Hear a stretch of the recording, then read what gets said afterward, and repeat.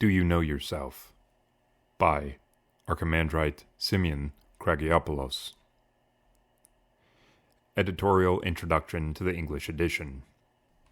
This book, entitled Do You Know Yourself, which could have been subtitled A Truer Approach to Our Deeper Self, is comprised of a series of talks which took place between October 1970 and May 1972 in the auditorium of the Holy Metropolis of Thessaloniki, given by Archimandrite Symeon Kragiopoulos.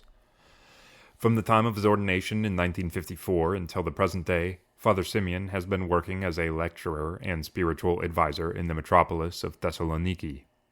Specifically, beginning in 1974, the base of his spiritual work has been Panorama, a suburb of Thessaloniki, where, over the course of the years, he has created two monastic communities, a brotherhood of monks and a sisterhood of nuns, of which he is the head. During these years, he has made frequent trips to other metropolises inside and outside Greece for his work as a lecturer and spiritual advisor. Whenever he lectures, he tries to make himself available to be enlightened by God, and as a result, what he tells today's Christians is what the Spirit of God would like to say to us. The subjects of his lectures, of a great variety, are always spiritual. Along with the spiritual and theological approach, the psychological aspect is also very characteristic of the subjects covered in all his talks.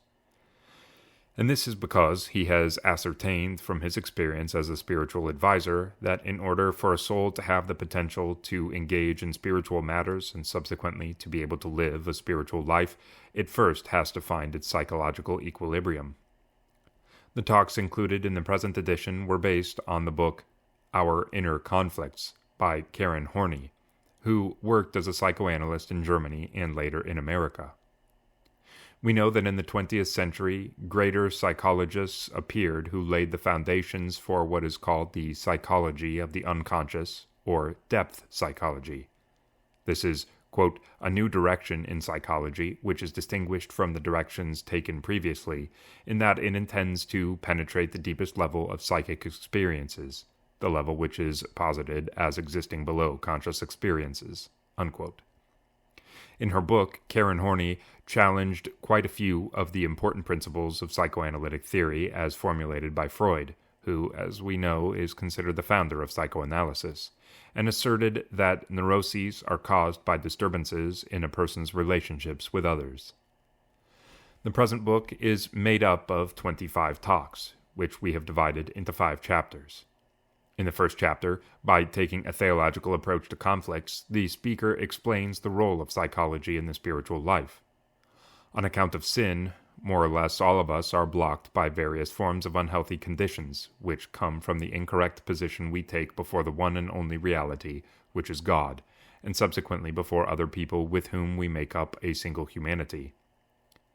Karen Horney considers that, quote, all the blockages of a person, all the mixed-up things, are due, or have in any case, a relationship with one of the 3 movements which a person can make in relation to other persons, unquote. And this is because a person cannot stand and cannot exist as a monad. To be sure, at the root of our existence, there are also others. In the final analysis, this means that one cannot disregard the existence of others. The second chapter explains for us the movement towards people. When a certain person cannot stand psychologically on his own 2 feet, he feels the need to rely on something, and so he can be led to an attachment to others, to a slavish dependence on others, to an unhealthy compliance towards others, a child towards its mother, a wife towards her husband, a spiritual son towards his spiritual father. In the third chapter, he analyzes the movement against people. The tendency in certain people is to dominate and even become sadistic without much hesitation. The basis of this movement of persons is egoism. Many people in contemporary society, and maybe we ourselves could be counted among them without knowing it, are isolated, alienated from others, and closed in on themselves in an unhealthy way. The reason is individualism, which means a lack of genuine love and communion with others, as is made clear by the title of the 4th chapter, Moving Against People. What we all suffer from, however, as the 5th chapter tells us, is the idealized image. a person has the tendency to fashion an imaginary, usually favorable, image of himself, which leads him away from reality and renders him disorganized. A person ends up becoming a victim of this condition as he reduces himself to the point of serving an idol, the idealized image which he has about himself, and he cannot live spiritually. We believe that if we view these positions of Karen Horney within the framework of Orthodox spirituality and theology, they still hold good for our time, because they make known and confirm certain truths about human beings, which have, as we would put it, a perennial character, given the fact that, no matter how much time passes, human beings in essence remain the same. In this sense, the redemptive message of the gospel is timely for the human beings of every period, as also are the things said by the fathers of the Church, and particularly the Neptic fathers. We should note here that the truths spoken by Karen Horney and some of the other psychologists have already been said by the fathers of our Church, and particularly by the Neptic fathers. The lecturer did not attempt to approach the subject of man's inner conflicts simply from a psychological viewpoint alone, but rather went further and deeper into it theologically and spiritually. In this way, we believe that the reader who studies these talks will be helped to learn about himself more than he knows already, and will acquire a truer communion with God and other human beings.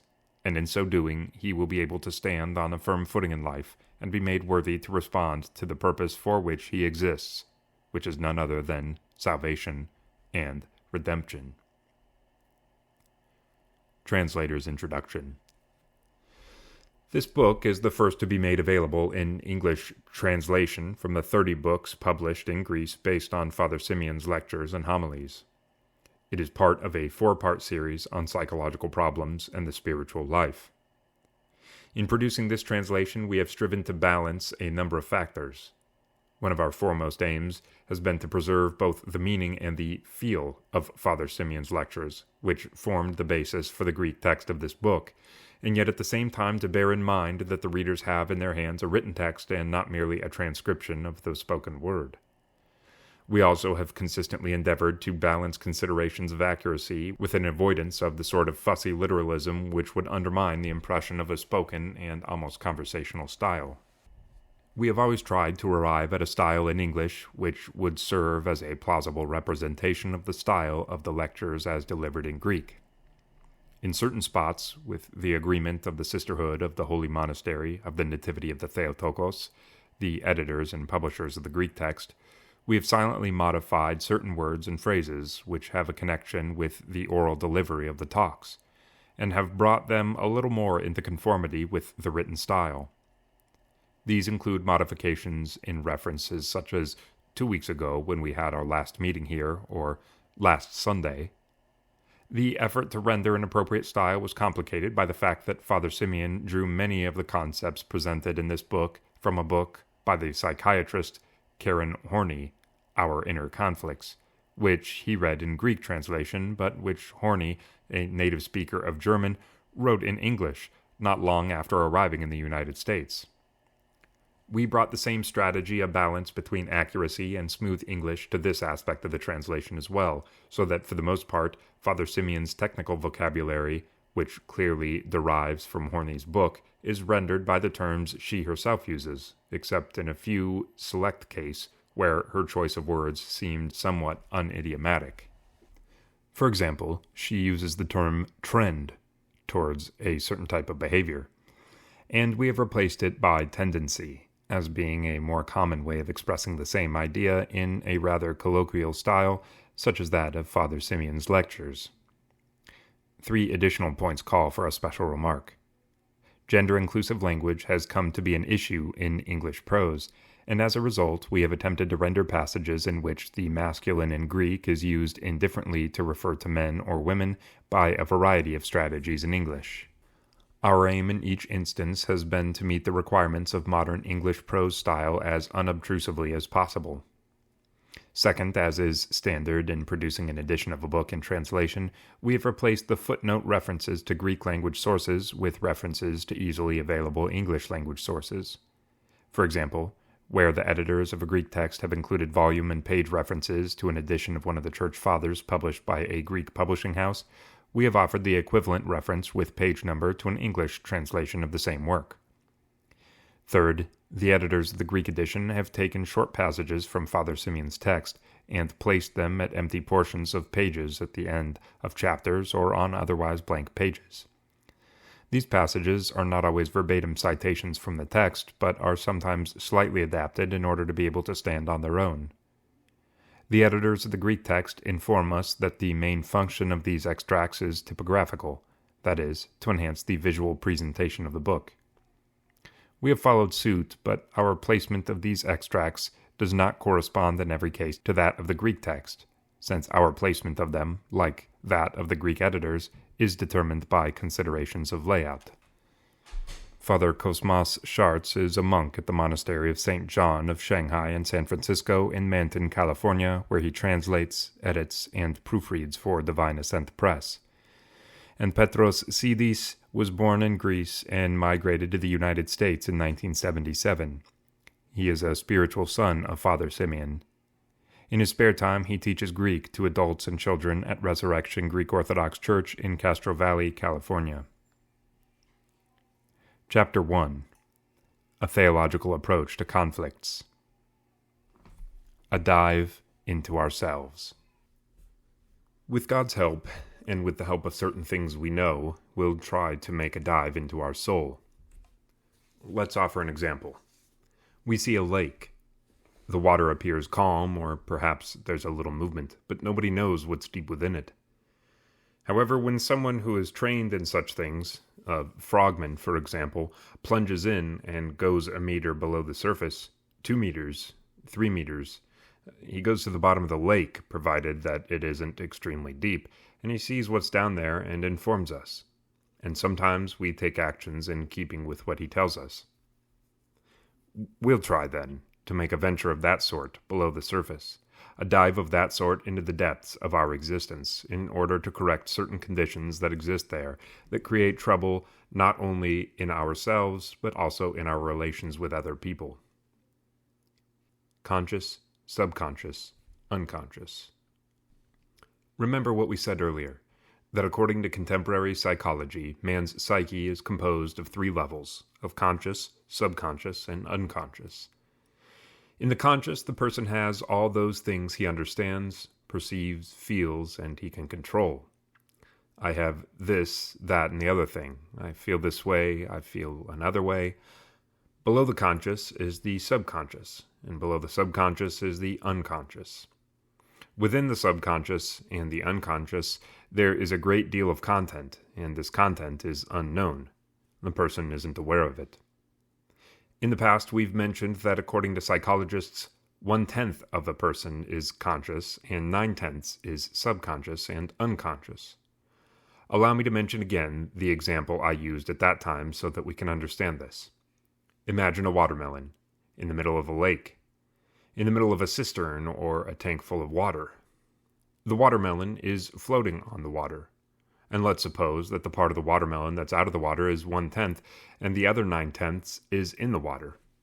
1/10 appears, 9/10 does not appear. If we translate this to man's psyche, let's suppose that the whole content of the person's psyche is 10/10. And we'll say that by analogy only 1/10 of the psyche is conscious. This is what we see, what we know, and what we can control. That means that 9/10 of ourself is unknown. One part, perhaps 3/10, is subconscious. That is, it's a little below the level of the conscious, and we get an idea of what's happening there. 6/10, however, is unconscious. It's a dark basement, and we're completely unaware of it. And it's not merely unknown. Inside there are 1,001 tendencies, some this way and others that way, and which, inside the depth of our existence, creates conflicts and battles and try to destroy one another. That is, one tendency tries to annihilate the other. While we don't know all these things, since they're in the depth of our existence, in that dark part that doesn't appear, while they're unseen, non-appearing, nevertheless we live them because they're within our self. They aren't something outside of the self, and often it's precisely these hidden things which lead us hither and yon. They cause us to speak this way or that, to conduct ourselves in one manner or another, to take this position or that. We spoke previously about the mother who, when her child is writing, pays no attention to the good letter, but to the badly written or crooked letter, and points it out to her child. She thinks that when she acts this way, she's doing an important job. We say this because we have to emphasize that the mother believes that she's helping her son, that she's working and struggling for her son's good. This is what she believes, this is what she thinks, and that's why she acts this way. Deep down, however, there's something else that she doesn't know. But whether she knows it or not, it exists, and this is exactly what impels her to see the crooked G rather than the good O, to see the spelling mistakes rather than seeing what's correct where it exists. There is, then, something deep in her psyche that acts without her knowing it, and which impels her in this direction or that. In general, in every man, there is this part of his existence, which is in fact the larger part, the unseen, unknown, and which leads man hither and yon. The heart is deep beyond all things. Of course, Holy Scripture said this long ago. As we read in the book of the prophet Jeremiah, the heart is deep beyond all things. That is, man's heart has a depth, and however far one proceeds inside oneself, however much one understands, or however much one knows oneself, there's still a part that will remain unknown. And we see that later the fathers of the Church do everything they can to know themselves.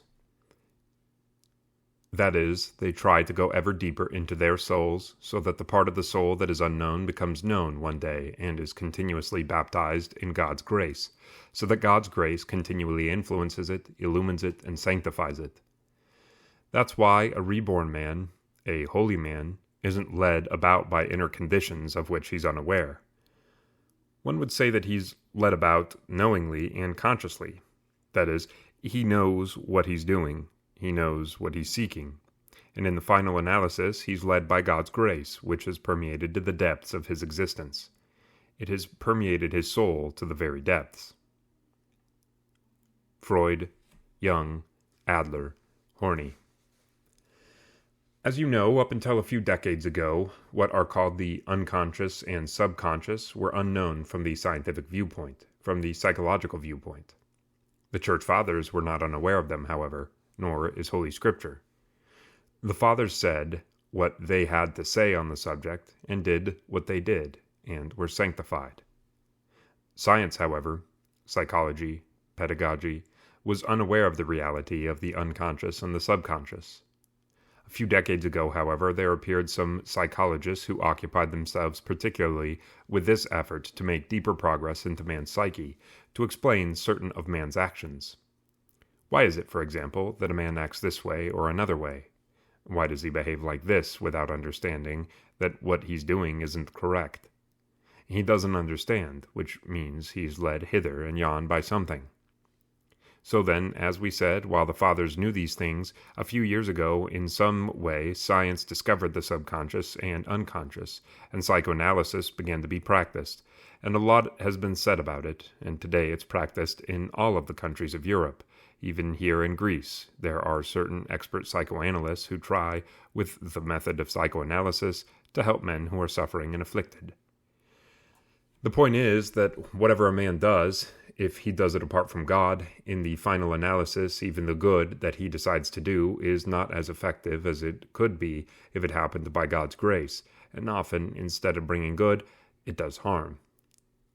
The first to appear was Freud, certainly who said some correct things, some true things, but he also said all those strange things on the subject of psychology, as well as many erroneous, blasphemous, and sinful things. Adler and Jung, who were Freud's disciples, quickly understood that their teacher didn't get everything right, and at a certain point they disagreed with him and both abandoned him. Adler followed his own line of thinking and carved out a new path on these psychological themes. Jung, on the other hand, also followed out his own line of thinking, and perhaps he made further progress and had more good things to say than the other two, but he too was led astray. Like all men, and let's keep it in mind, we too can be led astray, even when we're doing the most holy things. It's not simply those who occupy themselves with science and conduct experiments and research who can be led astray, but we too who occupy ourselves with the holiest things, with the most spiritual matters. And we should know that as men we will make mistakes. As men it will happen that we are led astray. The reason, for example, that in Greece today, while there are many of us who have some interest in spirituality and are trying to do something, in the end we have made a mess of it and flounder about. That is, we haven't discovered ourselves yet, so as to begin doing something little by little. Each of us thinks what he's doing is perfect, and everyone must follow it. Everyone must accept it. The truth, however, is that every act, whatever it is, in so far as we men do it, however much God's grace may be there somewhere, in the final analysis it has a human seal to it, and if we think that this human seal is the divine seal, then from that point on, the act ceases to be spiritual, and instead of good, it causes harm. Since, therefore, those who occupy themselves with divine matters can fall into error as human beings, so much the more can those men, and so Freud, Adler, and even Jung were led astray. I recall that when I was reading Jung's views on these psychological topics, some of his positions were unconvincing to me. It's all good, I thought, but I feel the point here isn't correct. That was what occurred to me to say. Some of his positions, that is, weren't in agreement with what the Holy Fathers say, with what Holy Scriptures say, with what the whole spirit of Christianity presupposes. Not long ago, about a year ago, a book fell into my hands which was written by a psychiatrist and psychoanalyst named Karen Horney, who appears to be a very great and important psychiatrist, and she provided a great service, as it seems, there in America. She's dead now, and she herself spent some time as a disciple of Freud. It impressed me that she didn't accept what Freud says, that is, his basic theses, which caused such harm in the world and in psychology itself. Furthermore, I was impressed by what she said about Jung. Whereas Jung, she writes, says this at this point. I don't agree, and it's more correct to take it this way. And so she indicates her own position. As I was reading the book then, I kept seeing that she didn't agree with certain of Jung's theses. Jung is considered to be a religious man, certainly he was a Protestant, and quite often he says that rather than visiting psychiatrists, it would be better for men to visit priests, that is, confessors, spiritual fathers. But since priests aren't trained, he says, that's why people have recourse to psychiatrists. Jung has good things to say, but as I told you, certain of his positions were unconvincing to me as well, and I noticed that her position convinced me more, unlike Jung's, which left certain questions within me. The facts of psychology in the spirit of the Church Fathers. Since we haven't undertaken specialized studies on these topics, and we can't be absolutely certain about them, nor do we have the time to occupy ourselves with them in detail, nor perhaps do we have the qualifications, because one must have the appropriate qualifications, we can't somehow create our own school, our own method and theory, and say things of our own. We'll take the good things, the sound things, from what the experts say. We'll take them as one takes facts from medical science, because you must know that certain of the things psychology or psychiatry says are rather like what medicine in general says. Doctors study what sick people display, they do certain experiments, and they arrive at certain conclusions. And they say, for example, for this pain to go away, you must take aspirin, or for this illness to go away, you must have surgery. Or you feel a pain here, but the trouble isn't here, it's in your stomach. And provided that they have carried out specialized studies and have learned things and know them well, we're obligated to accept those things. The only difference is that we'll look at all these things in the spirit of the gospel, in the spirit of the fathers, in the spirit, generally speaking, of Christianity and her revelation. It's the same here. After research, after hard work, psychology has made some observations today, some discoveries, and has drawn certain conclusions. Certainly the fathers knew these things, as it has been said from another point of view and in another manner. It's not permissible for us now, at least this is my humble opinion, and I don't know whether I'll change my mind later, to cross them out with a stroke of the pen and say, forget about them. Let them say what they want, if in certain questions they can be helpful to us. We can't say that the doctor can't help us. Even an ascetic who may be the greatest saint, if he has a stomachache, yes, he'll be courageous, he'll be patient, but he'll still go to the doctors. We have in mind the holiest men of the Holy Mountain, who come to Thessaloniki and have operations or undergo treatments to be healed. God can heal them, but it's as if he told them, since there's a way for you to be healed by the doctors, I'm not healing you. You'll go there and be healed. It's the same thing in the situation that lies before us. As long as there are illnesses today that are related to psychology, that are related to these psychological investigations, and as long as we have the facts that come from these discoveries, if I may put it in this way, why shouldn't we use them? It's not permissible for us to cross all those things out with a stroke of a pen and say we don't accept them. We shall accept them. The only difference is that we shall see these things in the spirit of the Fathers, in particular the spirit of the Neptic Fathers, who help us a great deal in this sector. It was certainly in another way that the Fathers saw these points and understood them, confronted them, and finally conquered them, overcame them, and became sanctified. Today, science comes along and discovers all of these things in another way. But the bad thing about science is that it sees things in a dry, merely scientific manner, and in the end, when specialists, mere scientists, try to help the men who have recourse to them, it's not infrequent, from what I know, and I have some experience in these matters, that instead they make them worse. On the other hand, when one uses these things in the spirit of Christ, in the spirit of the gospel, in the spirit of the gospel and the Fathers, they are useful and help us a great deal, because in and of themselves these things are true, with the goal to truly live. With all of this, I want to say, brethren, that with the help of the facts of psychology and with the help of the spirit of the Fathers, we'll make an effort to enter a little deeper into ourselves, to know ourselves. We'll try to make a deep dive into ourselves. And you know what? We'll escape from a great many ugly things. That is, if God helps us, and we catch those fish that dance around within us and do so much harm, we'll escape from a great many sufferings. And our life will be easier, freer, and those of us who truly want to live the spiritual life will really be able to live it. Because, and I have to say this, someone who has complications within him, who has been blocked internally by any such things, cannot live the spiritual life. He certainly won't be lost if he takes heart, if he's patient, and says, I have these problems, what am I going to do? Since I'm not getting to the bottom of this, I hope God will save me. And if he passes away with this patience and with this hope, God will save him, except that he won't be able to live out his spiritual progress in this place.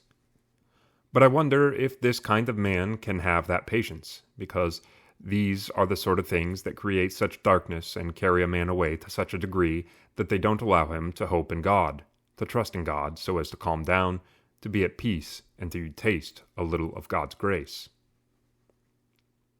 The position of the soul before any sort of reality. A bad thing, and another worse than the first. Whether we recognize it or not, in the final analysis, each of us is the victim of an inner condition which is something like a labyrinth. He's a victim of 1,001 elements existing within him. We are led about by different life-altering experiences, by a lot of situations which act without much consideration of us, without being under the control of our personality, under our conscious control. And while we're victims, while we're led about by all the dark things, we are unaware of it. It's a bad thing, it's certainly a very bad thing, that we're victims. We are in the image of God, created by God very good. Translator's note. Father Symeon here uses a term and elsewhere in this book which carries the meaning of that which collectively and subconsciously remains in the soul from certain life experiences and controls to a certain degree emotions, ideas, and behaviors. It will be rendered as life-altering experiences, life experiences, or simply experiences, depending upon the context. The word is viomata. To return to the text. Created uncomplicated and not complex and with labyrinths, and for us to live in such a condition. That's bad. But what's worse is when we don't know what's happening to us, when we don't know what's going on with us. That is, while we're led about by this or the other ugly condition, While we're victims of this or the other experience, we take this condition or this experience for something good. We take it for the treasure of our soul, for the treasure of our existence. These conditions are expressed towards others as well, and of course, since they are bad in themselves, they are therefore expressed in a bad way and cause harm. We, however, are convinced that we act so correctly, more so than anyone else, and ever so much more correctly than we ourselves have ever acted before. And this, I repeat, is the worst thing. And if you like, let's translate this to the spiritual sphere as well. As the Fathers say, the bad thing isn't merely that we're sinners. God knows that. The great harm comes if we don't recognize this condition of sinfulness in us, and if what needs to happen for us to be released from it doesn't happen.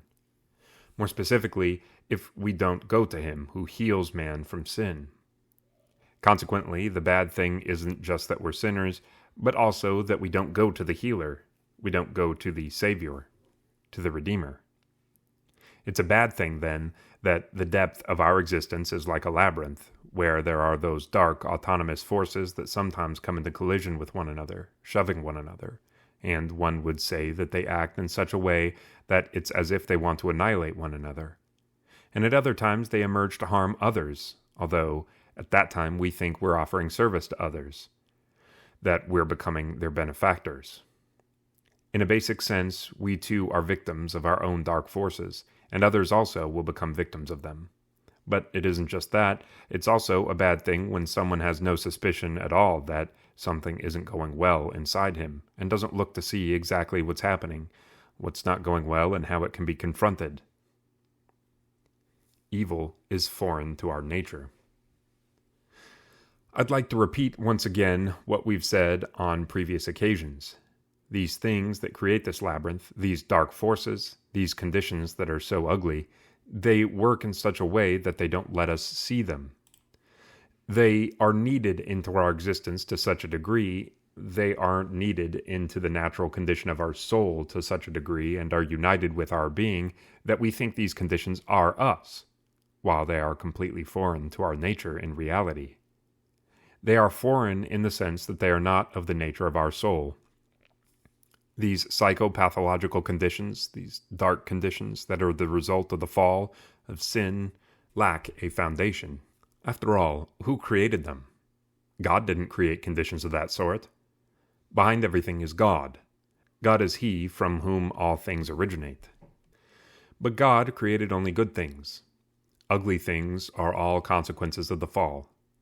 That's also why, no matter how much these things exist inside us, they are outside of our nature. And as I was saying before, we'll provide a better explanation in our next talk. We act quite inappropriately when we don't keep this in mind in our relationship with even little children. Let's say that we discover a shortcoming in a child, for example, that he cries, and instead of saying that this child is overcome by crying, we say that he is a crybaby. That is, we put a label on him, and in this way we unite the shortcoming with the child's very existence. Or we say he's a liar, or he's a fraidy cat, or something similar. This is a very bad thing. We don't do this only to children, but also to ourselves.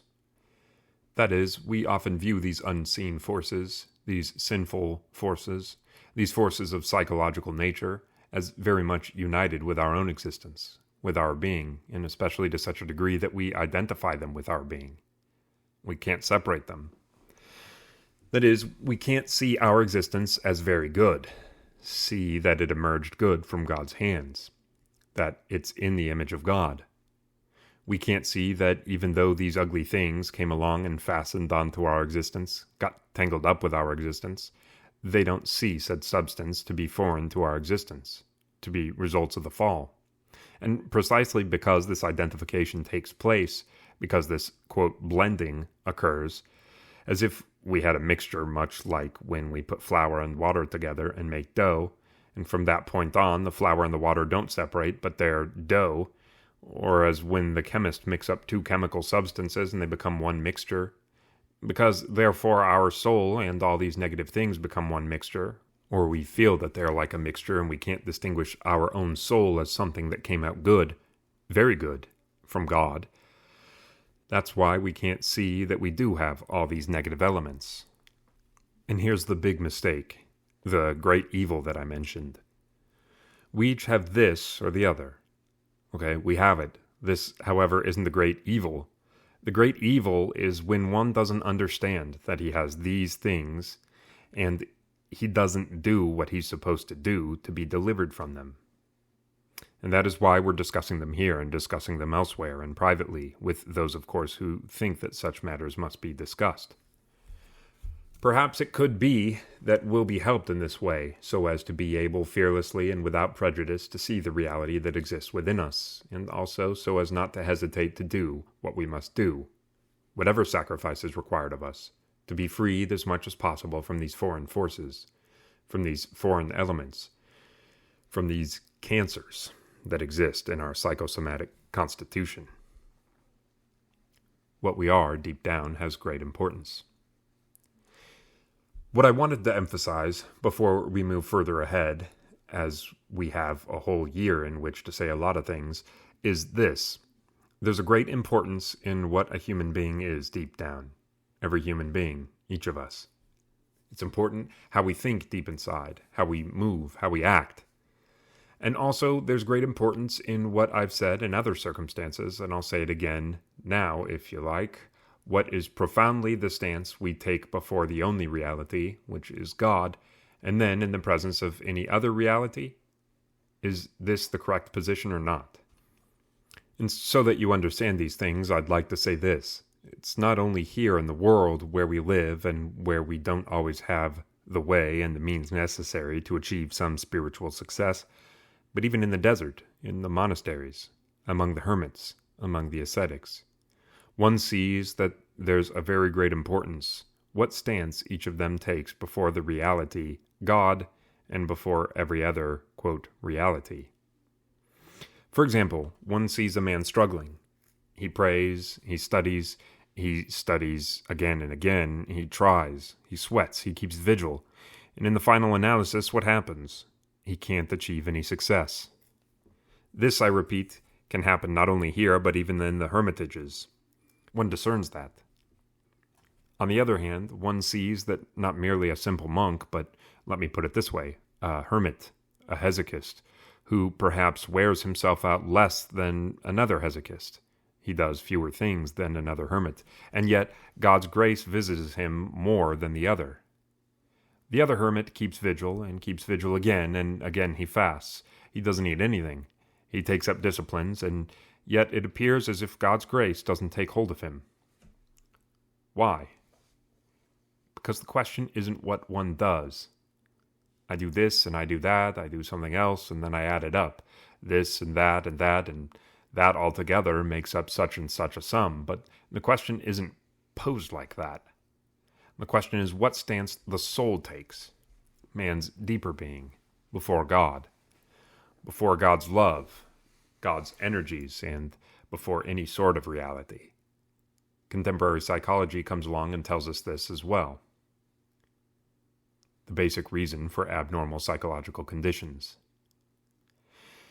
In our previous talk, we said that in recent decades, psychologists have appeared who said important things, but that they were also led considerably astray.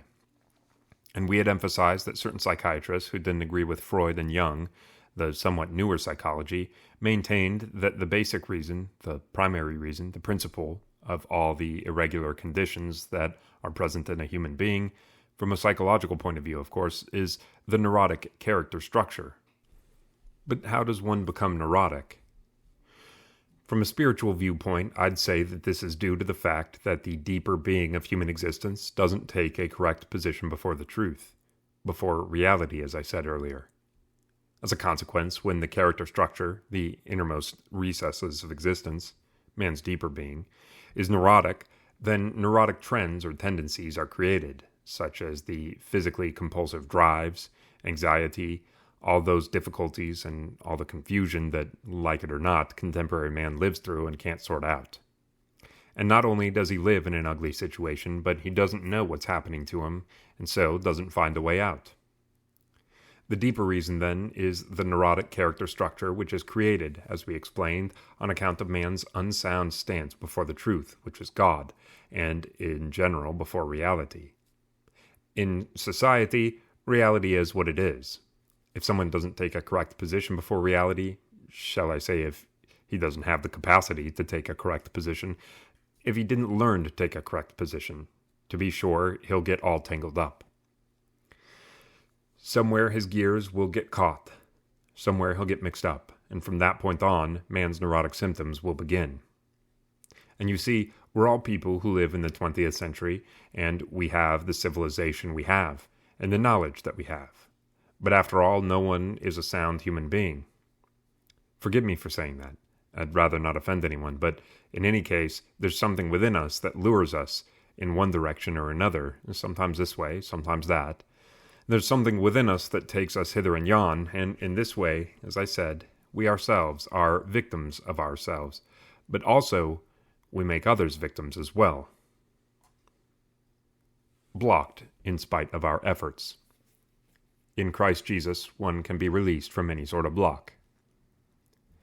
As we've said, our effort is to make a deep dive into our existence so that we can see all the parasites, all these foreign elements that create in man the psychological conditions that are not good, and so the person suffers, and he endures, sometimes, to be sure. He reaches the point of getting so entangled in the dark things created inside him that not only can he not disentangle himself, but he loses his head even more. He may want to disentangle himself, he may try, he may even seek help from others, but in the end, he doesn't get disentangled and remains mixed up. The harm that has happened to humanity, and particularly to contemporary humanity, that is, to us, is so great that in our effort to disentangle the complications that exist inside, we tangle them up even more. Although sometimes with a puff of air, in the full sense of the term, these things go away. They can depart from a person once and for all. Once and for all, they can leave him in peace, and in that way, the person can be released from those things and see himself, find his God, find his joy and his happiness. Even though one can, in Christ Jesus, be released from all these entanglements with one breath, in the end it doesn't happen that way. This is the great harm in our days, in our years. How we manage things, and we adulterated Christianity. If I may be allowed to say so, even Christianity doesn't help us. I dare say that even Christianity is getting tangled up inside itself, and itself is getting mixed up. That is, instead of disentangling us, it too becomes a mess inside us, and so one sees people today who believe in God, who study and want to be considered good Christians, who occupy themselves with others and help them, but in the end, there isn't this blue sky in their soul, this clear heaven, this purity and holiness. And their soul isn't simple as it came from the hands of God, and as it comes out from the font after baptism, and baptism certainly has power since the Lord was crucified and resurrected. The good condition, therefore, is missing. And in spite of the fact that these people who are considered good Christians do this and that and act in this way and the other, the heaven of their souls is clouded and darkened. Not only is there no moon, but there aren't even any stars or white clouds, just as the black clouds that create this whole ugly situation. Certainly not because Christianity is at fault. I said previously that even Christianity fails to help contemporary men, but because, how did we manage it? We've adulterated even Christianity itself. How did we manage to make even Christianity into a human construction and try in a human way to be released from all the entanglements that exist within us? It's not how it works. Let's speak more specifically. Western Christianity started out at the beginning with St. Augustine, but afterwards it was entangled in the scholastic theology of Thomas Aquinas. As well-recognized theologians say, it was extended and disseminated and cultivated in such a way and reached such a point that instead of freeing man, it enslaved him and blocked him even more. And in the final analysis, while a person is Christian, while he believes in the gospel and Jesus Christ, while he confesses and receives communion, he's blocked. That is, as the great and well-recognized Orthodox theologians whose research is based on the work of the Church Fathers say today, We are more influenced by the spirit of Western Christianity, which we perhaps call Christian civilization, than by Christianity of the gospel and of the fathers. By that Christianity that really redeems a human being and cleanses him and releases him from all those parasites and all those pitfalls and makes him pure and clean. And I think that perhaps we should all do something. One person should do a little, and another should do a little, helping one another, so that we can escape the influence of Western Christianity, which in the final analysis is a human contraption, and not God's gospel, revelation, or God's grace. Let our soul open to the spirit of the Church Fathers. When one reads the Neptic Fathers, who especially occupy themselves with the problems of the human soul, and tries to enter their spirit, he sees this comfort, this simplicity, that is created in the human soul by God's grace. He feels this breath which obliterates all those things that arise in Western Christianity, the human invention. All those snares, those black and dark things that Christianity of that sort creates in man's soul. And what is one to say? It's a misfortune that while the gospel is in our hands, while the fathers, these neptic, ascetic, mystical fathers, great and lesser, if it is permissible for us to speak this way, are in our hands and at our disposal, for their works are written in our language. In spite of this, our Christian life, what we are trying to live, is influenced only to a very small degree. Don't let me say it's not influenced at all by the Father's Spirit, by the Father's life-altering experiences. It's influenced by 1,001 other things, by a whole lot of other things, and not by their own spirit. And this is the great misfortune of the Christians of our days. That's why I said to you earlier that we should all do something, both us clergy and you lay people, both those of us who know more and those of us who know less, in order to be helped, so that ourself can begin a little at a time to open up, a little at a time, to that spirit that begins from that point, from the Gospels, from the Fathers, and has reached up to our days, and which exists still today, where it does exist. Let our soul open up so that this breeze can come in, if I may put it in this way, and as soon as it blows, that dark smoke created by mistaken Christianity will go away. What spiritual life is one to deliver today? The question, then, isn't just that things are so entangled today and so dark. The question isn't just that, for many different reasons, contemporary man is so blocked, but also that Christianity, the Christian spirit which prevails today, can't release him from his blockage. One would say that it blocks him even more. In fact, even Christianity itself is hemmed in there in those blockages of man, as we have said. And in the final analysis you see today, we can't say we can see in ourselves this simplicity, this purity, this unblocked condition that God's grace creates, nor can we encounter around us Christians in whom such a condition exists. Instead, here we find this, and over there we find that is, things of a different spirit. And in the final analysis, we falsify our Christianity, and we falsify ourselves, too. And to the poor children in that new generation that come after us, instead of imparting true spiritual life-altering experiences to them, we deliver to them our blockages, those entangled things. We won't impart words of wisdom to them because words of wisdom accomplish nothing. This is tradition in the Church. One person delivers life to another. But what life is one to give today? He hasn't got any true life to deliver, and he delivers rather those entangled things. And the young people end up taking these things, and so Christian life gets worse and worse. We aren't speaking here and now about people who don't want to believe, who don't want to accept God. Let them do what they want, since that's how they think. We're talking about Christians, about those who believe, about those who want to be and try to be true Christians, but in the final analysis don't succeed. We'll keep going, and let's hope something good comes of it in the end. That they may be one in us, the Trinitarian God, and human being humanity. Man's creator is Trinitarian. This isn't accidental. In our days, an effort is taking place, founded on the Church Fathers, to have man enter more deeply into the mystery of the Holy Trinity, into the question of why God is Trinitarian. God is not a monad or a dyad, he is a triad. The triad symbolizes the infinite, the absolute, while the monad, the dyad, Even the tetrad have something circumscribed about them. These questions are an object of study for theologians, and each theologian, in accordance with the grace he has from God and his human capabilities, tries to enter more deeply into the mystery. Our God, then, is Trinitarian. You'll recall that our Lord, in his high priestly prayer, as it is called, that is, the prayer he makes before they capture him and lead him to Pilate, as we hear in the first Gospel reading of Holy Thursday evening, beseeches his heavenly Father that his disciples, but also others who will believe in him through the disciples, may be one in the Holy Trinity, as the Holy Trinity is one. That they may be one in us, and that they may be one as we are one. Our God is Trinitarian. Man was created in the image and after the likeness of God, and not only is each human being in himself in the image of God, but so is the humanity. God made one humanity. So that you understand what I want to say, I'm reminding you that the Fathers often use the singular, man, and they mean all of mankind. God came, they say, to save man, and they mean mankind.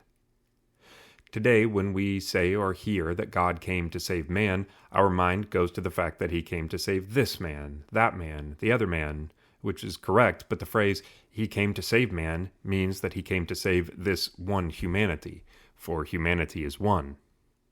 Man is one as humanity from the viewpoint of his nature, in the same way as God is one. The deity is one, God is one, but three persons, and so humanity is one human being, but many persons. Persons and not individuals.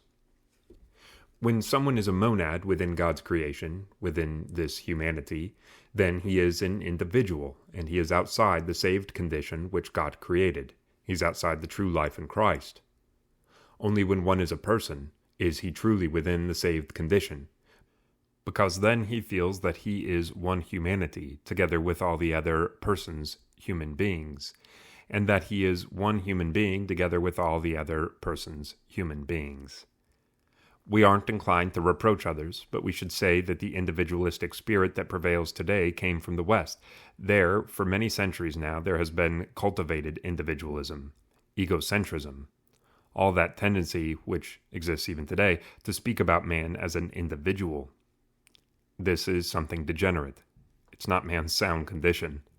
All of us who have found ourselves living today in the 20th century, whether it is a matter of people who live in the same house or a matter of people like us now who find ourselves, let's say, in the same auditorium or who are gathered in the name of Christ, or people who live in a large city or in a country or in the whole world, we are this one human being.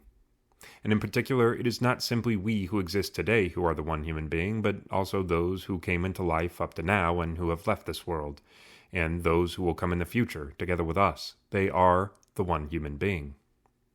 This is something that begins with Adam and Eve. In God, in Christ, we are one human being. We are one humanity. Simply put, each of us is a separate person. One is one person, the other is another person, and yet the other is another person. The persons of the Holy Trinity are three, but they are one God, one deity. And they have all things in common apart from their properties, apart from their particular characteristics of each person. The Son is the Son, he never becomes the Father, and the Father is the Father, he never becomes the Son. The Holy Spirit is the Holy Spirit, he never becomes the Son or the Father. But in the three persons there is one will, one volition, one energy, one love, because the three persons are one deity. When, therefore, the Lord asks for people to be united in the three persons of the Holy Trinity, that they may be one in us, that is, that they be united like the three persons. That's what that means. As in the Holy Trinity all things are in common apart from the characteristic properties of each person, so also human beings must reach such a condition as to be one human being, one humanity, and to have one will, one love, one life in common. One perfect communion. George, however, will be George. Kostas will be Kostas. Basil will be Basil.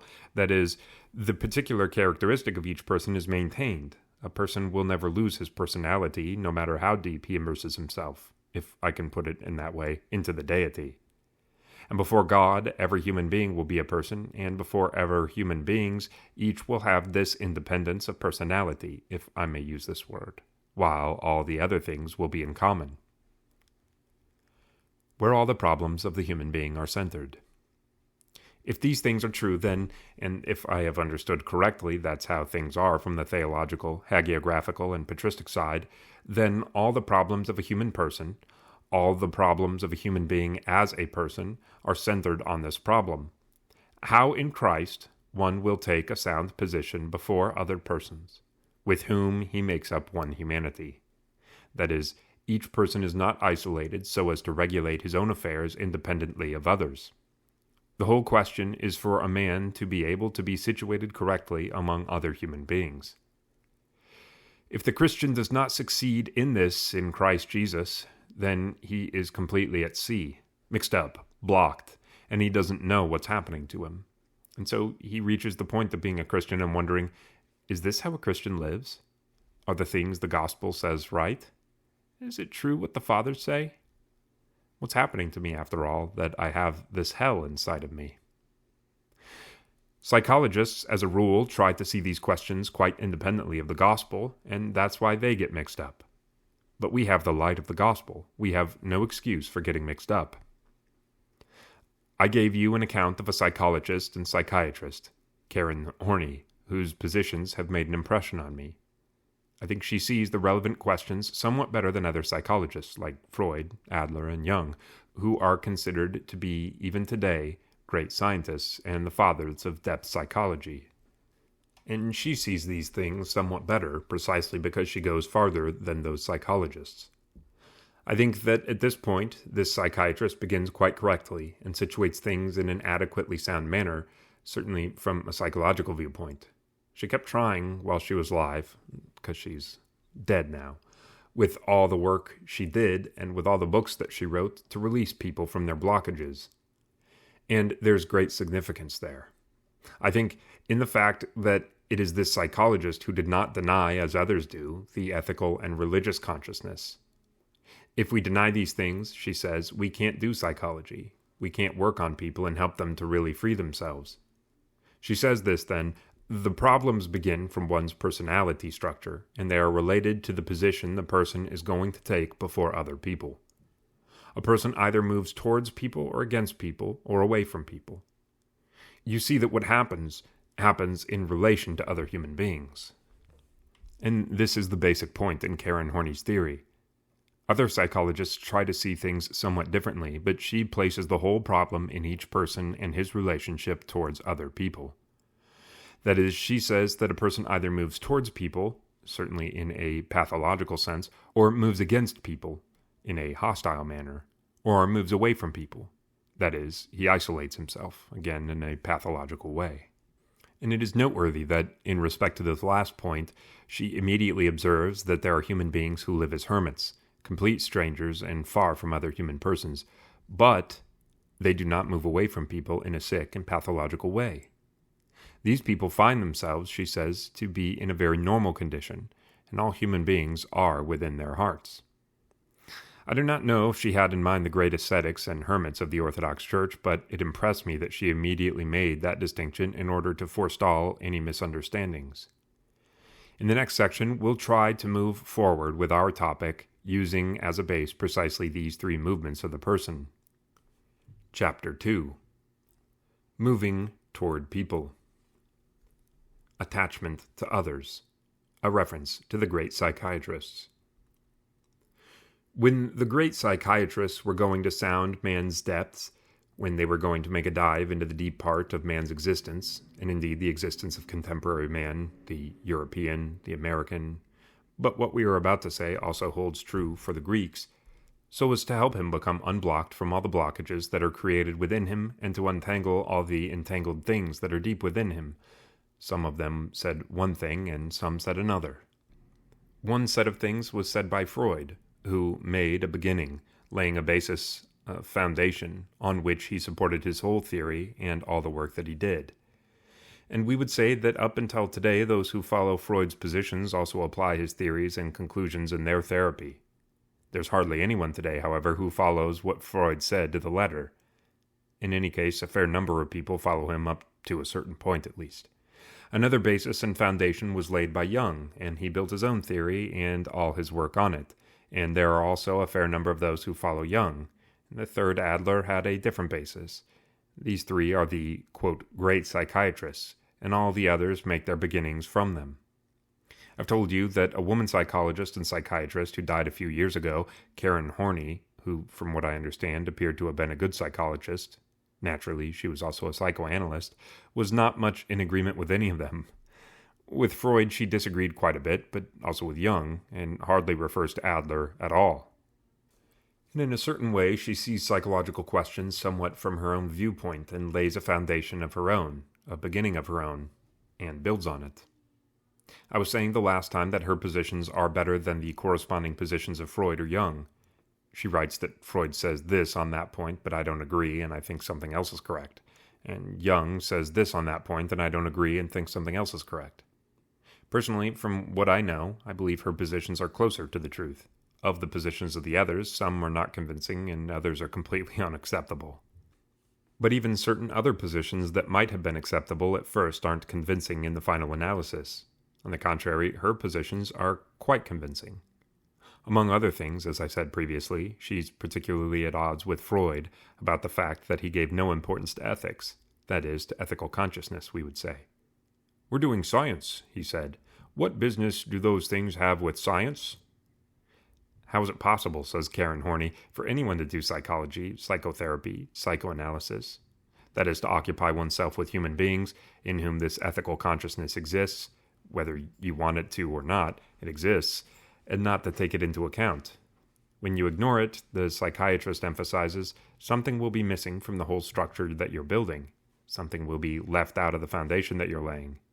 Since it exists, however, in the end, it will cause your structure to explode in the air and will make you out to be a liar. The psychiatrist then considers that all a person's blockages is a beautiful word, and I think it does a good job of conveying this phenomenon that we notice in contemporary man. All these blockages are due to having some relationship with one of the three movements a person can make in relation to other people. Moving towards people, against people, or away from people. These theses of Karen Horney's, remember we are talking about those, appear to be an adequately good foundation psychologically, theologically, and spiritually. With true love, we take a correct position before others. We've said that God made one humanity, and as the deity is one from the viewpoint of nature, but three persons, so the human being is one as mankind, but many persons. God made man in his image. Certainly, when we say that man came to be in the image of God, we mean this, that, and the other thing. But in the phrase, in the image of God, there is also the meaning that man is not a monad, that man, as humanity, is many persons. Basically, this means that man cannot stand, he cannot exist as a monad. Somehow, within the root of his existence, there are also others. This, then, means that we cannot ignore the existence of others. It means that we cannot ignore it with our mind, but also that we cannot ignore it with our life, with our existence. It means further that if this or that man doesn't take a correct position before the other men together with whom he comes from one root, they are all one root, one man, one humanity altogether, somehow he won't be able to develop correctly, normally. And beyond the fact that he'll be lost, he'll perish from the theological and spiritual viewpoint. Furthermore, he'll be blocked. That is, that all these blockages of a psychological nature will be created inside of him and he'll stay completely confused.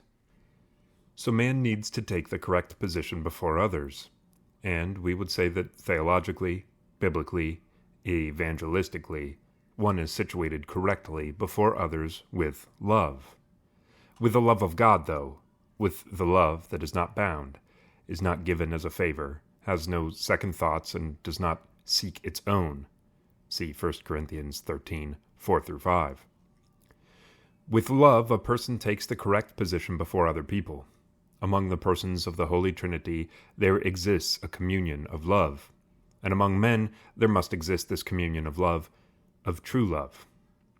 I'm saying this and emphasizing it, that there must exist the communion of true love, because we often think we love, or that we go to a lot of trouble for love and we make a big deal of it, and it's possible that deep down we don't have true love. A mother, for example, can go to great lengths, can fall to pieces for her children, and in the final analysis, the position she takes before her children may not be the correct position, may not be a position of love, but something else. So when a person doesn't take the correct position before other men, that is, when he has no love, true love, within him, and then he will take, before others, one of those three positions which we mentioned before, and which Karen Horney discusses. And I think it's possible that I'm in error, that in some way her position can also stand up spiritually and theologically. The need for someone to be attached somewhere. The first position is moving towards people. This means attachment to other people. For example, the mother can be attached to the child. The wife can be attached to her husband, or the husband to his wife. The spiritual child can be attached to his spiritual father.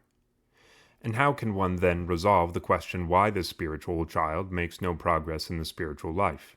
This spiritual child who, if I may be permitted to mention a few things in hyperbole, night and day can confess and be considered the most dedicated child, the most dedicated Christian.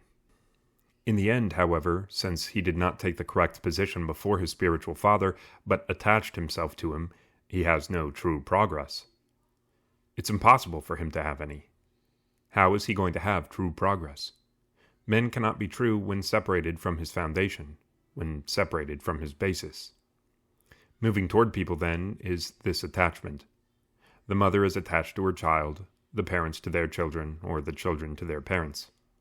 How many children, girls and boys, grow up and can't detach themselves from their mother? They get married, and still this attachment exists. Or how many people are there who can't live without depending on something? That is, one clings, and let's not talk about things, onto people. One becomes dependent on people and can't live without this dependency. This is not a true position. A man of this sort can't have a true faith in his soul, nor can he say, I believe in God. I have God within me. Christ came into the world for me too.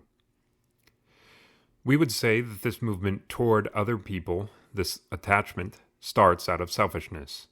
If we look at the question from the spiritual viewpoint, disregarding what the psychiatrist is saying, it starts out from a self-complacency, from fears, from a feeling of insecurity. That is, this person who is attached can't stand on his own 2 feet, and that's why he must grab onto something. Don't say, though, that what Paul the Simple, a novice monk, has done is attachment. As we read in the Synaxarion, he came to Anthony the Great with the aim of becoming a monk, as a disciple at his side. When Anthony the Great opened the door and saw him, he asked him what he wanted. I came, he replied, to become a disciple. Anthony the Great presented his objections, but St. Paul insisted. Finally, St. Anthony went into his cell and left him outside to wait. After 3 days, he came out of his cell again, and that man was waiting outside in the blistering heat without food. What St. Paul did, since he came to learn, isn't the manifestation of attachment. It isn't the manifestation of this sick condition that exists within us. No, it's an expression of great courage, of great faith and love for God. One can go to the greatest teacher to learn and become a well-rounded scholar without becoming attached. Or one can go to an elder and learn without being attached. This attachment that we're discussing is something of a sickness. One must not even be attached to God. Should I dare say that one must not even be attached to God? Perhaps this appears strange, but it can happen, and I need to explain. We often have recourse to God and call upon Him and ask for what we want and don't receive any hint of an answer. Why? Because we go with such a spirit of attachment. Of course, God doesn't accept anything of the sort, because for one to be attached, if I may be allowed to say this, it can be that I'm in error. And these thoughts are coming to mind, and it's like suicide. How could God allow a man to kill himself? One who becomes attached puts himself to death ethically and spiritually. Attachment is a spiritual suicide. God cannot accept this. We must approach God with humility, and here's where things get tangled up. The other fellow has a spirit of attachment, and he attaches himself and thinks he's humble. And when someone shows him that he needs to humble himself, he's bewildered. Who, me? Humble myself? I, who am dust and ashes?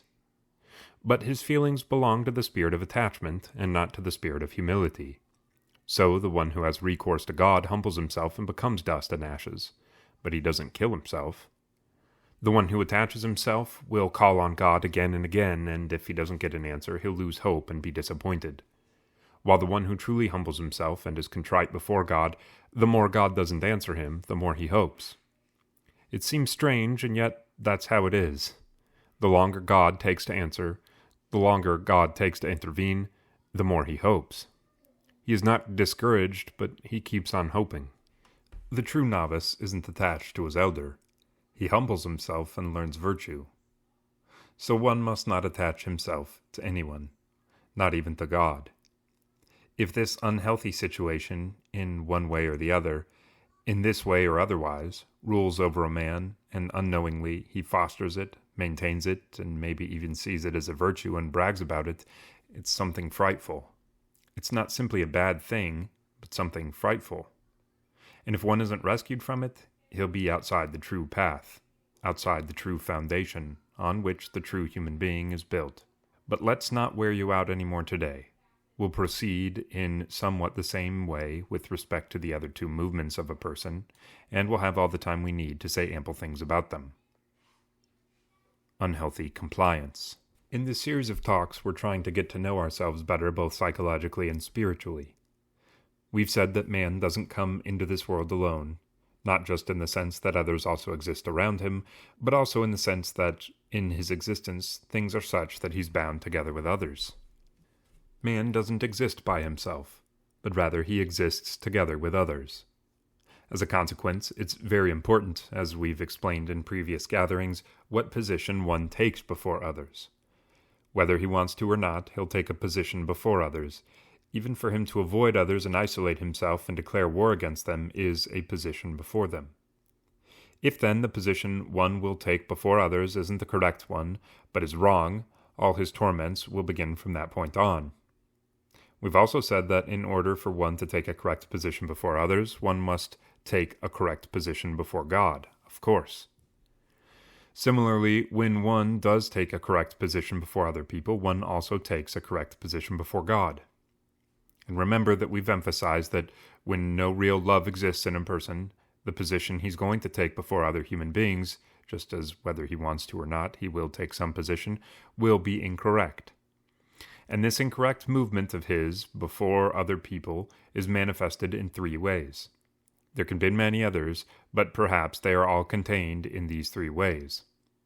One way is manifested in one person, a second in another, and a third way in a third person. Or two of the three can be manifested in one person, and all three together in another. We've been saying that a person who doesn't have a true genuine love within him either attaches himself to other people or takes a hostile position before them, or else he's indifferent about other people and isolates himself. And we've said that we'll try to examine these three movements of a person before others somewhat better. Compulsive pursuit of the other. Let's take the first case, moving toward other human beings. When a person attaches himself to other people, when he complies with them, what happens? At first, everyone who truly loves other human beings can appear to have an attachment, but that's not the way it is. His love is something pure, something genuine, something true. When one doesn't have true love, however, when basically one is unhealthy psychologically and spiritually, then the pursuit of the other has a sick character. In this case, the attachment to the other and compliance with him is something that creates an ever uglier situation in the one who has the attachment. This situation neither lets him live spiritually, nor does it allow him, from the psychological viewpoint, to have the balance and inner freedom he needs to live easily and freely as a free personality. The first characteristic in this person is the pursuit of love and approval of the other. He feels this as a need, and as psychology says, this need is a compulsive situation. To make myself clearer, let me say this. Everyone seeks the love of others. Everyone, more or less, seeks the approval and companionship of others. But he who feels this need in an unhealthy way, and has this pursuit and this tendency within him, when he sees that people don't love him, when he sees that they don't approve of him, when he doesn't find the companionship he seeks, he's immediately overtaken by anguish and by an ugly psychological situation which doesn't allow him to be at peace and to feel free as a human being. It doesn't let him stand on his own 2 feet and feel some balance psychologically. But it also doesn't allow him to make progress spiritually, as we've said. Please don't hesitate at all to believe that there are more people than we think who have this tendency, who are dominated by these compulsive situations. Personally, from what I know, from what I understand, from what I observe and monitor, I'd say that a great number of today's Christians are more or less affected by this rather deep, morbid situation, and that's why these Christians don't make spiritual progress. They cannot make spiritual progress. So let me say that their Christian life seems counterfeit. Sometimes they themselves understand it, and sometimes they don't. Sometimes they choose to recognize it and to admit it, and sometimes they choose not to. But others understand that their life is a counterfeit, a false, a hypocritical Christian life, not in the sense of raw hypocrisy, but unconsciously. From this point on, we understand how much the Christian presence is deteriorating in our days, how much this witness is deteriorating, which as Christians we are called to give in the world. When this witness of ours, this presence of ours, our whole Christian life, both from the psychological and from the spiritual side, is counterfeit, is not genuine, we can understand, when we don't understand it's even worse, how much harm we do both in general, in the world, and in the society in which we live, but also to the body of the Church and to ourselves. A consequence of unhealthy compliance towards others. And so, these human beings who feel the necessity of attachment and have the tendency of compliance, the word compliance is a psychological term, seek to rely on something. And such a person, such a Christian can, why should we be ashamed to say it, be attached to someone, because this person gave him what he has been seeking. That is, the other person satisfied his need for love, for approval, for companionship.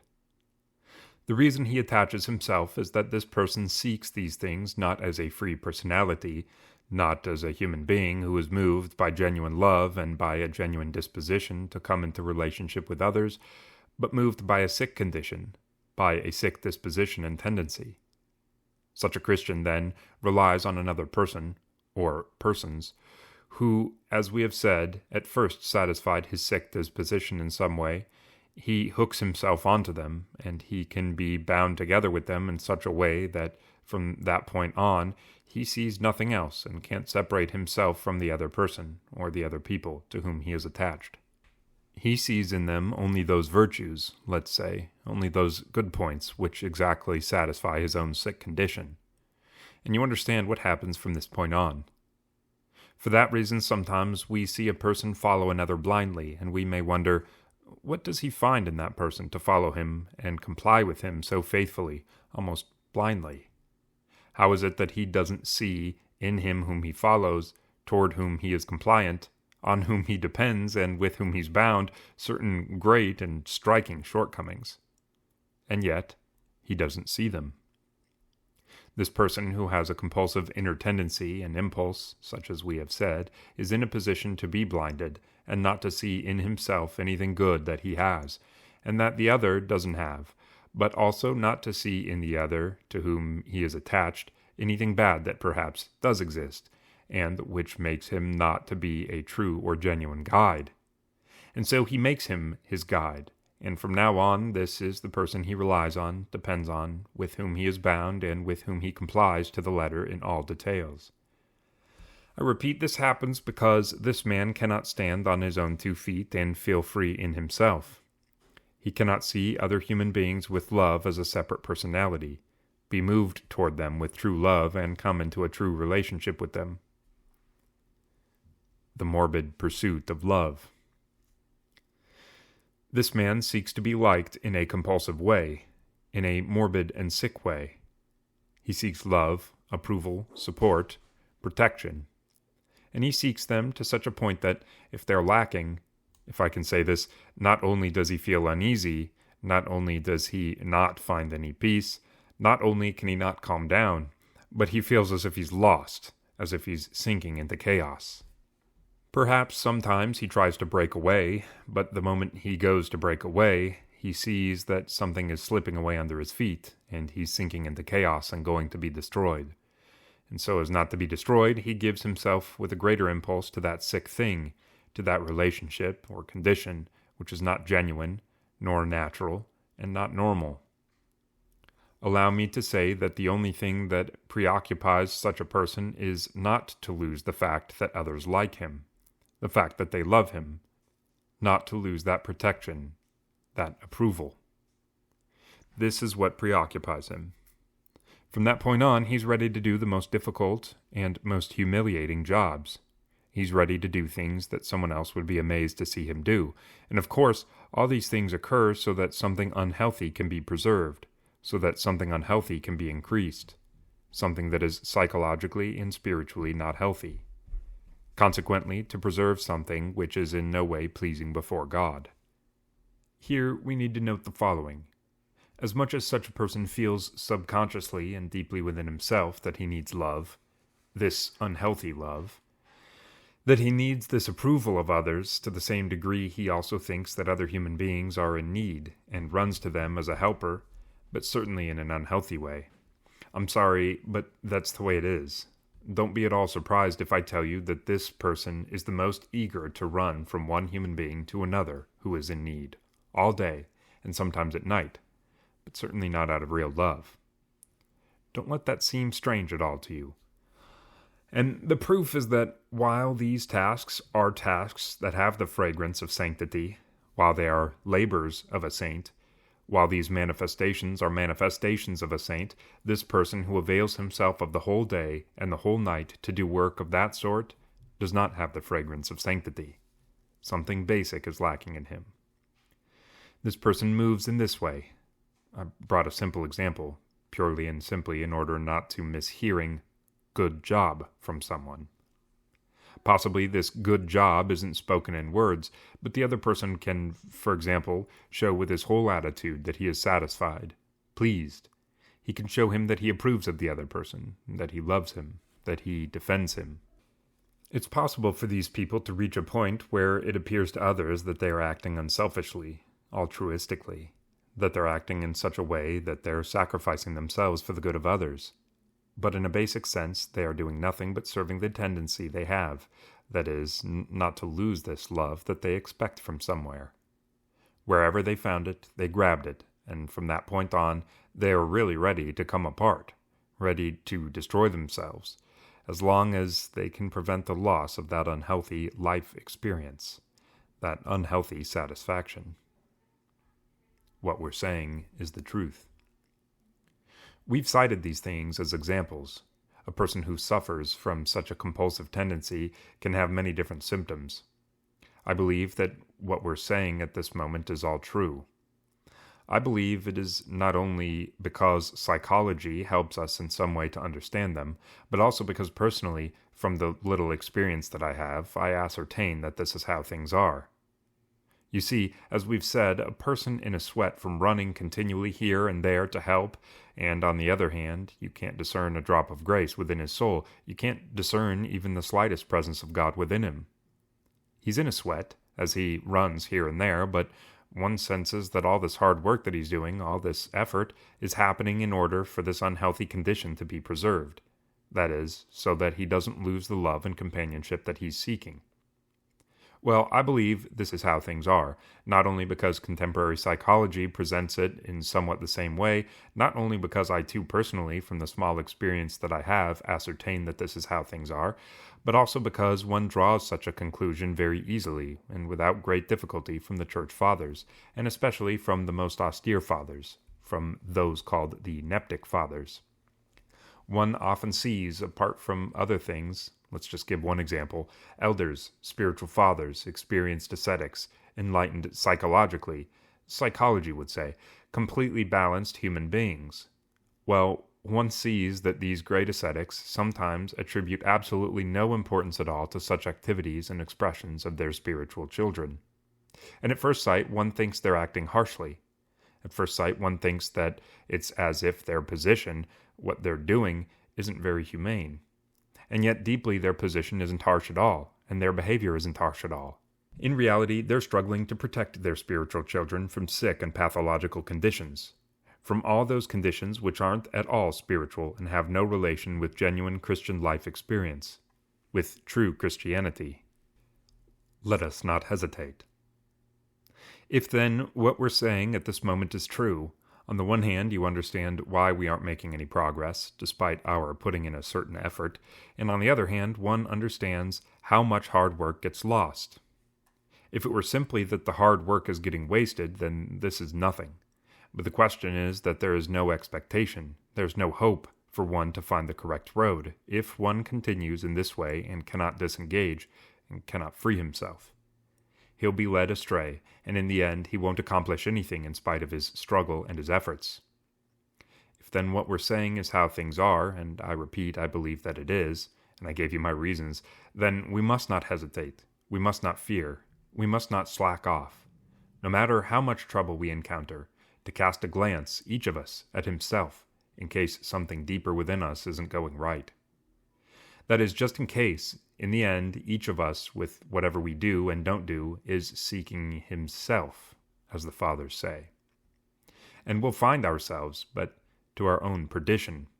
Because when one seeks the love of others in a sick way, then he seeks to satisfy his selfishness, as the Fathers say. That is, it could be, in the end, we are doing this and that, but in all of these things we are seeking our own, and we keep finding ourselves, but to our own destruction, and also for the harm of others.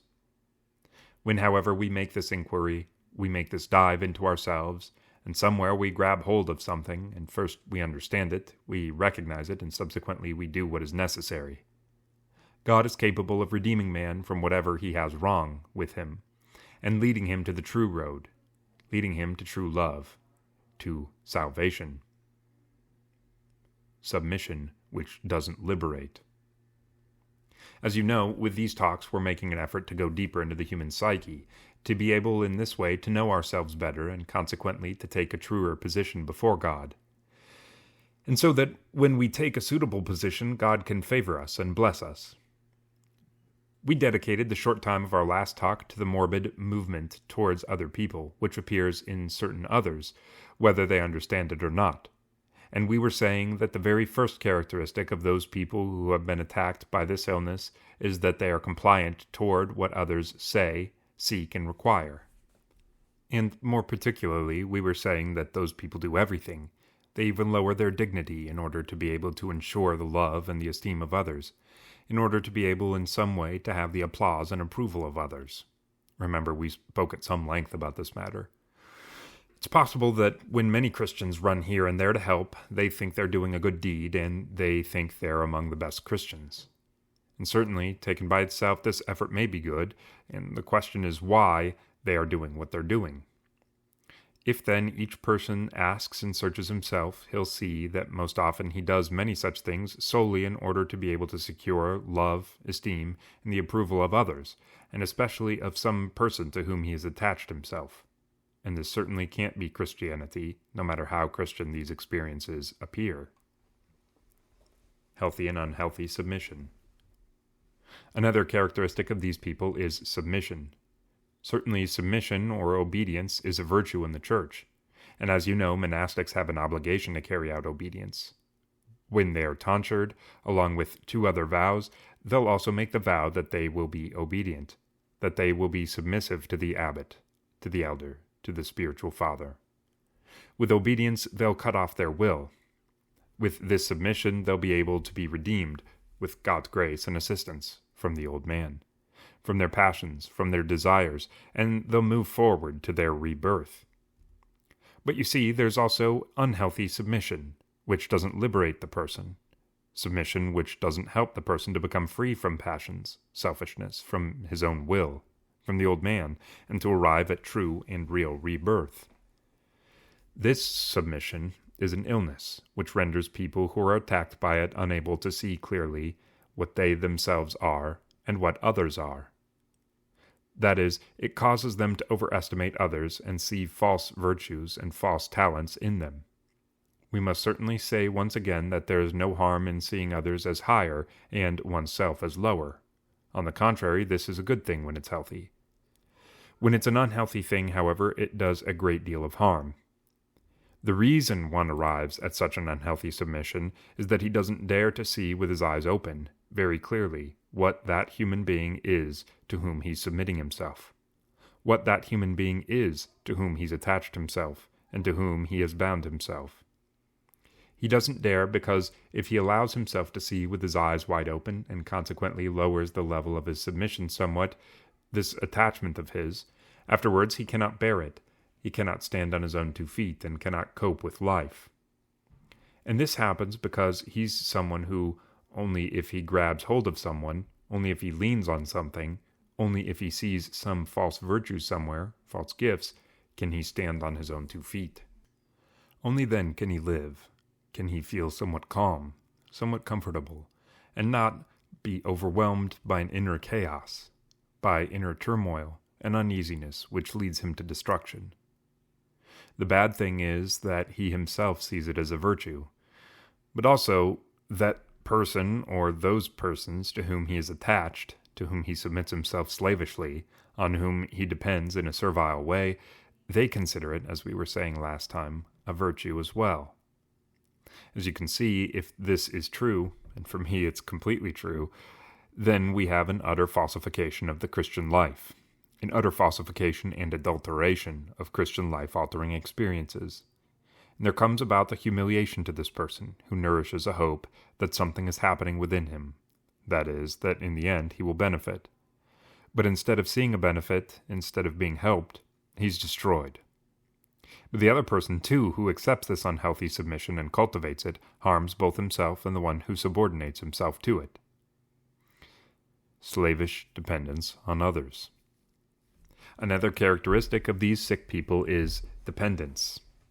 People who have this illness can't live without dependence on others. Their self-esteem depends on the approval or disapproval that others show to them, on the opinion that others have about them. How many people, good Christians in other respects, are burdened in the literal sense of the term? They can't sleep at night. They can't calm down the following day. They can't do their chores or say their prayers. That is, they literally lose themselves and are dominated by inner chaos, because this, that, or the other person on whom they are dependent, perhaps in an unconscious manner, perhaps without realizing it, didn't speak nicely to them, didn't show them the approval that they were anticipating, didn't say well done to them or good job as they were expecting. If you wish, let's speak more specifically. If, for example, we're waiting for someone to visit us and we desire this visit a great deal, and in the end he doesn't do it, we may not say anything to anyone. We may hide what we feel when he didn't come, but basically the whole idea we had about ourselves will be dropped to the lowest point. It will be reduced to nothing.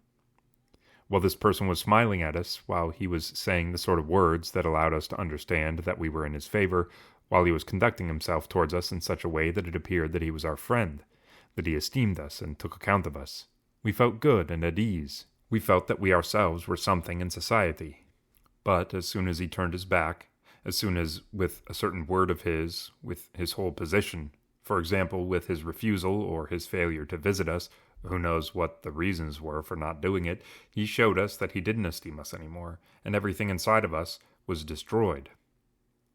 These people, that is, the sick types who are suffering from something of the sort, they can't calm down afterwards. They can't find peace. They can't find rest. And they're ready. They're eager to do whatever happens to be necessary, whatever they think will appease the other and will cause him to esteem them again, to approve of them again, what they think will help them to secure his love again. They're ready to conduct themselves slavishly and to lose their dignity and become ridiculous. From what I understand, and I may be wrong, there are Christians today, faithful, more than we think exist, who live with such an inner disorder, with such an inner chaos. And it's absolutely impossible, let me put it this way, for such a Christian to progress in the spiritual life. To such a soul, which, whether it understands it or not, whether it wants it or not, is attached to others and depends on others in such a manner that one would say it awaits the love of others as if God himself. It isn't possible for God's grace to come and take up residence, for God's blessing to come, for Christ to come. It isn't possible for Christ to live in such a soul, according to the verse, "It is no longer I who live, but Christ lives in me," because this soul has lost itself. It has slipped away from itself and relies on something else. A certain person has captured the soul, and the soul has been possessed by all these things, which are idols. Repressed hostility and strange outbursts. But the harm goes further. A human being who is moved in such a way towards others, who is attached to others and bound with them and depends on them in such a manner that in some way he looks them in the eyes to see whether or not they'll laugh, whether they'll approve of him or not, whether they'll esteem him or not. Such a human being doesn't suffer from that alone. He also suffers from the other things that we have mentioned. That is, he may also have within him tendencies of hostility towards others. Certainly, the more he senses that he's a slave of others and that others are exploiting him in some way, the more the tendency of hostility towards them flares up. But if he manifests this hostility, if he manifests his aggressive dispositions towards others, he immediately loses their love and their approval, precisely what he's waiting for from them in order to support himself and ensure in this way his peace and tranquility. So, because he fears losing his love, this favor of others, that's why he sometimes suppresses this protest that comes from within him, about which one should say, let it be expressed once and for all. He suppresses this protest, which begins from within him. He suppresses the impulse he feels to protest, to react, or to attack. Not that these are good things, but we're talking now about what's happening inside the person's soul. So he suppresses these things. As psychology would say, he represses them. And even he himself doesn't want to know that he has them, let alone for others to know. These things, however, do exist within these people. As they are repressed, they exist in the soul, and somehow or other, at one time or another, they'll burst forth from inside to bite whomever they can. That's why we see in such people who attach themselves, who are extremely disciplined, who are extremely obedient, extremely good, and one can ask them to do something and they'll do it easily, or one can send them here and there and they go, or set them to sweating and straining all day long doing this and that and they do it. Well, we see in these people that there comes a moment when the repressed reality of reaction, of protest or disposition towards aggression can no longer remain hidden, and these people explode. And that's why it's not rare to see these people, who appear on the one hand so good, react in such a way that makes others wonder. This also happens sometimes with children. Many children are slavishly attached to their parents, and this happens because their personality is very defective, and they can't bear to cope by themselves. And so they grab on and hang on to their mother or their father. They appear to be very sensible and very obedient children. They appear to be the very best children, so we think. But all the while, deep down, they are sick. And that's why sometimes such a child becomes unrecognizable. And one says, "This child who was so good, how did he turn out like this? How is it that he expresses himself in this way?" Adults can also manifest this same thing. A moment can come when they'll manifest themselves and react in such a way. They'll protest and attack in such a way that one would wonder. And sometimes this attack, this protest, this whole reaction is expressed passively, I would say. It's that grievance, that bitterness, that disappointment, that hopelessness that is observed in these human beings. Double trouble. If these things are true, and if these things are more or less in the hearts of today's Christians, then woe to us if we don't become conscious of them, if we don't understand them and don't recognize exactly what's happening to each of us. And woe to us if we can't, either by ourselves or with the assistance of someone else or some other persons, escape from this situation and we remain in it. It's not just that we won't make progress in the spiritual life. So many today want to make progress in the spiritual life and they don't. But that's not the only trouble. The trouble is that all the Christianity we have within us, all of this Christendom we express in this way or that, and that we present to the contemporary world as illegitimate. Contemporary man, and even those roisterers and whoever else, basically wants salvation. And the hour comes that he seeks salvation. As he comes into communion with us, contemporary Christians, however, who don't have within us genuine Christianity, genuine Christian life-changing experiences, but an illegitimate situation and unhealthy illegitimate things, tangled up Christian life experiences in accordance with what we've said, today's man then senses that something isn't going right here, and he can't hope that if he becomes Christian, if he believes in God, he'll find something better and be saved. He senses that not only will he not find anything better, but maybe he'll get all tangled up even worse, and that's why he draws back. Or if someone turns up who is going to follow us, he himself will fit into our own mold, and in the end, he'll become like us. I've said it often enough here and elsewhere that it seems to me Christianity has lost much of its authenticity today. Certainly all of life has become disingenuous today. Wherever you go, life is disingenuous in all of its manifestations and in all of its expressions. But Christianity has become disingenuous too. Christianity in itself is authentic, but the way we're living it, the way we express it and present it is impure, illegitimate, and fake. As a consequence, the trouble is twofold. We do harm both to ourselves and to others. God will certainly be gracious. We don't know what he will do to us when we leave the world this way, but as long as we're here and we live like this, we aren't going to make progress spiritually. That is, we aren't going to see a miracle really take place within us. But we're also doing great harm to others because we're not a genuine witness of Christianity. We're not a true witness of the gospel, of God's revelation to the world, and consequently, we can't help the world while we have an obligation to do so. Love as an unwholesome expression. We've been speaking about people who appear to be good Christians, but who are attacked in some way by a certain psychic illness, by a certain spiritual illness, and more particularly, by that illness which causes them to seek the approval and esteem of others, and to have their peace of mind dependent on others, on what position others take before them.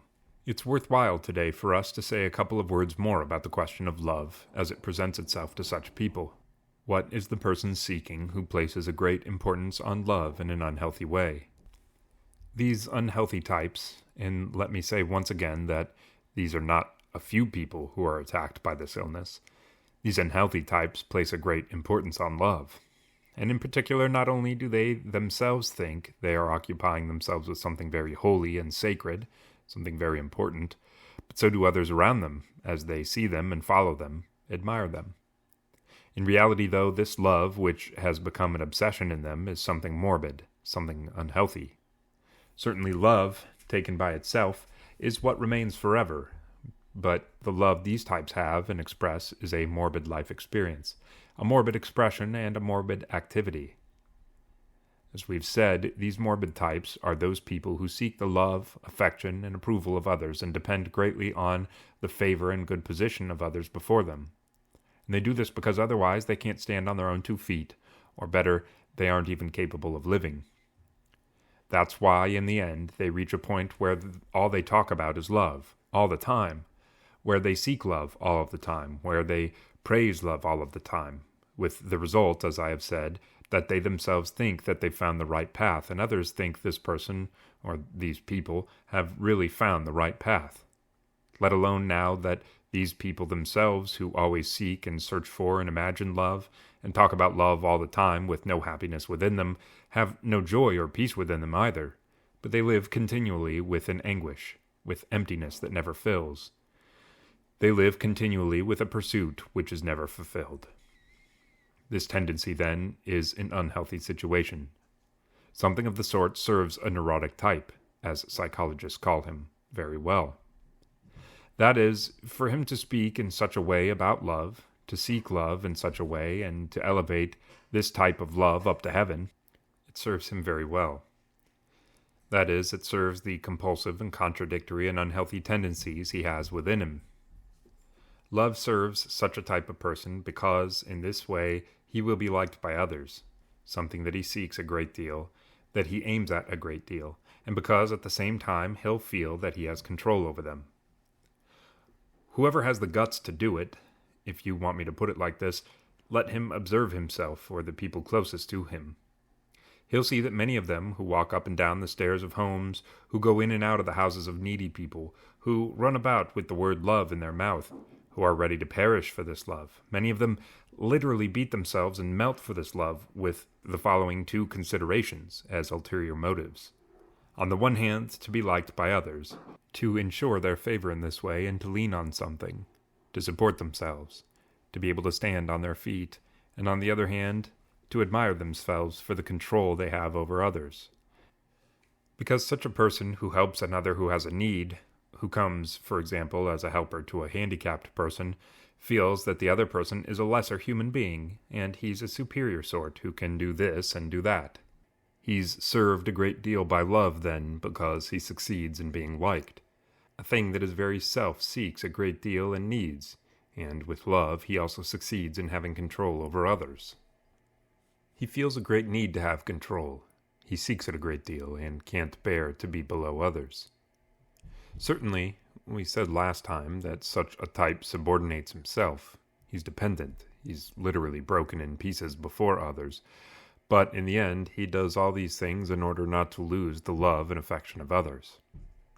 On the other hand, however, he must find a person or people that he feels himself superior to, that he dominates and has control over, in the sense that he can offer them this or that service in order to hear the thank you, so that they'll be humbled in this way before him. At the same time, such a type is the person who, with the way he expresses love, thinks about love, that he seeks it here and there, shows that he feels a need to be in second place. Never can such a person be in first place, for example, be a guide, a leader. Never can he completely take up the responsibility for certain actions, expressions, and activities.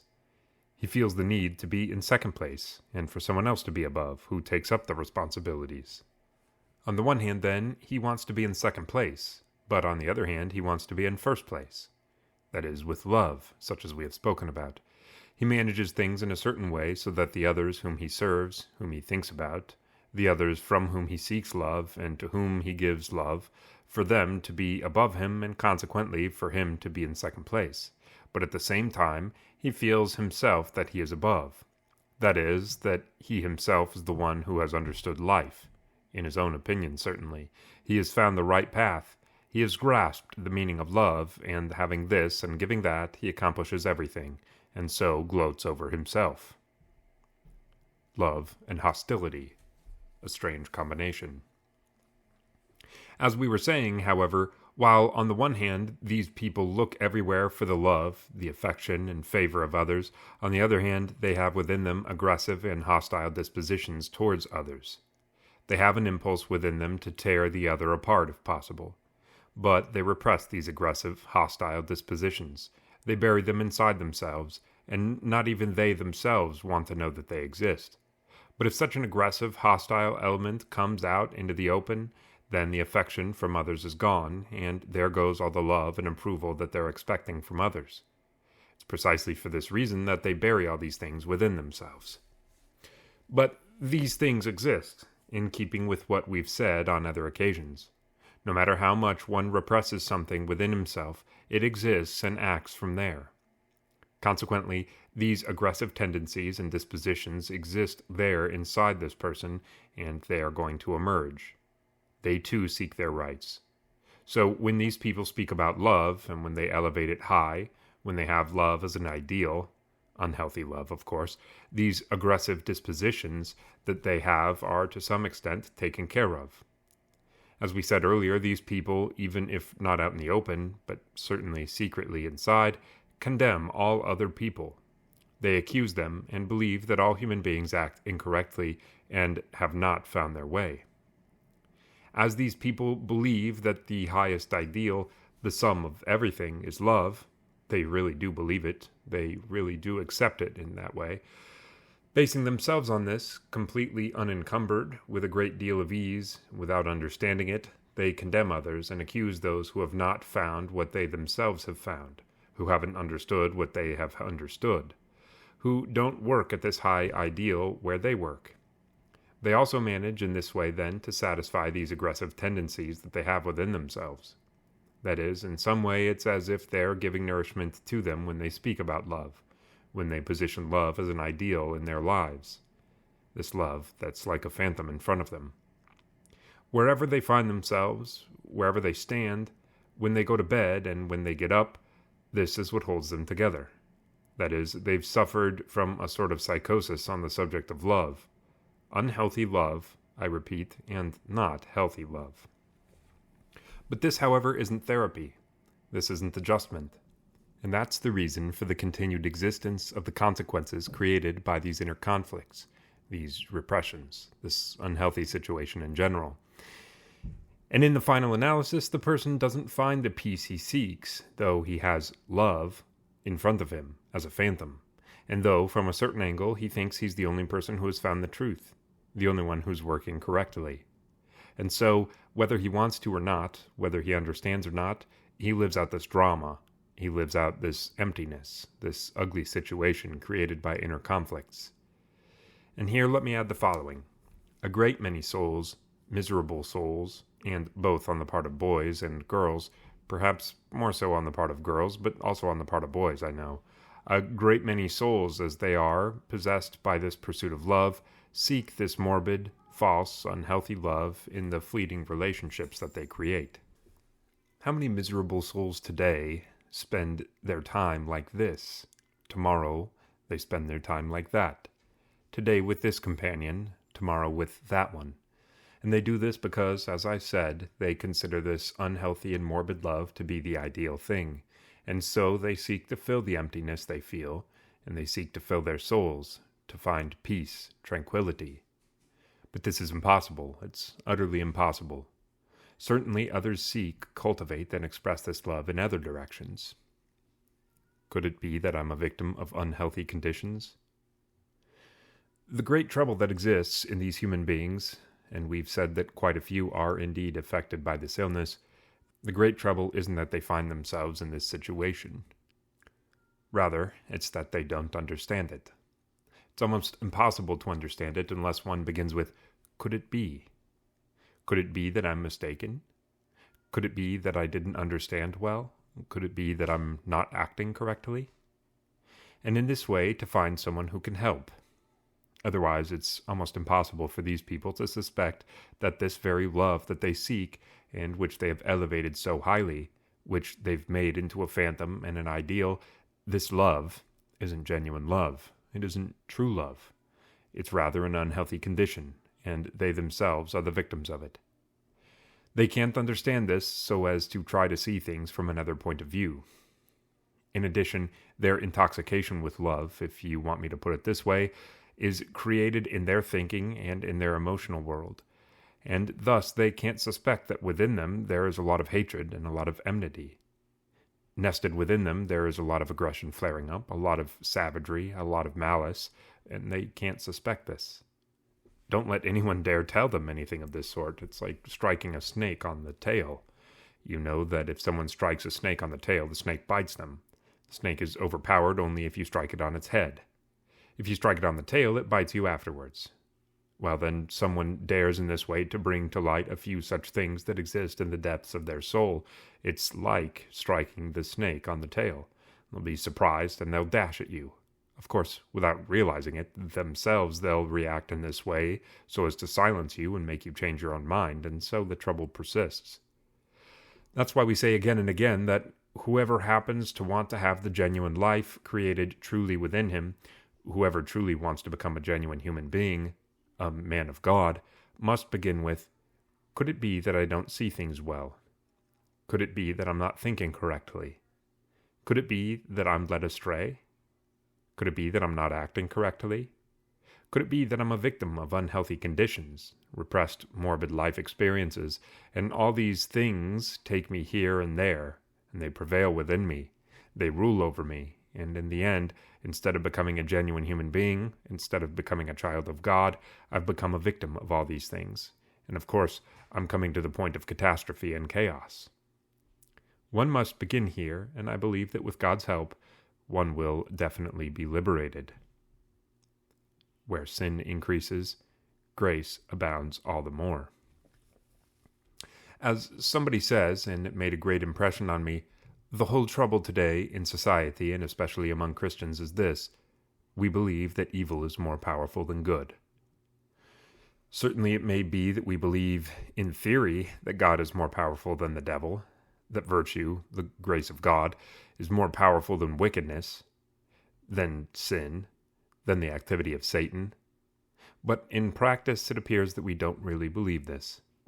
We see that evil has become so dominant in society, and after what we're saying here, one ascertains that evil has gone all the way inside of our existence. So one wonders, does the power of good even exist?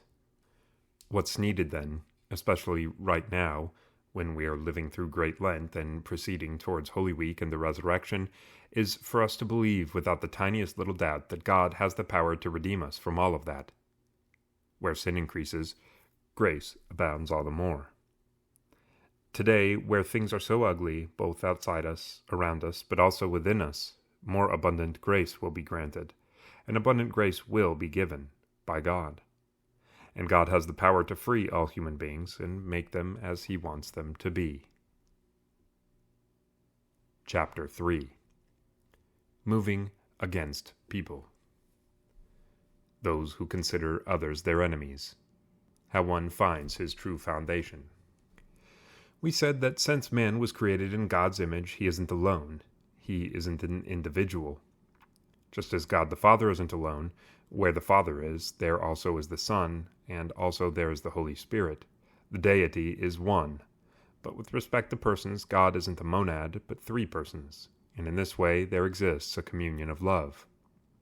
In addition to whatever else it means, as we've said in our previous gatherings, being created in the image of God also means this, that man was not created as one person.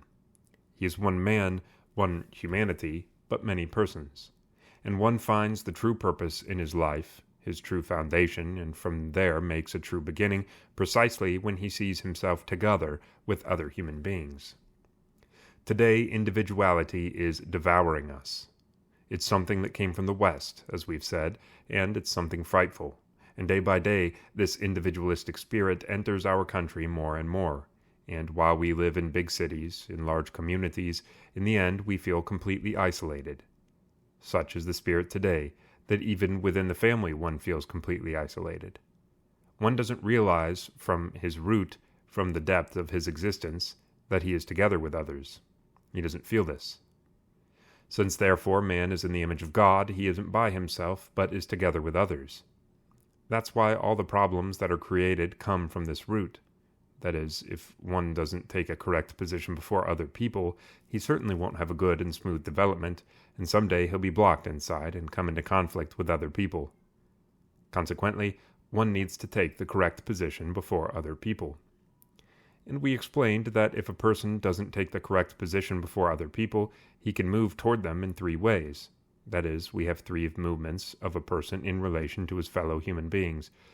One movement presents itself in some people, another in others, and a third in others still. One of these is that on account of a lack of true love towards other people, the person moves towards them in a servile manner. We referred to this movement last time, and now, before we go any further, let's supplement what we have been saying. Hanging on to others. Last time we were saying that moving toward others shows that this person feels basically that he can't stand on his own and can't live by himself. That is, he doesn't have a feeling of self-sufficiency, so as to be able to love his fellow man as a free person and to have communion with him and to feel himself and that person as one man. Two persons, but one man. He doesn't have this feeling of self-sufficiency, and that's why he hangs on to others in a servile manner, and his whole position is such that it doesn't allow him to develop smoothly. It's possible for a mother or a father to raise their children in such a spirit, where the children can't live and can't stand without this hanging on to their parents. Or the contrary can happen, that the parents can't live or stand in life without showing this servility in some way towards their children. There are parents who lose their sense of self if one day they happen to see their children break away from them for this or that reason. They fall ill and are quite literally overcome by psychosis. And also, on the other hand, there are children for whom the moment has come for them to get married or create a family, and they dare not do it. They hesitate. They don't have faith in themselves or in their fellow man. And most importantly, they don't dare to distance themselves from their mother or their father, or in general from their family environment. For a person to take before other people from his earliest years until he grows up, but also when he's fully grown, a position of submission, captivity, we would say, a position that shows he can't live without them, is something sick. And this position certainly creates painful life-altering experiences, psychic wounds and inner trouble, the blockage, that entanglement which we spoke about. And in my humble opinion, it's impossible for this person to have a smooth development, a smooth life, or smooth relations, even with those that he hangs on to and subjects himself to in a servile manner. These comments have been made to supplement the discussion of the movement towards people. With love, we situate ourselves correctly before others. We've said that all problems proceed from these three movements that a person makes in relation to his fellow men. Karen Horney mentions these, and I think that theologically and spiritually, her position may have a foundation. She says then that one either moves toward people, or moves against people, or moves away from people. Whatever of the three positions a person has before others, he finds himself in a pathological situation and doesn't have a smooth development. Sometimes a person can have a little of all of them, and that's even worse, because then inside him the movement toward people conflicts with the movement away from people, and it's as if we have someone whom some people pull this way and others pull him that way, to the point that they almost split him in half. We were saying last time that what protects the person from taking one of these three positions before people is love. He who has learned to love truly will certainly escape from these three traps. And it's important that when the Lord was about to leave his disciples, he told them, "By this all men will know that you are my disciples, if you have love for one another."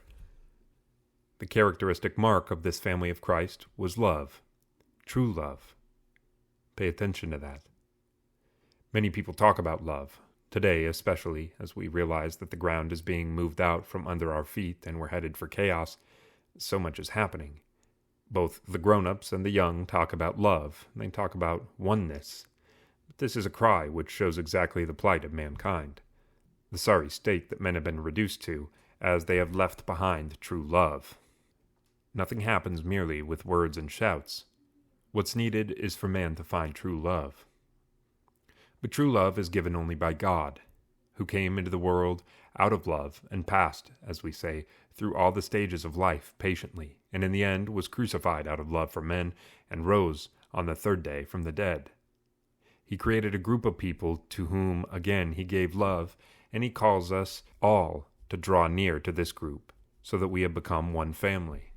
When there is true love, then, you have true relations between people, and you escape from these three traps. We've referred to the slavish movement toward other people, and allow me to remind you of what I said, that it's not only toward other people that slavish, pathological, sick attachment must not exist, but neither must it exist toward God. And God does not want us in that way. God wants us to be free human beings, and he wants us as free human beings to give ourselves absolutely to him, loving him as he, being free, gave himself to us out of love. Those who move against others. The second movement is the movement against people. There are more than a few people who are dominated by this trend as well, who literally suffer from this illness. They consider all people their enemies. They have no inclination to come into substantial dialogue in a relationship of love with others. They have no inclination to work together with others as equals towards equals, just to think, we are human beings and they are human beings. Their tendency and their whole effort is to dominate. Otherwise they can't live and can't stand in society. In a house, for example, a father who has this tendency can't tolerate it not to dominate there in some way. He can't tolerate it for his wife to say a word to him. He can't have a dialogue with her and from time to time accept her viewpoint. Yes, you're right. What you say is correct. That's how it must be. These people always live with the inclination and tendency to dominate, to conquer, to have their will done. They have continually, as psychology says, a feeling of superiority. That's why they don't find it difficult to behave sadistically, or, for example, to see the other person suffer and not to care, as long as this tendency of theirs is satisfied. This is their weak point. If this tendency of theirs isn't satisfied, then they are the weakest of all people, the most insecure of people. And the moment they satisfy this tendency of theirs, it's as if they calm down, as if they're being cured. That is, they're like the drug addict who, as soon as he gets his fix, recovers for a while, only to rush with more passion to that evil, and subsequently to be more agitated than he was before he took the narcotic. Moving against people has this meaning, then, that the person who suffers from this tendency can't be reconciled with people, can't speak in a friendly manner, with love, he can't engage in dialogue, he can't sit down to hear or give way, to submit if need be. He can't agree with others about an issue and work together with them. He reveals himself in a domineering manner, in a conquering manner, in a sadistic manner. As you can gather, what psychology now comes along and tells us can be grasped very well in a theological and spiritual context. We know how much discussion there is both in the Gospel and by the Church Fathers about this sick condition a person can potentially have, which can be called an egoism. Of course, the beginning of every sin is egoism, arrogance, but more particularly in this sadistic tendency, the basis and foundation and first principle is egoism, about which the apostles said so much, and the fathers wrote even after them.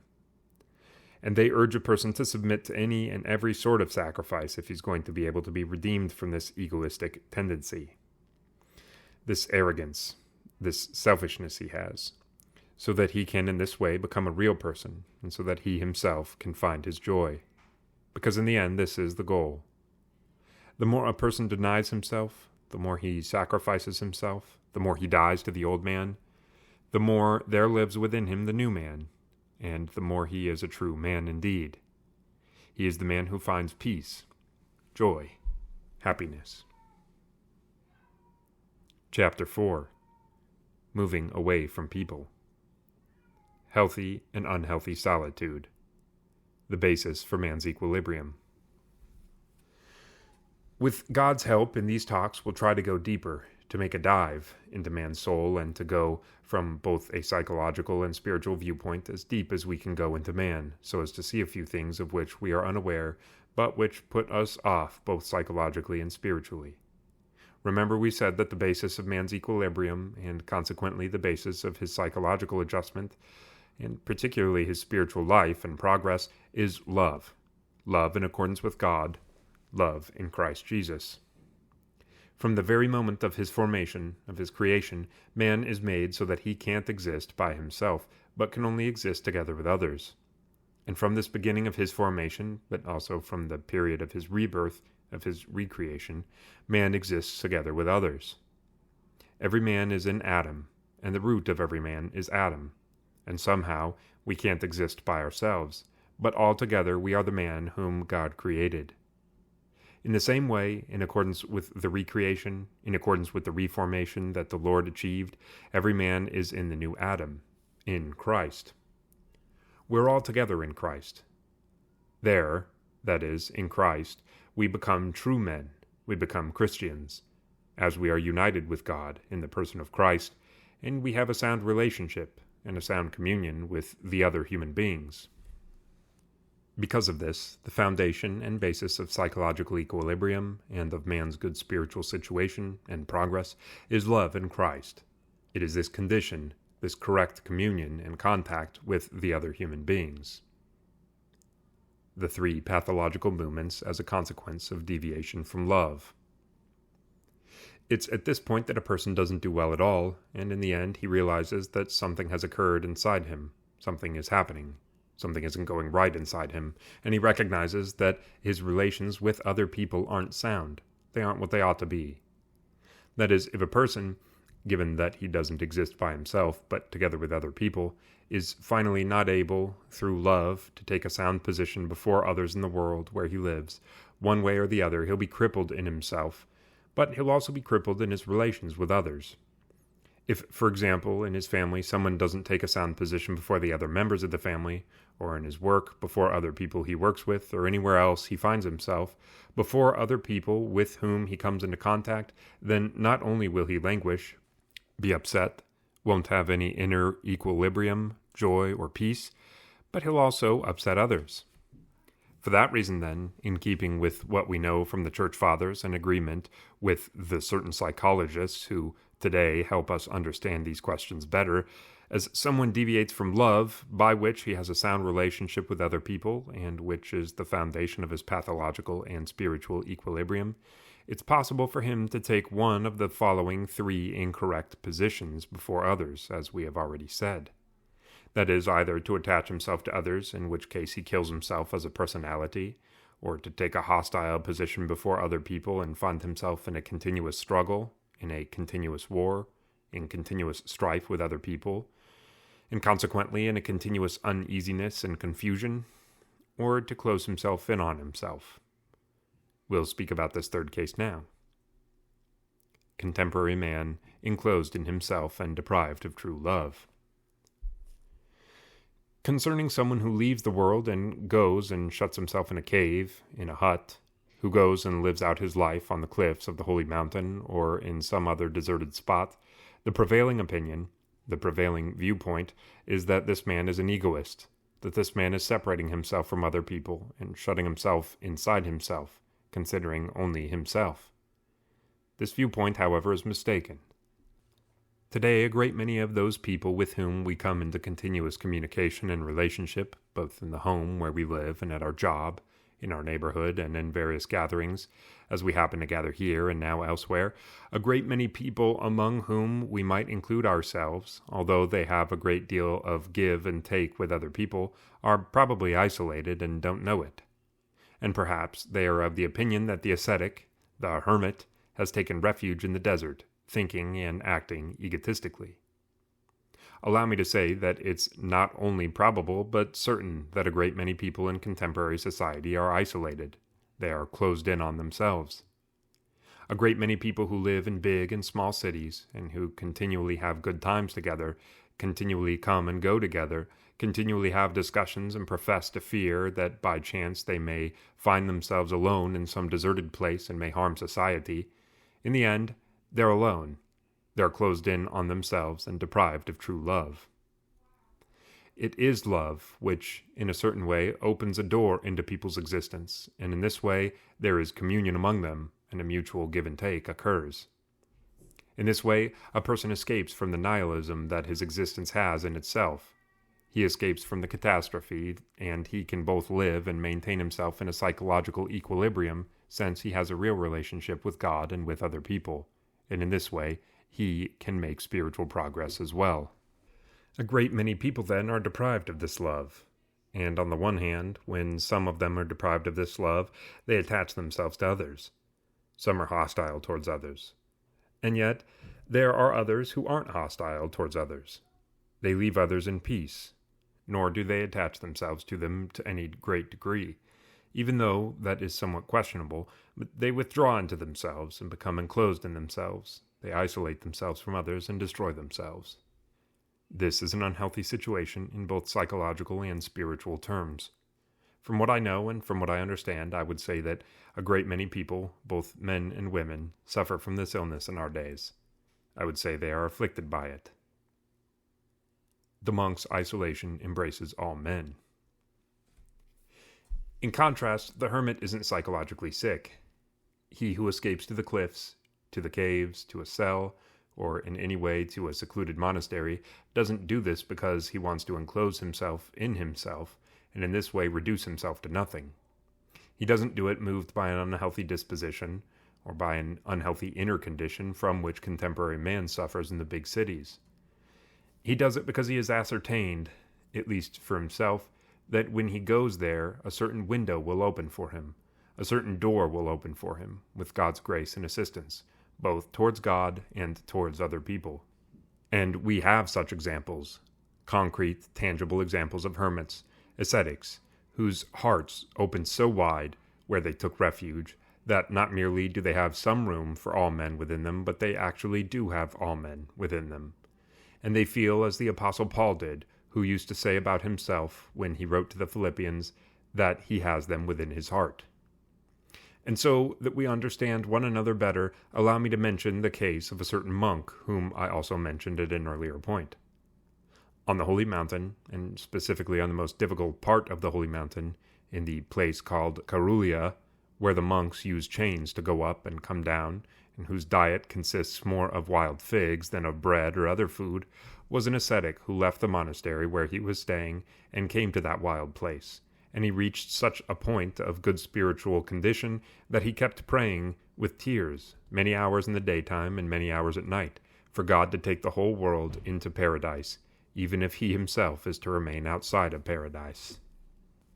We might not be able to understand what this means, but if we consider that a person who has not only left the world, but also his monastery in order to go into a desert to save his soul, in the end he also sacrifices his soul for others. And if we suppose that this person is in his right mind, because even a person who is not in his right mind could do this, if we suppose that this person is thinking rationally, knows what he is seeking, knows what he wants, then we understand what point of holiness, what point of openness to God's love and openness to other human beings that ascetic has reached. To us who live in the world, an unheard of miracle will have to occur for us to partake of something from this reality of his, to say nothing of reaching the point, the degree of holiness that this man has achieved. Isolation, then, is one thing. Closing in on ourselves, running away from others, which is an illness and which is characterized today by psychologists as one of contemporary man's illnesses, from the psychological viewpoint, but why not also from the spiritual viewpoint? And what the ascetics do, what the hermits do, is another thing altogether. And even what one does who is in the world and tries to live in some way the life of a hermit and an ascetic. If then, while we don't have true love, in the end we don't attach ourselves to other people and we aren't hostile towards them, there is a need to examine whether deep down we happen to be very isolated, very closed in on ourselves. If deep down we happen to suffer from what the Fathers call selfishness, which makes us think egotistically, to think only about ourselves. If by any chance we have an unhealthy love, a demonic love, I would say, a love directed towards ourselves. The reason that many souls have no spiritual progress. Among the people I know, there are a great many who believe in God, go to church, receive communion, confess, and who, as they read the gospel, as they read patristic texts, the lives of the saints, they want to progress in the spiritual life. They want to capture and apply parts of these holy lives themselves, something that they can experience. In the end, however, they have no experience at all. The facts show that in spite of their desire, in spite of their work and their effort, in spite of the fact that they read this and that, and they listen to this speaker and follow that preacher, in spite of the fact that they act in this way then, they don't reach the point that they want to reach, that they ought to reach, that they're called to reach.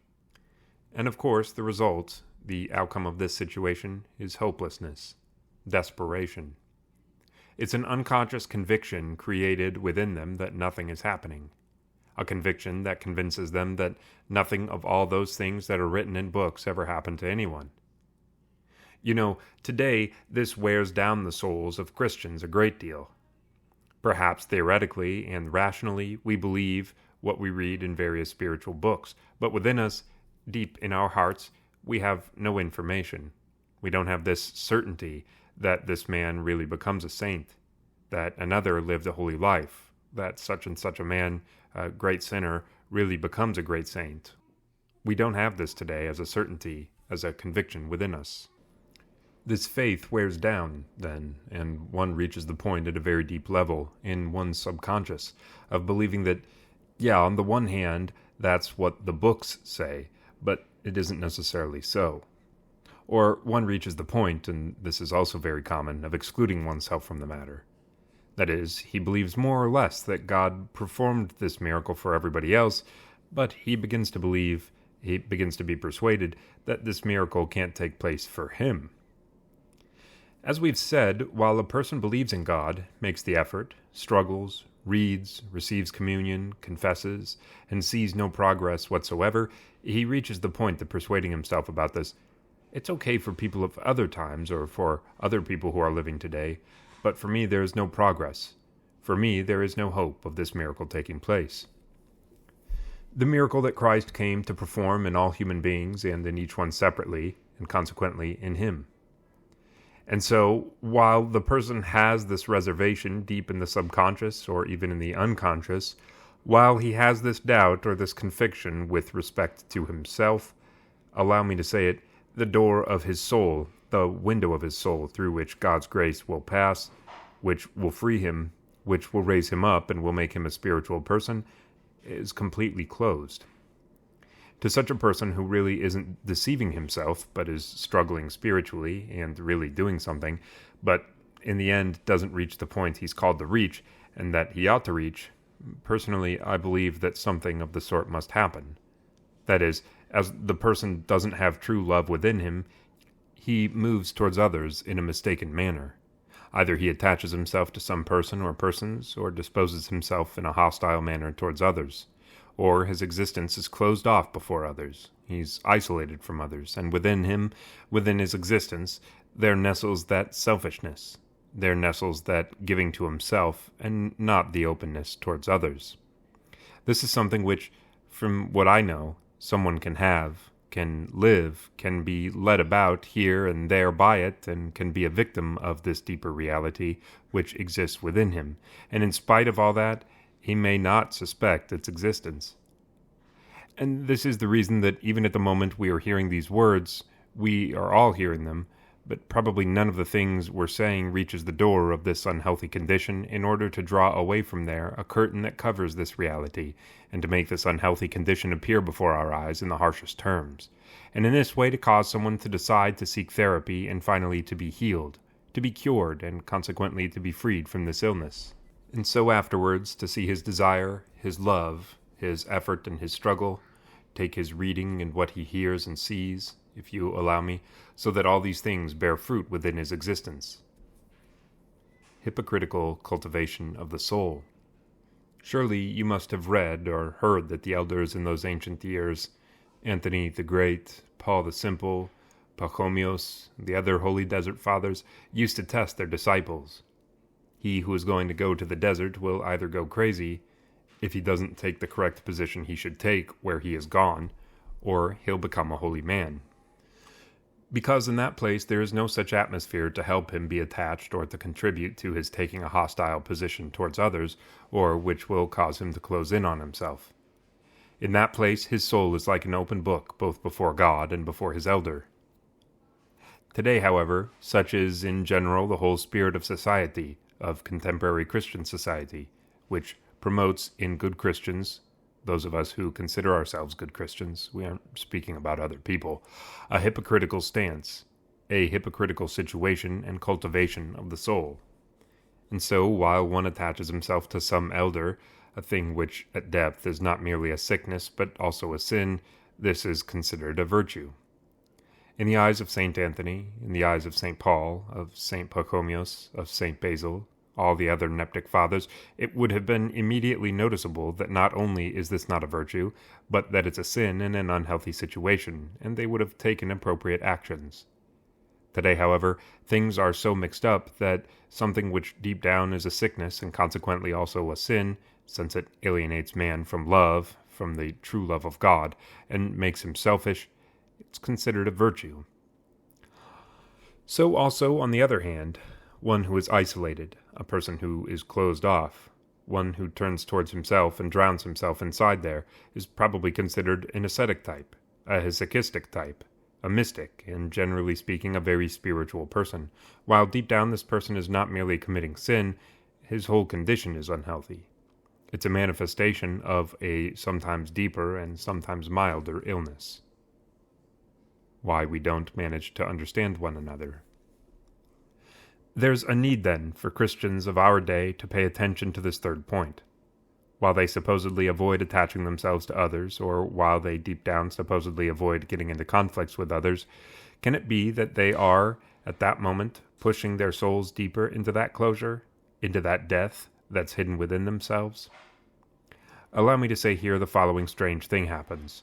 The person who closes himself in on himself attaches himself as well. And this, as a rule, is because the person who closes himself in himself, like the other who attaches himself, is a person who can't live by himself. He's a person who has a dependency on others in spite of his being closed in himself. He has a dependency in spite of the fact that he draws back into himself, and perhaps he has no companionship with others or even avoids talking with them. That's why we have this paradox.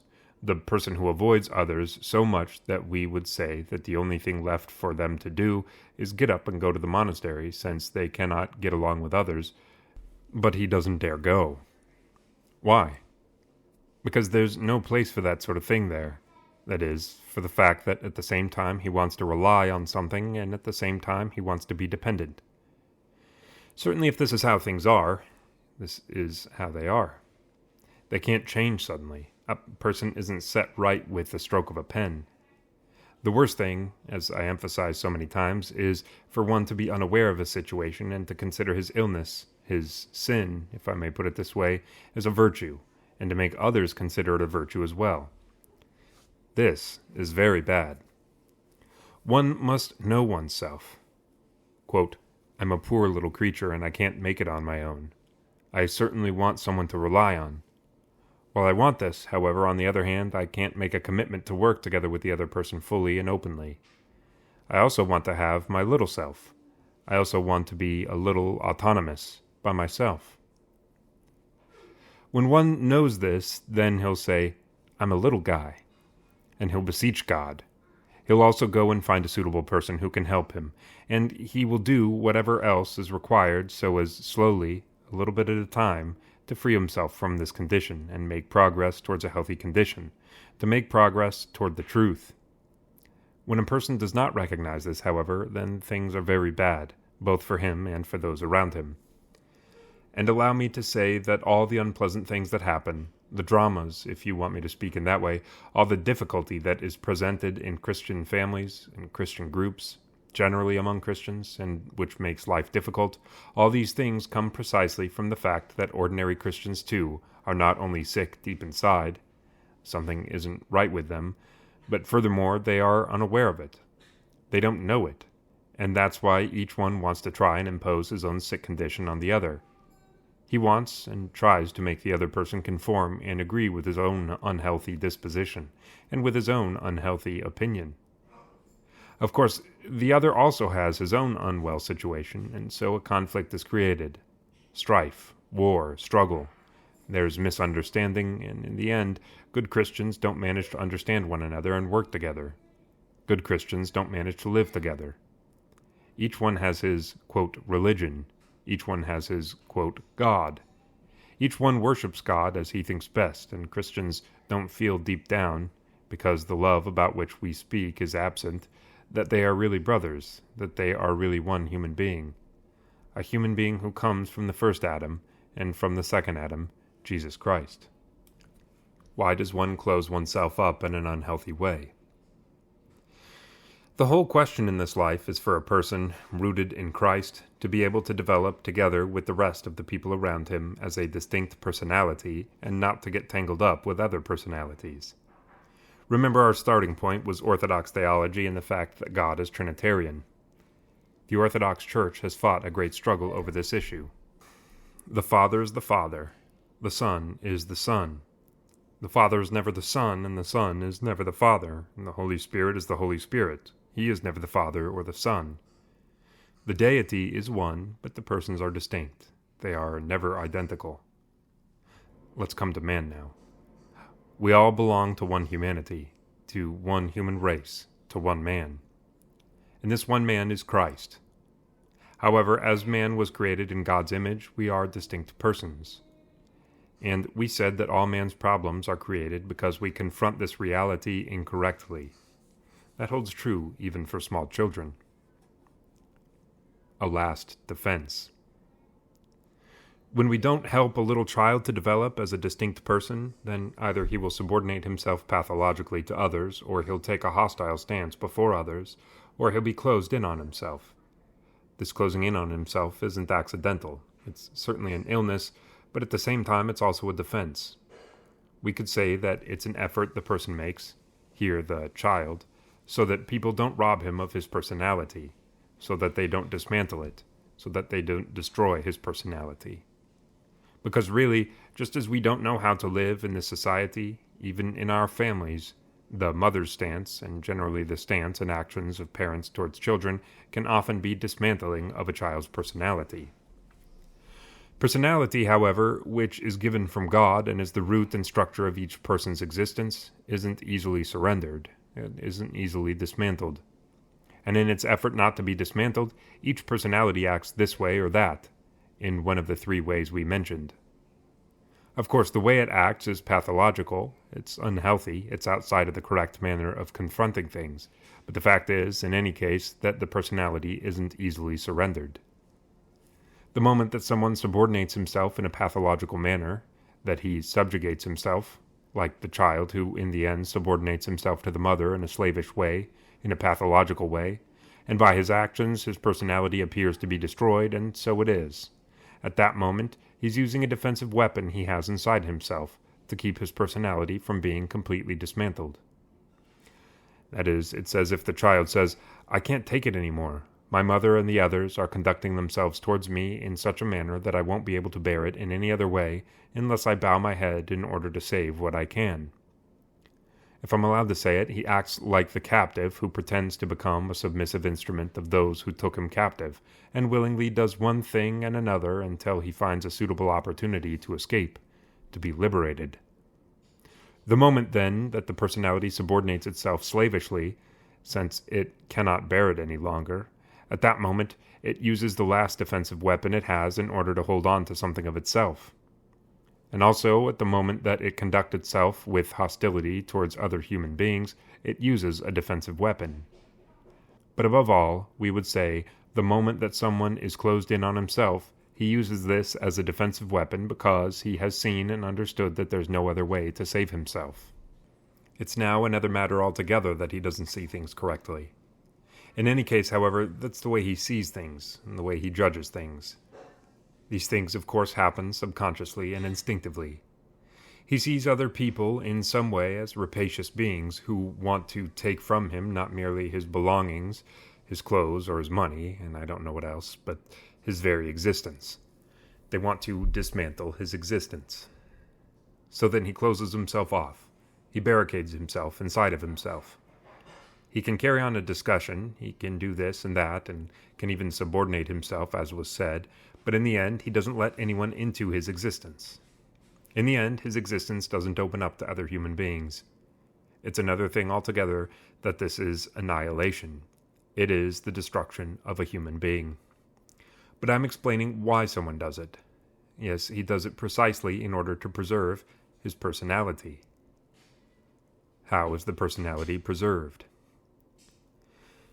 In the end, however, the human being's personality is preserved by love. Normally, one resists the no-good influence of others and comes to mature manhood, to the measure of the stature of the fullness of Christ, by the love that we've spoken about. Love is what helps the personality to avoid being tangled up with other personalities. In Christianity, that's the way things are. The following has now come to my mind. According to ancient philosophy, according to Neoplatonism, and according to Nirvana, if you will, human beings are identified with God. According to Buddhist philosophy, every human being in relation to God resembles a droplet that has been splashed from a river. Let's say a river flows along in a rush, and as it encounters rocks and in general uneven ground, droplets of water are tossed up. But these droplets fall back into the river, and in this way they become one with the river as they were from the beginning. The men of this religion believe that man's relationship with God is like this. And according to Neoplatonism, the matter is somewhat the same. That is, in the end, the human being, according to them, returns to God and is identified with God, becoming one with God. According to the Gospel, according to Orthodox Christian teaching, man is forever a distinct being, and only a distinct being can love and accept love. True love never identifies us with the other, but neither does it ever distance us from the other. True love maintains and preserves the personality in such a way that it isn't mingled together. It isn't identified with other personalities, not even with God. But true love also takes the personality out of itself and brings it into true communion with other personalities, and so it isn't reduced to nothing, it doesn't die within itself. Because whenever a being, a created thing, is closed in on itself, in the end it dies. This is what nothingness is, which today the existentialist philosophy of nothingness teaches.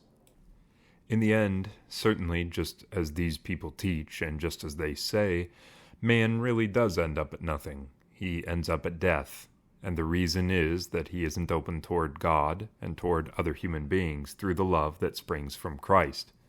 And in this way he dies inside of himself. Or he can consort with others, and in this way again he dies. And that's why the existentialist philosophers of nothingness say that hell is other people. This is an error. Paradise is other people. In the following sense, when human beings live in Christ, when they feel God's grace inside them, then a communion of love exists among persons, as there exists among the persons of the Holy Trinity, in conformity with what the Lord said, that they also may be one in us, and that they may be one just as we are one. Within this reality, the others are, we could say, paradise. And so when someone subordinates himself, and when he takes a hostile stance before others, but also when he is closed in on himself, he does it because he wants to preserve himself. That is, it's as if someone says, even if I'm going to be psychologically ill, even if I won't be a normal and sound human being, at least my deepest existence will be preserved. But these are pathological conditions. However, when this human being, who has such an unhealthy condition, understands how he himself is deep down and how he moves, and he can be given truly to Christ, and truly be reborn in Christ, then he'll really be flooded with love. He'll become a true personality, and will have a true, real relationship with other human beings. Far from themselves. Something we are compelled to do. We'll make reference again to those who are distanced from other people. In our times, in the period we're now living, life, the way of life, society, the mindset, the spirit that exists, and civilization in general, is such that it draws every human being out of himself, diffuses him outwardly, scatters him, causes him to be diverted. That's why more than ever before, in our years, in our times, people need to distance themselves from time to time from others, to be with themselves and to discuss, to engage in dialogue with themselves. And it's true that quite a few people do this. Not only do people who believe in Christ and struggle to be good Christians try very often to withdraw, to be with God and engage in this dialogue with themselves, but others do it too, moved simply by a philosophical disposition for self-improvement, to help their inner selves to be guided to an inner fullness. And that's not a bad thing. It is rather imperative that it happens, especially, I repeat, in our times. Alienated from others. In spite of the fact, however, that people today are continuously with others, yet there are people who live constantly far from others, whether or not they are among others, whether or not they live in a family that has other members too, or whether they work at a job, in a factory or a store, and have coworkers, employees, colleagues. They are among other people, they live together with others, and yet they live very far from others, alienated from others. And in fact, perhaps, they have never bent down deeper into themselves to engage in a true dialogue with themselves. Although they are constantly with themselves, since they constantly avoid others and are constantly separated from others, in the end they don't penetrate into the knowledge of themselves, and they don't engage in this dialogue with themselves. However, those who are separated from others aren't the only ones who, in an unhealthy manner, certainly, love this distancing, this alienation. The other two categories of people we talked about are also separated from others. That is, when one attaches himself to people, as we were saying, in the end he doesn't have true communication and doesn't find himself in a true relationship with them. He doesn't have true love toward them. And that one also who takes a hostile stance before people and continually quarrels, gets upset, fights with them, certainly has a real relationship with them. He isn't alienated from them, but essentially he's separated from people. Especially though this type who, as we said, moves away from people, especially him, in the end he moves away from himself as well. This type doesn't know his real self. Although he's continuously with himself, although he's closed off, barricaded, entrenched in himself, and takes all the necessary steps so that others don't have a chance to approach him psychically, that is, so that he does not have a chance to come into psychic contact with people, in the end, he doesn't know who he is, what he believes, what he hopes, what he fears. He finds himself in such a situation that he isn't merely alienated from others, but he's even alienated from himself as well, and in the end, he doesn't know himself. Of course, the other types, though from a different perspective, don't know themselves either. The need for self-sufficiency. Well, it's as if this type is creating an enclosing wall around himself, and up to a point, up to this wall, up to this trench, he allows others to approach him. And from that point on, he'll do anything he can to prevent anyone from coming even a little further into his existence, lest any communication ensue. And so the very first need this person feels, this unhealthy type, is to have some self-sufficiency. Since he's isolated, since he doesn't cooperate, he doesn't communicate with others, since he has no give and take with others, it's natural for him to do everything he can so that he can cope with things by himself. Consequently, he does everything to be self-sufficient, to have self-sufficiency. A fellow of that sort amazes people sometimes by his resourcefulness. That is, he amazes them because of his capacity to find solutions in his ordinary daily life among other people. Regular people who aren't unhealthy, if we suppose that people exist today who aren't unhealthy, because as we've said, everybody is more or less affected by this illness that we're speaking about, or by the others. In any case, those who are somewhat free from illness in some ways can't consider certain things. They can't conceive certain things which he will consider and conceive. He will contrive, who has precisely this need to be self-sufficient, to have self-sufficiency. What does it mean to have self-sufficiency? It means for a person to be able to live by himself. All people more or less have a need of others. A normal person has no problem in asking for the help of others and in allowing himself to depend a little bit on them. A normal person has no problem helping others and having them help him, obligating others in this way and being obligated. An abnormal person, however, the type we are discussing, as soon as he sees that something is going to happen which will pressure him in some way to have a need of some person, that will compel him to be obligated to this person, to have a dependency upon him, he immediately gathers himself into his shell and remains there alone, closed in even before God. This type of person who constantly needs solitude, he needs solitude so much that even before God, and please, let's pay special attention to this, he's afraid to open up. That is, even before God, he wants to remain alone. He's terrified of the truth that God sees everything and knows everything, that nothing escapes God and God's eye. This reality, this truth, terrifies him. That is, that it's possible for God's glance to fall inside his hiding place, inside his solitude, his shell, this confinement of his, and it's possible for God to know this and to know that. Do you want us to go a little further? Not merely does it terrify him that God's eye sees all things, that God's mind knows this and that, but just as his existence is closed in, he doesn't want anyone to pass inside this enclosure, inside the wall, except for himself. This is frightful, it's terrifying, if it's true, and it is true. And it can happen to many people, particularly to people who are Christians, to people who have a relationship with God, with the church, who have a relationship with people, with other Christians. But all those things up to a point. From that point on, don't let anyone, whether some Christian or especially some priest or even God himself, come further into the soul. This type, then, is the sort of person who can't open himself to God, who can't trust in God. He ends up being that Christian who is doing fine, just fine. But deep down, he feels it and sees it when he's paying attention, he still doesn't have communion with God. He still doesn't have contact with God. The light of God hasn't come into this secret darkness that exists inside of him, into this double-locked shell of his, and he has a consciousness of this reality. If it's certain that he has it, but he may not have it.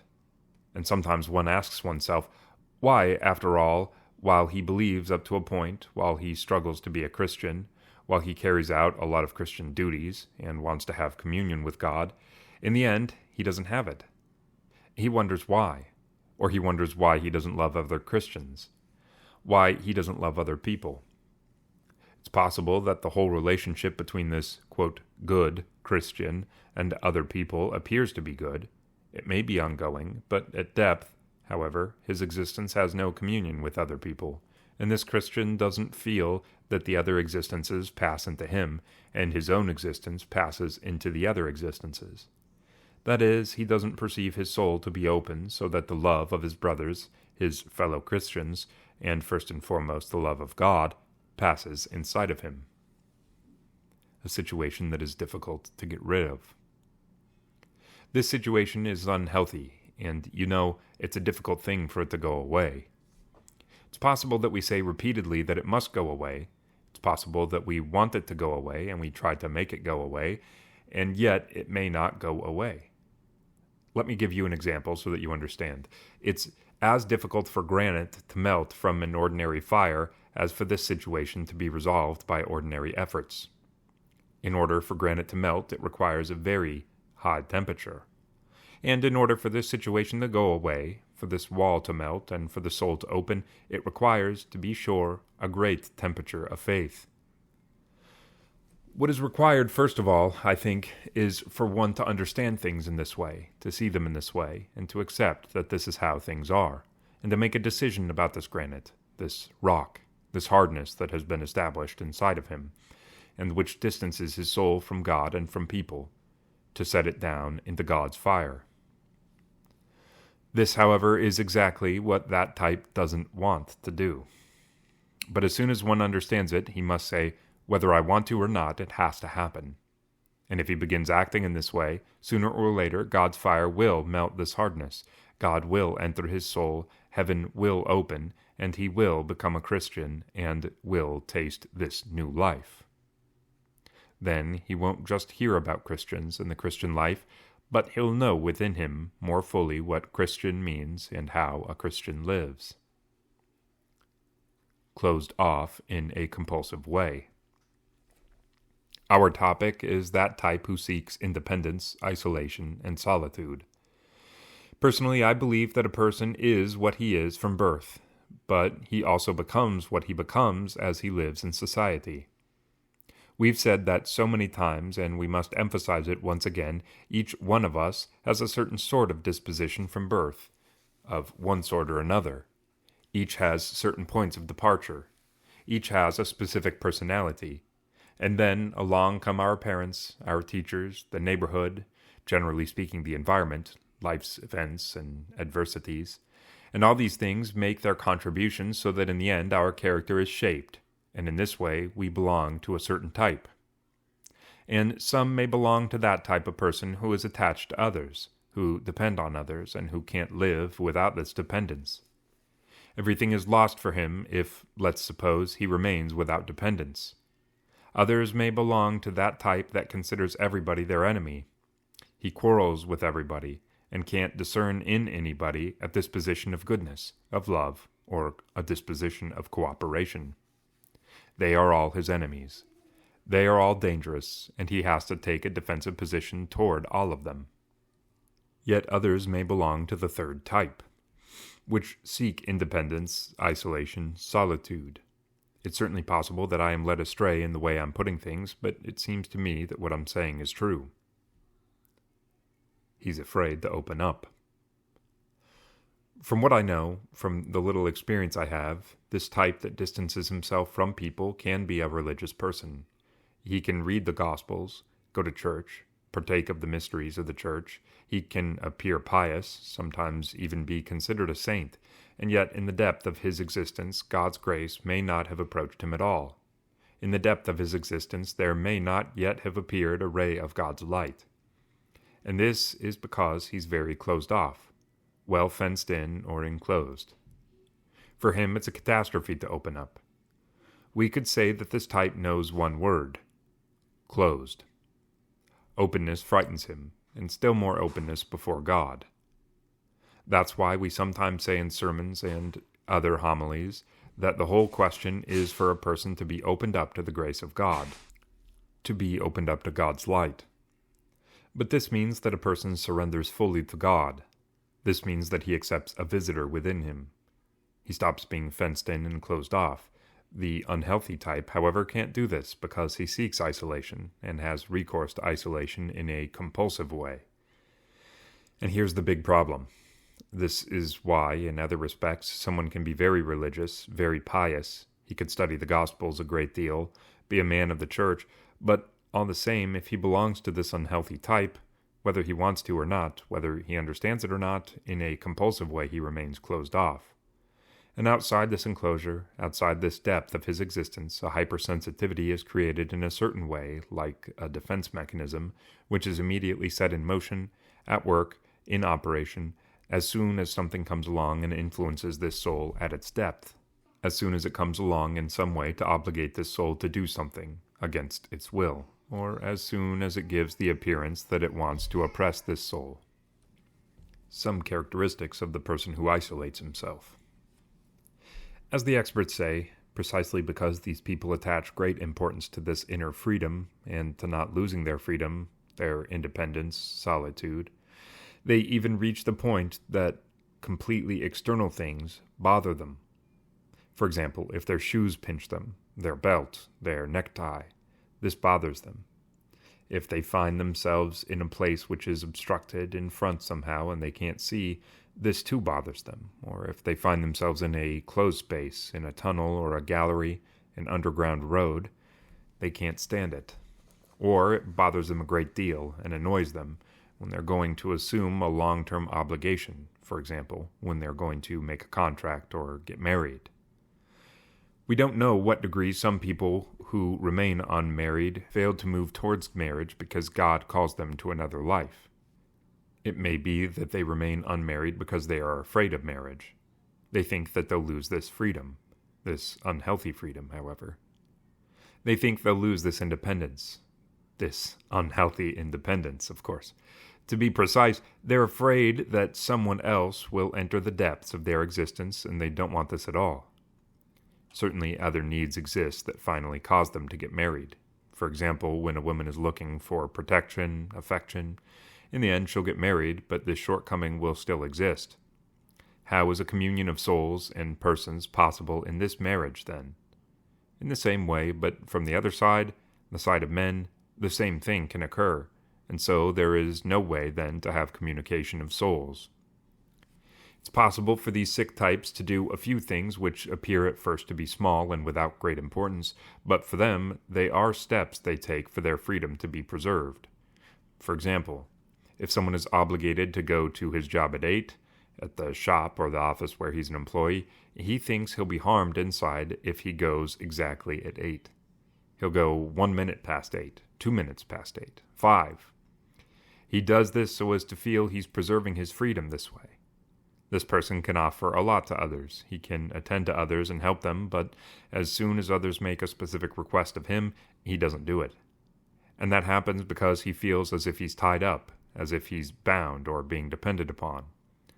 He can take some gift to a fellow human being, for example, to an acquaintance of his, if this other person isn't expecting it, but if he is expecting it, he doesn't take it to him. This is the person who wants his life to be an exception. He doesn't live as others live. He wants to do something special, something different. He feels that he's getting lost as soon as he enters into a regular life where everybody else lives. That is, he thinks he's losing this very freedom of his, this independence. This is the person who particularly aims at superiority. The first type, the compliant one, the attached one, seeks superiority to and the other who quarrels with everyone also seeks it, but we could say that this last type seeks it much more. He's the one who, more than all the others, rests in this feeling of superiority because he's always alone, independent, and always closed in upon himself. How can he stand on his feet? How can he be supported somehow, or feel comfortable somehow, if he doesn't have the idea that he's a genius, that he himself has special value, that he's something great? This nourishes him, and it satisfies him and relaxes him. It pleases him. He's made to look completely ridiculous, however, when life's events and situations contradict him. Because, it doesn't matter what idea or opinion we have about ourselves, what we think we are. Life is a reality, and whether we like it or not, at a certain moment it forces us to come down to earth. As that is happening, this man sees finally that he isn't a genius at all, that he doesn't have a special value, that he isn't something that he can rely on. And in such circumstances, it's as if he were turning into someone unrecognizable, as if he were no longer the man he appeared to be.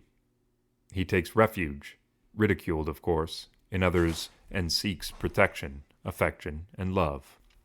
Certainly, he takes steps again and again so that no one enters the depth of his existence, so that in the end he remains alone again. Because that's the greatest danger and the greatest disaster for him, that someone might happen to enter his walled tower, this secure hiding place.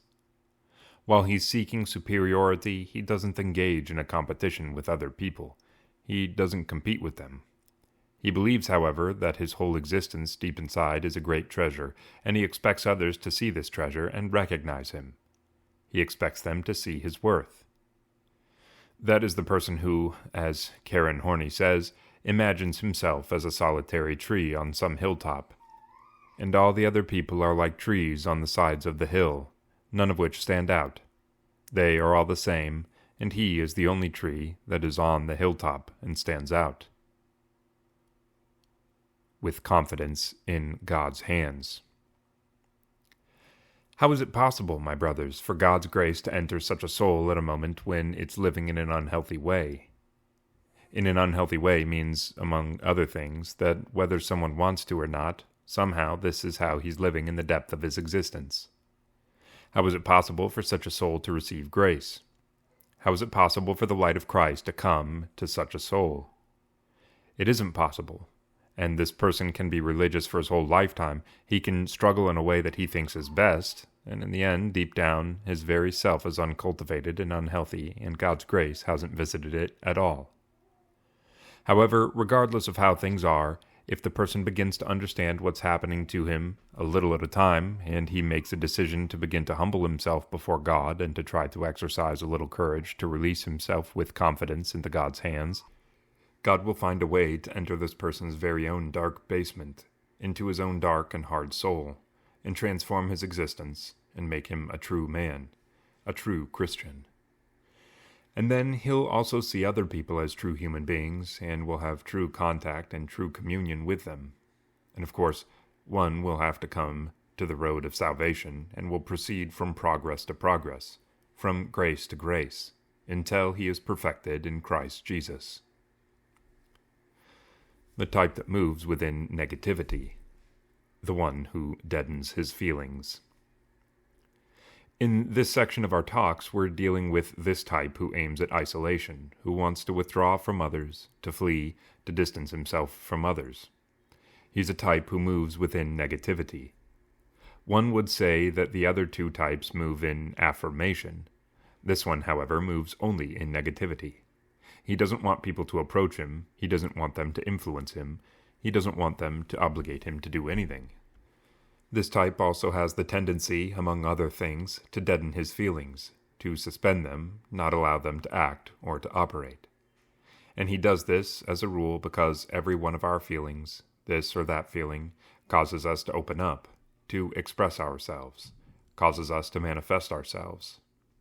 Precisely because this type of person is closed, however, closed off before even his very self, as we would say, when this type takes up relations with other people, when he comes into social interactions with them, When he allows himself to express his feelings a little bit towards others and to accept the feelings of others, he's afraid that he'll be betrayed. He's afraid that something will spring forth from his deepest existence and break through that barrier, that wall that exists between him and others. He's afraid that some window or other will open, and in that way his existence will be betrayed, something he doesn't want on any account. Precisely on account of the fact that he's closed off, and precisely on account of this entrenchment of his, even when he understands that something isn't going well inside of himself, and he tries to find help from someone that he thinks can help him, this type can sit for hours chatting with the person from whom he wants help, but deep down he remains barricaded and closed off. He spends hours discussing whatever is outside this wall that he has created around himself. He talks about it. He keeps on talking about it. But he takes all possible steps to avoid changing himself in any basic sense, in spite of the fact that this specific effort is taking place, so that his personality will remain what it is. It's as if a chasm is gaping, opening up before him, if even for a moment he thinks that his personality can stop being what it was up to now and change and become something else.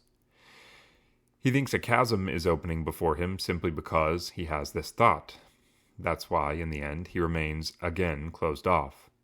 Deep down in the hidden recesses of his existence, he still remains unchanged, without alteration, although he can become tired and even wear others out as he seeks help and discusses his problem.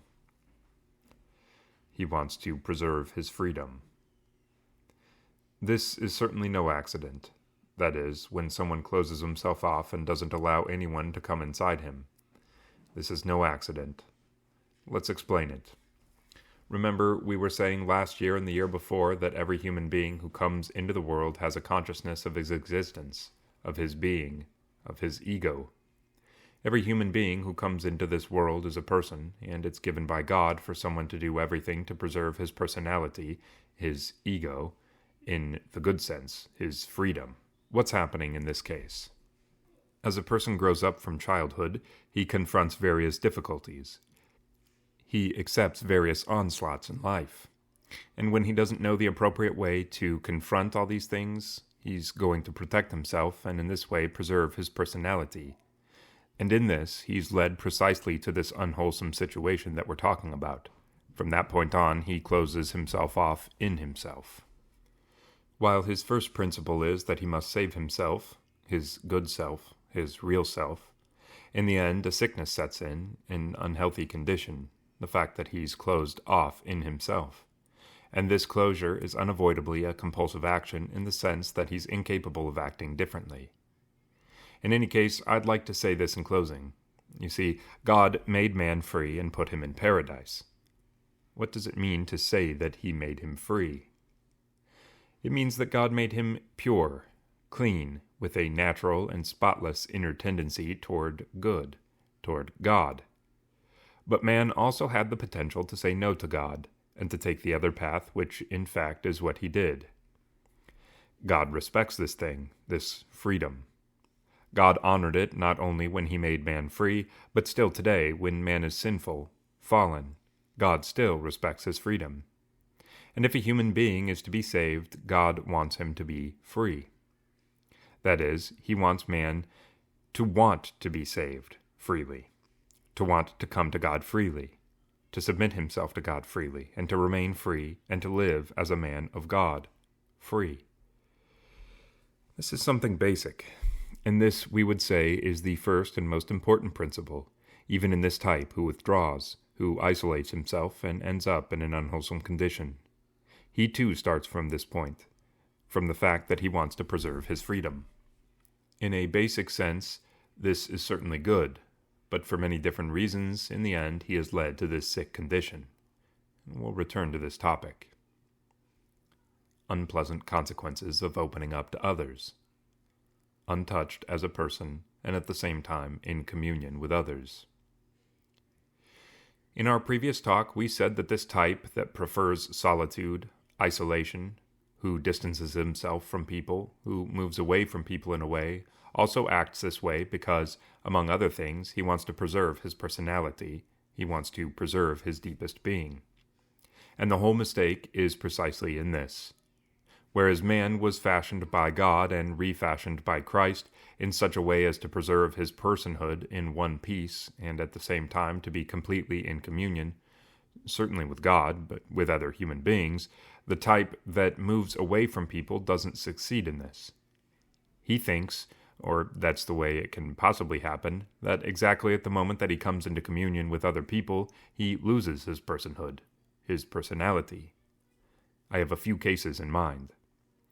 People who are closed off internally, isolated, discontent, wronged, that is, people who consider themselves wronged by others, people who hadn't found affection, love, not even in their families, from their father or their mother. When they grew up, they cultivated the tactic of isolating themselves as much as they could and withdrew within themselves.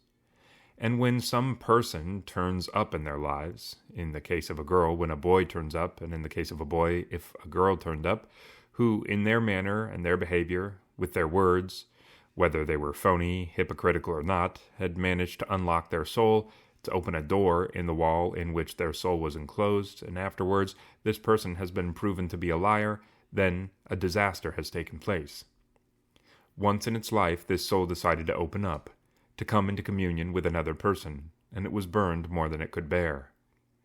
This happened not only because it was deceived or cheated, but also because it didn't know how to remain untouched as a person and at the same time come into communion with other human beings. Here's the point of great delicacy, and it's extremely difficult to reconcile these two things. Nervous breakdown. I'm going back to where I started. That person who moves away from people is right up to a certain point to barricade himself, to draw back. He's justified up to a certain point to be very cautious. However, this withdrawal, this solitude or isolation, goes too far, and from that point on, it's an unwholesome situation. It's not a healthy situation, as in the case of the monk who leaves the world and everything and can remain all alone, even for 50 years. For the monk doesn't do this moved by an unwholesome disposition. That's why, even there where he's all by himself, his soul is open to every human being. He has no difficulty on this point, so as not to be able to come into communion with others. Nor does he feel like his personality is being destroyed when he comes into communion with others, so as consequently to withdraw for that reason. No, he doesn't withdraw for that reason. On the contrary, the type we're talking about withdraws precisely for that reason. And when this type is compelled by a given situation to remain a little with other people, to associate a little with them, to come into some communion with them, that is, to emerge from his shell, then he suffers what we call a nervous breakdown, as he finds himself in unfamiliar waters and he loses his security. The result is that one person can be driven to drink and end up an alcoholic. Another can reach the point of trying to kill himself, or another can have morbid, neurotic symptoms. And one reaches this point when he's provoked in some way and compelled to emerge from his shell, and since he can't tolerate that, he suffers a nervous breakdown. Of course, the nervous breakdown that takes place in certain souls can appear to the eyes of those souls as being due to certain specific reasons. A few examples are required. As soon as a woman discovers that her husband is lying to her about certain matters, she suffers a nervous breakdown. When someone expects something from his boss and his request isn't accepted, he reaches the point of suffering a nervous breakdown. Little events of this type can lead this person who seeks solitude to a nervous breakdown. And while the reason that provokes this nervous breakdown may be deeper, may be, in fact, this very moving away from people, all the same, both the person himself who suffers and those around him who see him attribute the nervous breakdown to external events. Sometimes even psychiatrists are led astray. That is, they think the nervous breakdown comes from the little event, from the insignificant occurrence. It can be, let's say, that one has before him a person who says that he isn't doing too well. "Why aren't you doing well?" he asks him. "Because a few days ago," he replies, "this and that happened to me." And as we study what he refers to, we see that it isn't possible to get that result from the little occurrence. That is, for the person to suffer a nervous breakdown, to find himself in unfamiliar waters, to go out of his senses, to experience neuroses or even psychoses.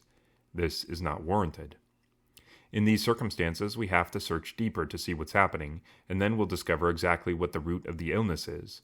And the root is this: the person who is withdrawn into himself, the person who is isolated, closed off, he has his security there. Inside this tower of his, inside this fortress, he feels secure. And when he's compelled by a given situation to emerge, then he loses his sense of who he is. That is, there's a certain context to the matter. The person who's closed off, when he's compelled by a certain situation in a way to emerge from himself, or when he's compelled to permit things to get into his inner being, he's terrified and overcome by panic. He feels that this fortress in which he was safe is being destroyed, and what's worse, he's overcome by fears. He thinks his personality is being completely destroyed, or he thinks that he'll be lost inside the chaos of other human beings, and he'll lose his uniqueness. Because all of us have more or less this impression that we are something unique, and this is true up to a certain point. But this person reaches the point of being afraid of many things. Most of all, he's afraid that he'll go crazy. Not that he'll lose his mind, but that he'll become completely disorganized, that he'll split apart, that his personality will be dismantled, and it is something very frightening. And all these things happen precisely because this person very deeply, who knows for certain when all this started, didn't learn to come into normal, true communion with other people and to confront life's events correctly. He learned only one thing: to run away. To run away from people, to run away from events, from those things which he felt are enemies, which tried to come and destroy his personality. And the whole secret is here. The person who is reborn in Christ Jesus is really reborn. He's reborn from his roots, from the depths of his existence. His personhood itself is reborn, and he doesn't merely perform a few religious duties or have a few Christian habits. This person not only maintains his personality unharmed, but also, just as true love works, he comfortably comes into contact with other people and confronts with ease all those things he's going to encounter in life. He struggles, he is hurt, he gets tired, but in the end, he conquers. Chapter 5. The Idealized Image. Identifying with a fantasy. A general reference. We're about to enter a new chapter to which I give altogether special importance. We'll be speaking about the idealized image. Based on some experience I have, I think we all suffer from this, and we, quote, good Christians suffer from it even more. But what do we mean by the idealized image? Every human being, apart from what he really is, desires to be something more. He desires to reach a certain point. So he shapes a good, idealized image, as it's said, for himself. The bad thing is that the neurotic type, and let me say that to a greater or lesser extent this germ exists in all of us, and to a greater and lesser extent we all belong to this type, as he relies on this image he has created for himself, he thinks that he already is this image. And so he leaves behind the reality that he is and passes over to this imaginary condition. That is, his real self is one thing, while he thinks he is something else, since he has been gripped by an idealized image, and forevermore he thinks this imaginary image is his self. And although the idealized image isn't reality, it exists inside him and influences him. In fact, most often this image has a flattering character. It finds pleasure in flattering the one who created it, and it wants to be liked by him. Please don't misunderstand me about what I'm going to say next. A certain newspaper had published a cartoon. It represented a lady who was chubby and rather old, looking into a mirror. And in the mirror, the cartoonist made the lady as she was imagining herself to be. In the mirror, she was thin and young, this chubby old lady. That's how she would see herself. This is the idealized image. She wanted to be young and thin. She wasn't, but she had identified herself with what she wanted, that she was seeing herself just as she wanted. The content of the idealized image.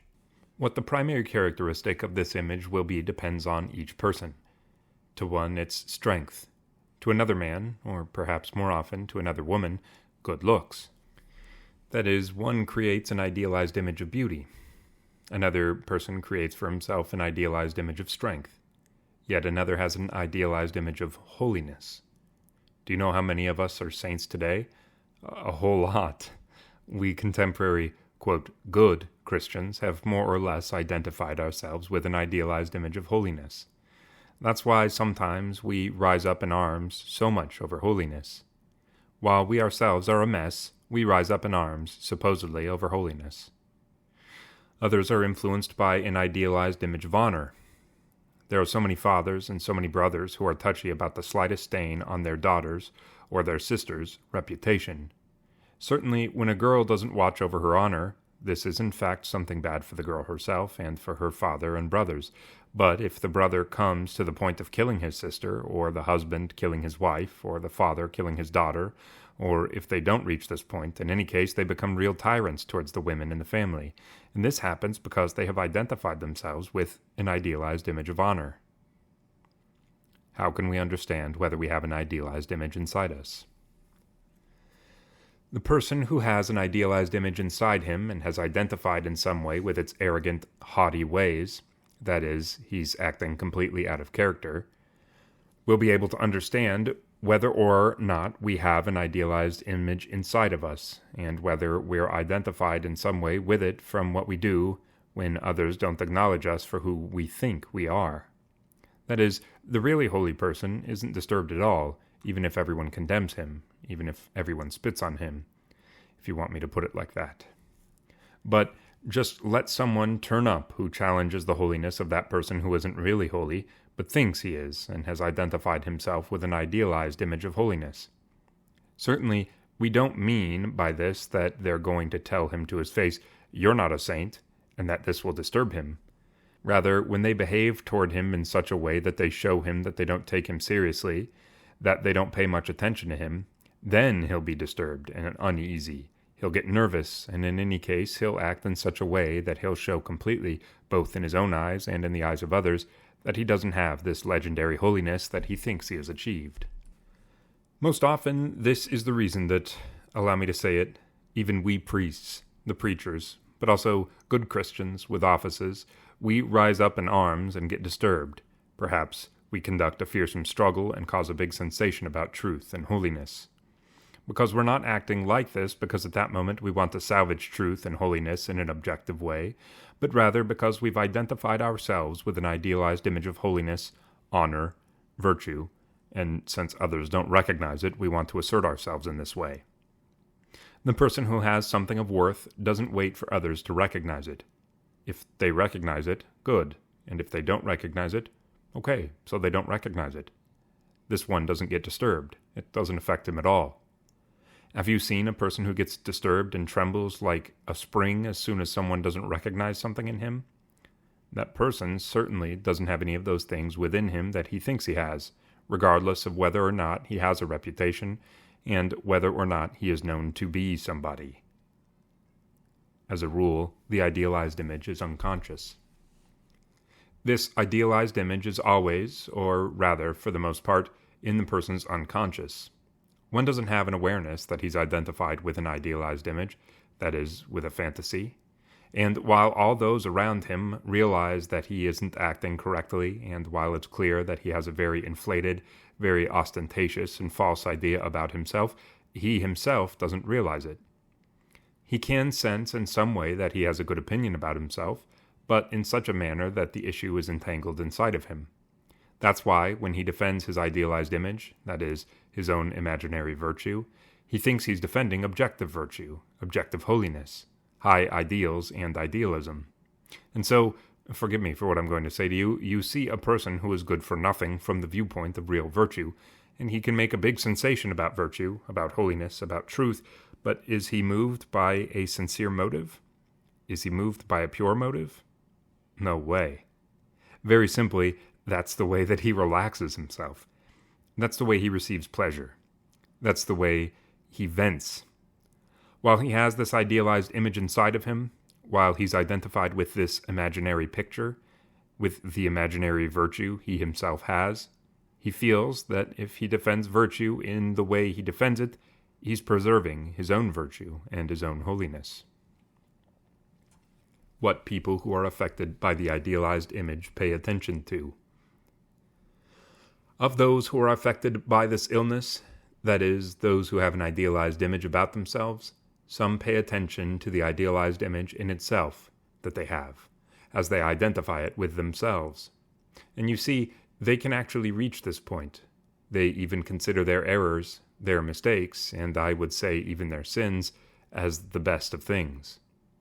Others do have an idealized image of themselves, but they pay more attention to what they themselves are while remaining in the grip of their idealized image, that is, of what they want to be.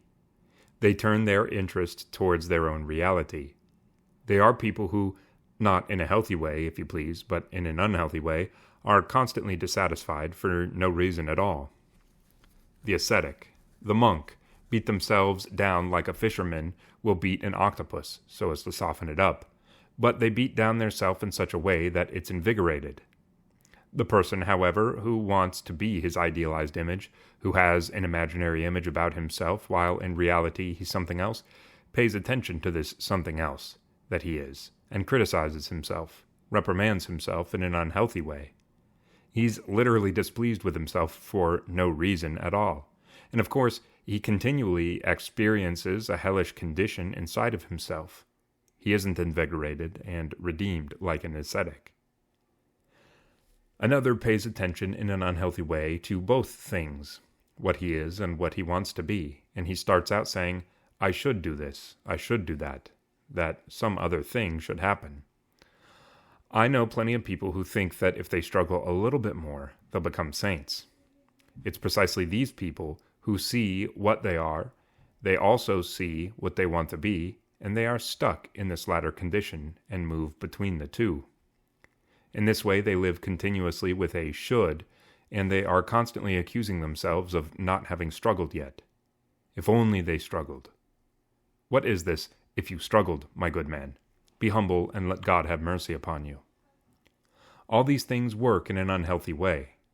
This means that the person who is gripped in this way by an idealized image is completely motionless with respect to forward progress. He doesn't move at all. He doesn't make spiritual progress. The idealized image is a barrier. It's something that stops the soul and doesn't let it develop. It's something that makes the person conceited, arrogant, haughty, and egotistical.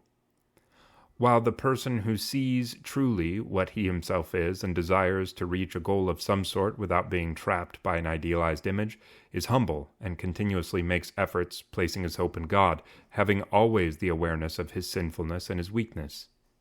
This person makes constant progress. On the contrary, the other person is stopped constantly. And please, in case we can't understand all things, I'm saying in any other way, let's look into them a little. How is our spiritual life going? Are we making progress or not? If we aren't making progress, if we determine that it's as if nothing is happening with us, surely something must exist inside us, which is as if it doesn't let us go one step further.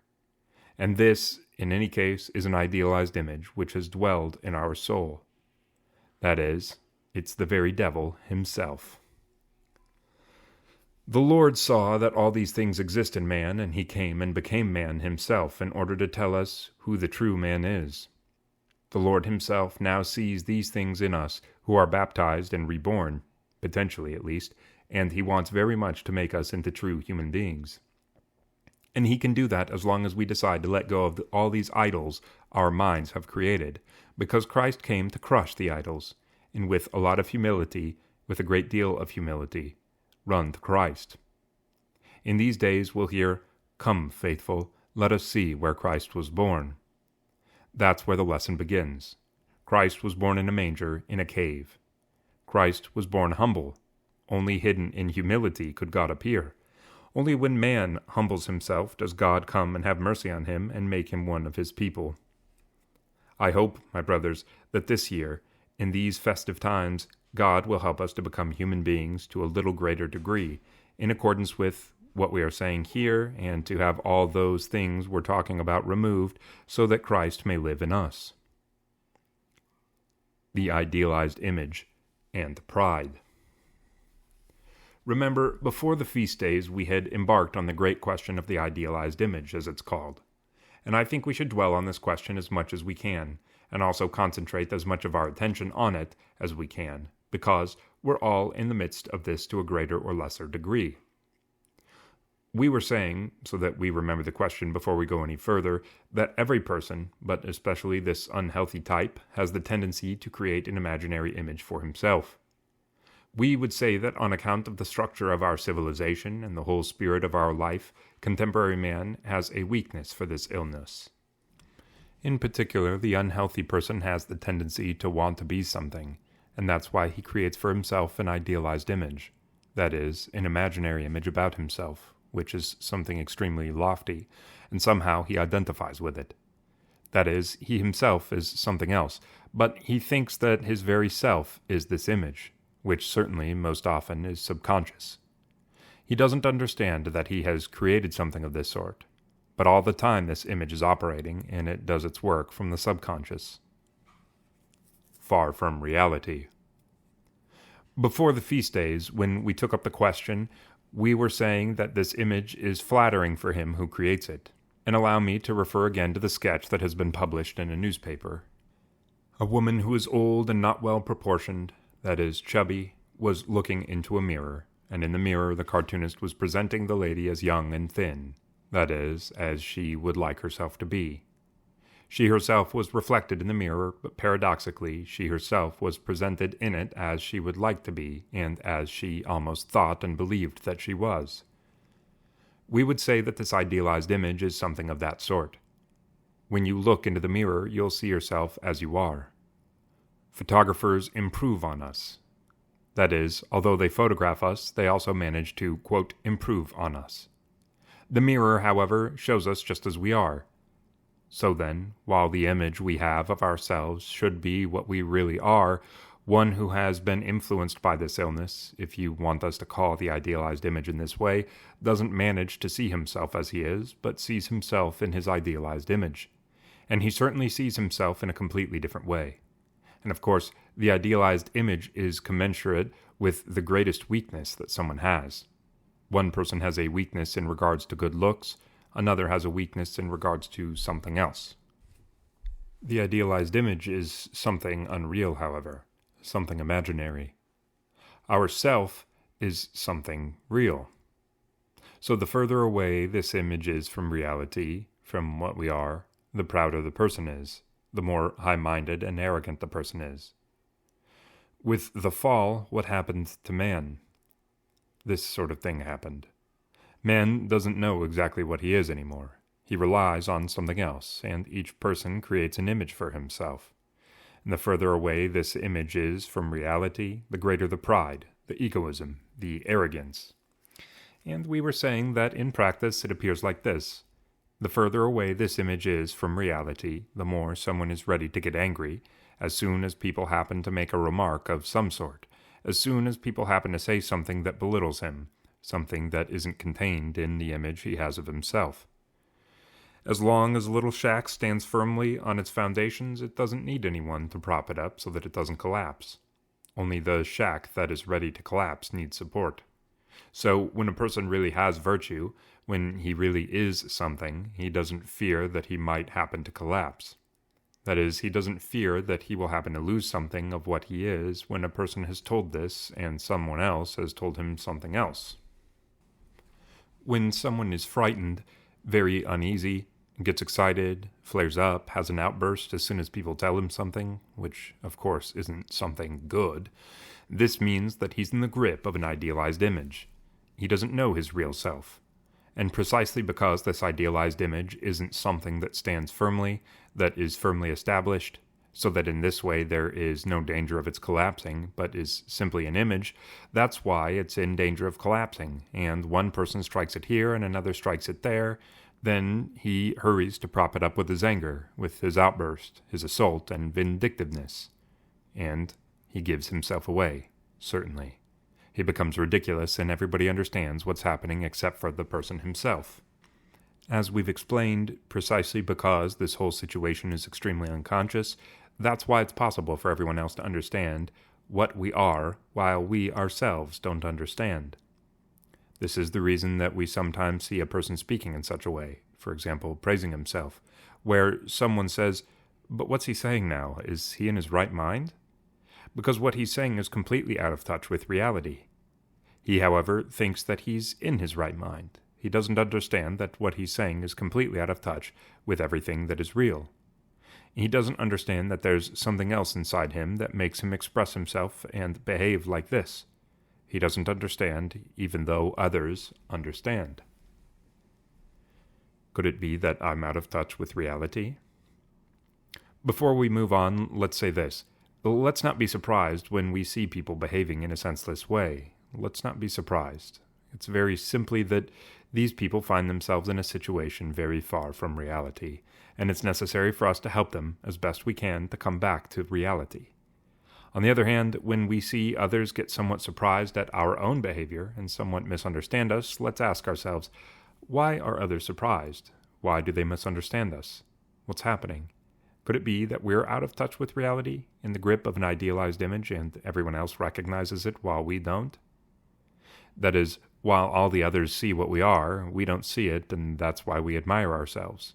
And of course, on top of everything else, one becomes ridiculous besides. It's not just poorly educated people who suffer from this, but also the educated. You see that the other person is very wise since he has learned many things, but with respect to this question, he's sick. How many times do we see people bragging? We feel like saying to them, "My good man, you're so exalted. Everybody sees this. They honor you. They respect you. Do you need to express yourself like this?" But he doesn't understand. Why? Because there's a great distance between his reality and the idealized image that he has about himself. The disorganization of the person. He sees his shortcomings as virtues. The idealized image, we said, is a figment of a person's imagination. It's something non-existent, but he believes in it as something existent.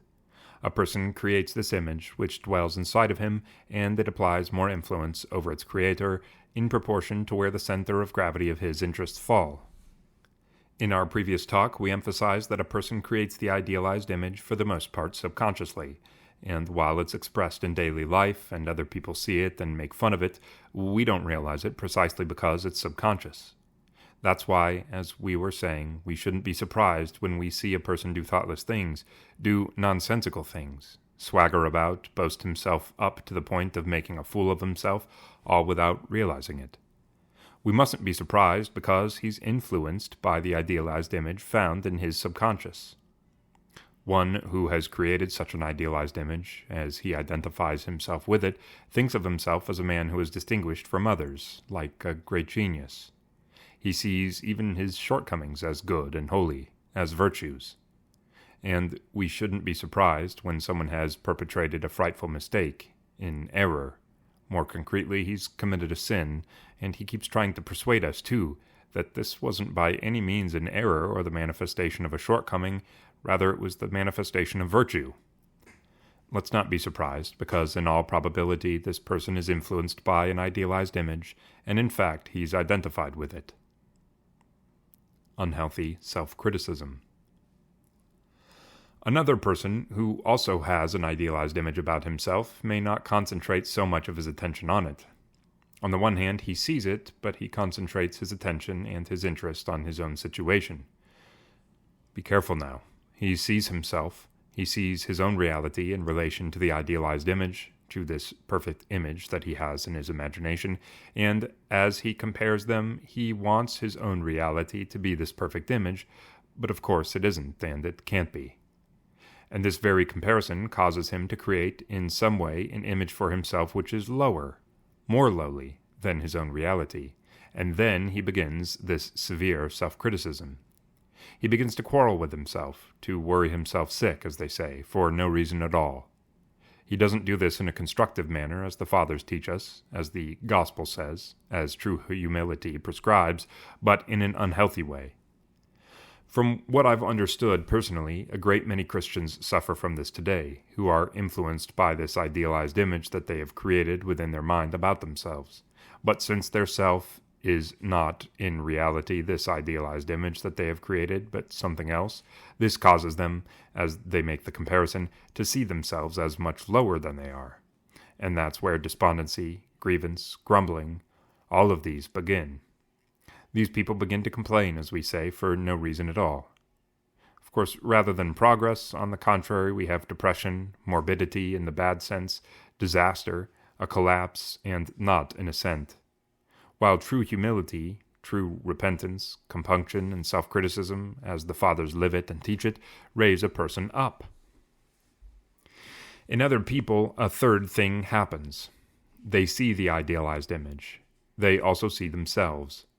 But neither to the one nor to the other do they pay much attention, as they pay attention to the distance that exists between the two images. And of course they want to eliminate this distance, to minimize it. They want to make it go away if possible, for this distance to be completely wiped out, so that it doesn't exist.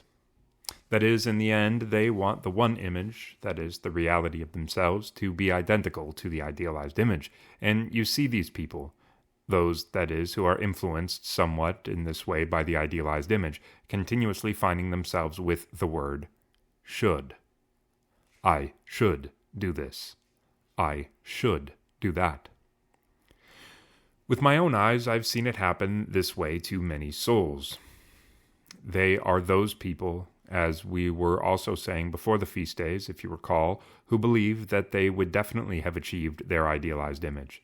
They would have been their perfect images, perfect people, if only they had struggled, but they haven't struggled yet. This is supposedly the whole issue. If they struggle, if they make the effort, they'll arrive at the perfect image they have in their imagination. And that's why, I repeat, they live with this should, but with such a disposition that they never take a single step forward.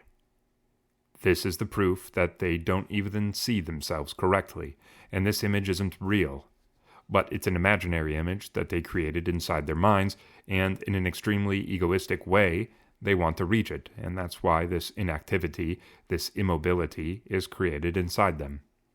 That is, this person who is influenced by the idealized image, by this imaginary image that he has about himself, that he wants to have about himself, or at which he wants his own self to arrive, is completely powerless, completely sluggish, static. He finds himself in a static condition, and he can't even take a single step forward. While the person who has humility within him, who is inspired by the humility of the gospel, the humility that the Fathers teach, makes continual progress, and he doesn't live with anguish, which is always present in the one who is influenced by this idealized image. The idealized image is a substitute for self-confidence. In order for us to make a little progress, let me say here that the idealized image is often a substitute for self-confidence. That is, as I understand it, this imaginary image, which is of course egoism through and through, about this there is absolutely no doubt, comes in a certain way into the person's soul and devours the person, disintegrates him, dissolves him to such a point that there's no vitality within him. There's no capability, will, there's no sentimentalism, no movement, no disposition, and desire for effort. There's no desire for struggle. And this happens because the idealized image utterly consumes and takes the place of the person's self-confidence, in the good sense of the word self-confidence. The person must rely on God. However, as God created him in his image, the human being is something of value. And with this something, the person will make progress, relying on God, on God's grace, having trust in God. If this something is dissolved, disorganized, where we see the splitting of personality created inside a person that appears in many people today, after that the person can't even do anything, nor can he make progress, and it isn't even possible for him to rely on God, on God's grace. This is what we've said other times as well in relation to the trust that we ought to have in God. When I stretch out my hand and ask someone for a glass of water and my hand trembles, a reasonable person will not possibly place a glass full of water into this hand. How is he going to place it there? The water will spill immediately. In a soul that is disorganized, destroyed, in a soul in which this image has been dissolved from the way God formed it, that is, in the image of God, and the soul has been divided, has experienced the division that we're talking about, God can't give his help, his strengthening, his power, his grace. From this viewpoint, then, there's need for a kind of self-confidence. That is, there's need for a feeling that we exist, the feeling that we were created in the image and according to the likeness of God, and that we're receptive of God's offering. The idealized image, however, comes along and dissolves all of that, casts that out of our existence. As I said, it disorganizes and deadens man's inner world. That is, it renders it useless. Something of that sort happens in the souls who often discover something analogous in themselves, and which perhaps come to their spiritual father and say, "I have no interest in anything. I can't struggle. I feel a deadness, in inaction, a tepidity." That is, an unhealthy situation has been created in the soul, and certainly to a somewhat advanced degree. Here the Apostle Paul would say, "Awake, O sleeper, and arise from the dead, and Christ shall give you light." Let go of the idealized images and repent sincerely before God. Really, truly humble yourself sincerely before God and look at the little thing that you are. Rely on this little thing, support your hand, we would say, and don't let it tremble, and ask your Heavenly Father to give you His help, and He'll give it to you. And God knows how far He will lead you and what will happen. It's not for you to say where you will arrive, up to what point you'll progress, and what will happen. Your task is for you to find your means, for you to see where you are, to stand there, and to hope boundlessly and absolutely in the Almighty God. Unfavorable influences of contemporary society. Competition, the shackles of today's man. The weakest, the most sinful, most narrow-minded person, one who doesn't understand much or know much, when he decides to let himself go to God's grace, he'll be redeemed. We must emphasize next something that may have escaped our notice. We usually say, here in the midst of the world, in the midst of society, amidst other people, it's worthwhile for someone to struggle, to be able to cope and to help others. Here is where a person is tested.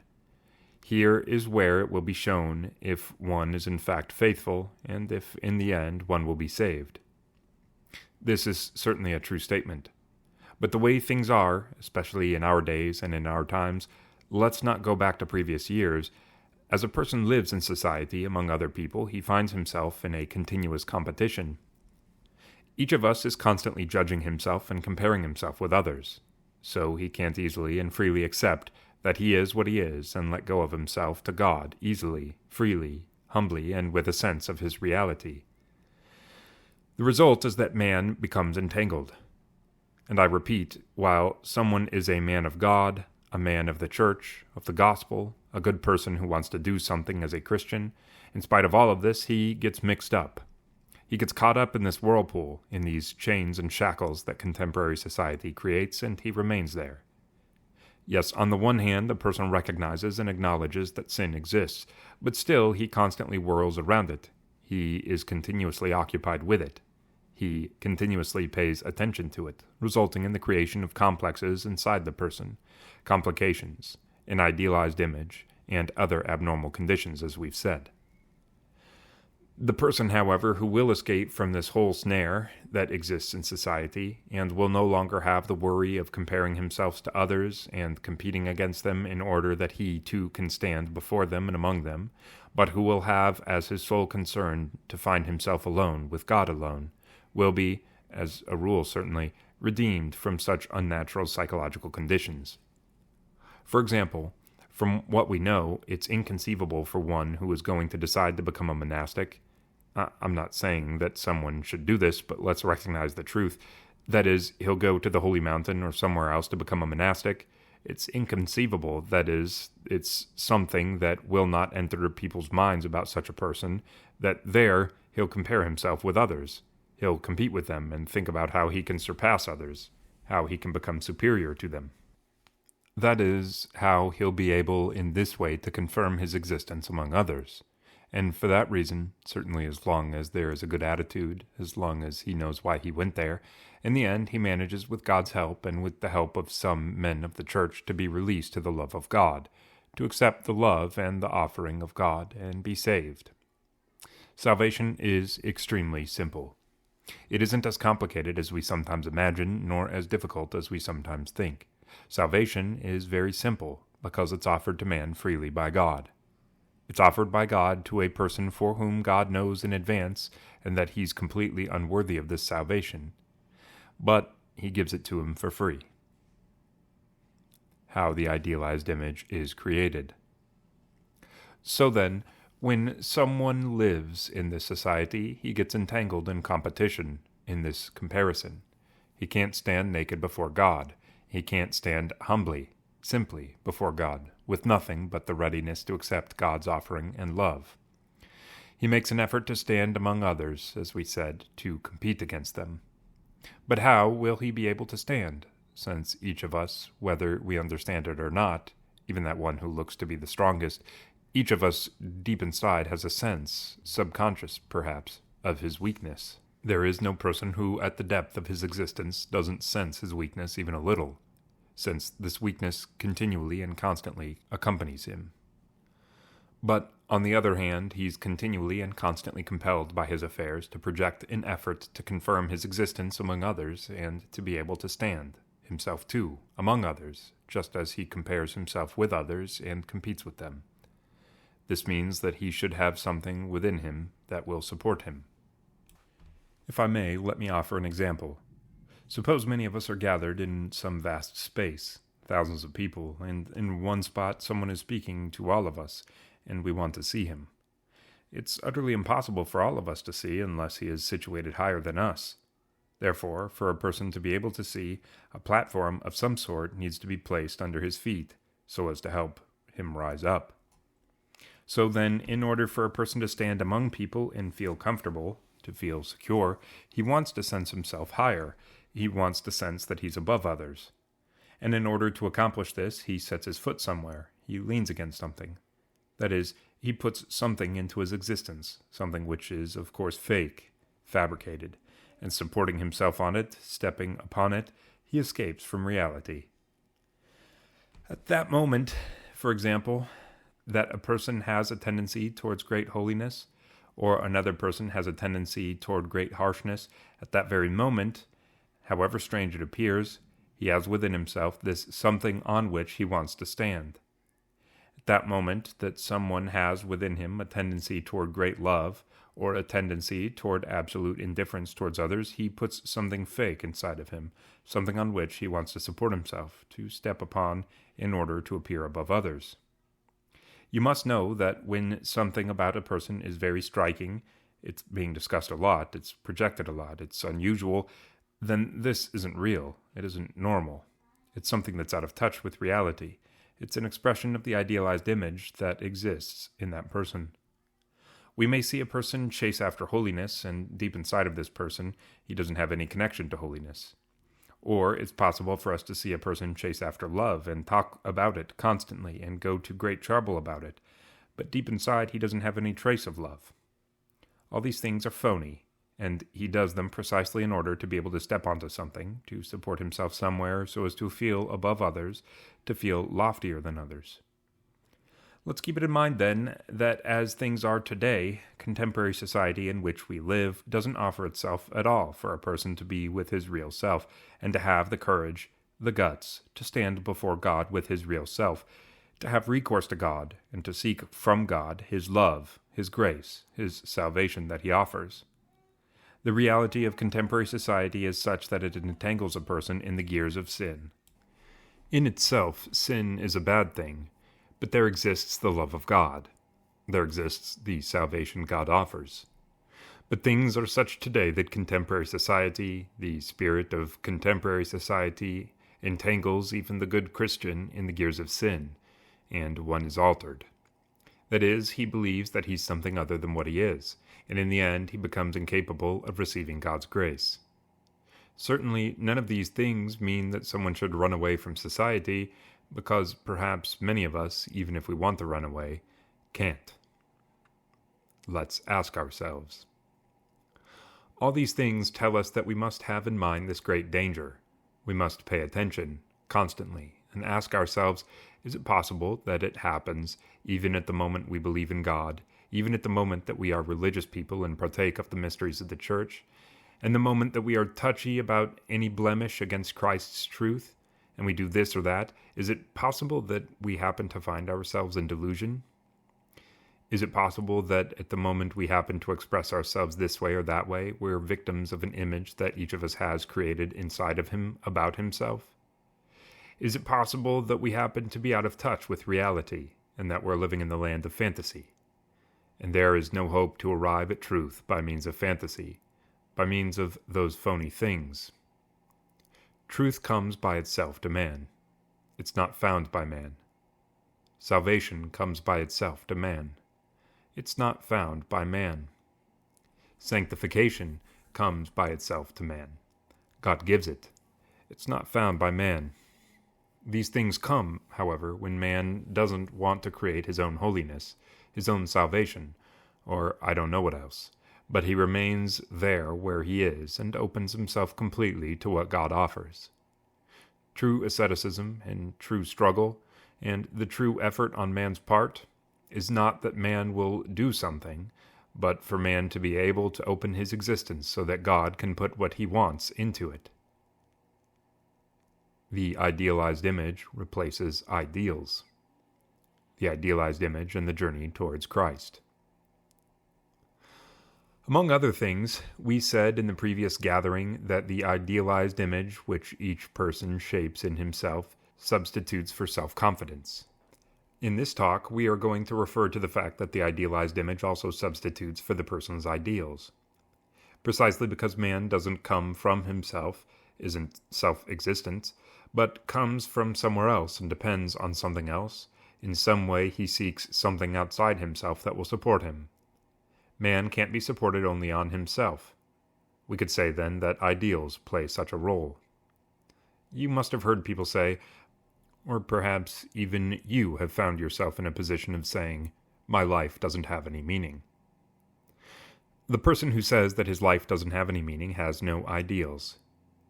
Beyond the fact that someone who says such a thing can't be a person of faith, and it's impossible to say that he truly believes in God, he also doesn't have any ideals. He can't have any ideals. In the person who is going to create an idealized image, the idealized image comes into his existence precisely in that place where his ideals should be. If you like, let's say more concretely that if I'm ruled by an idealized image that I've created, it isn't possible for me truly to believe in Christ, to turn towards Christ, to journey towards Christ, to depend on Christ.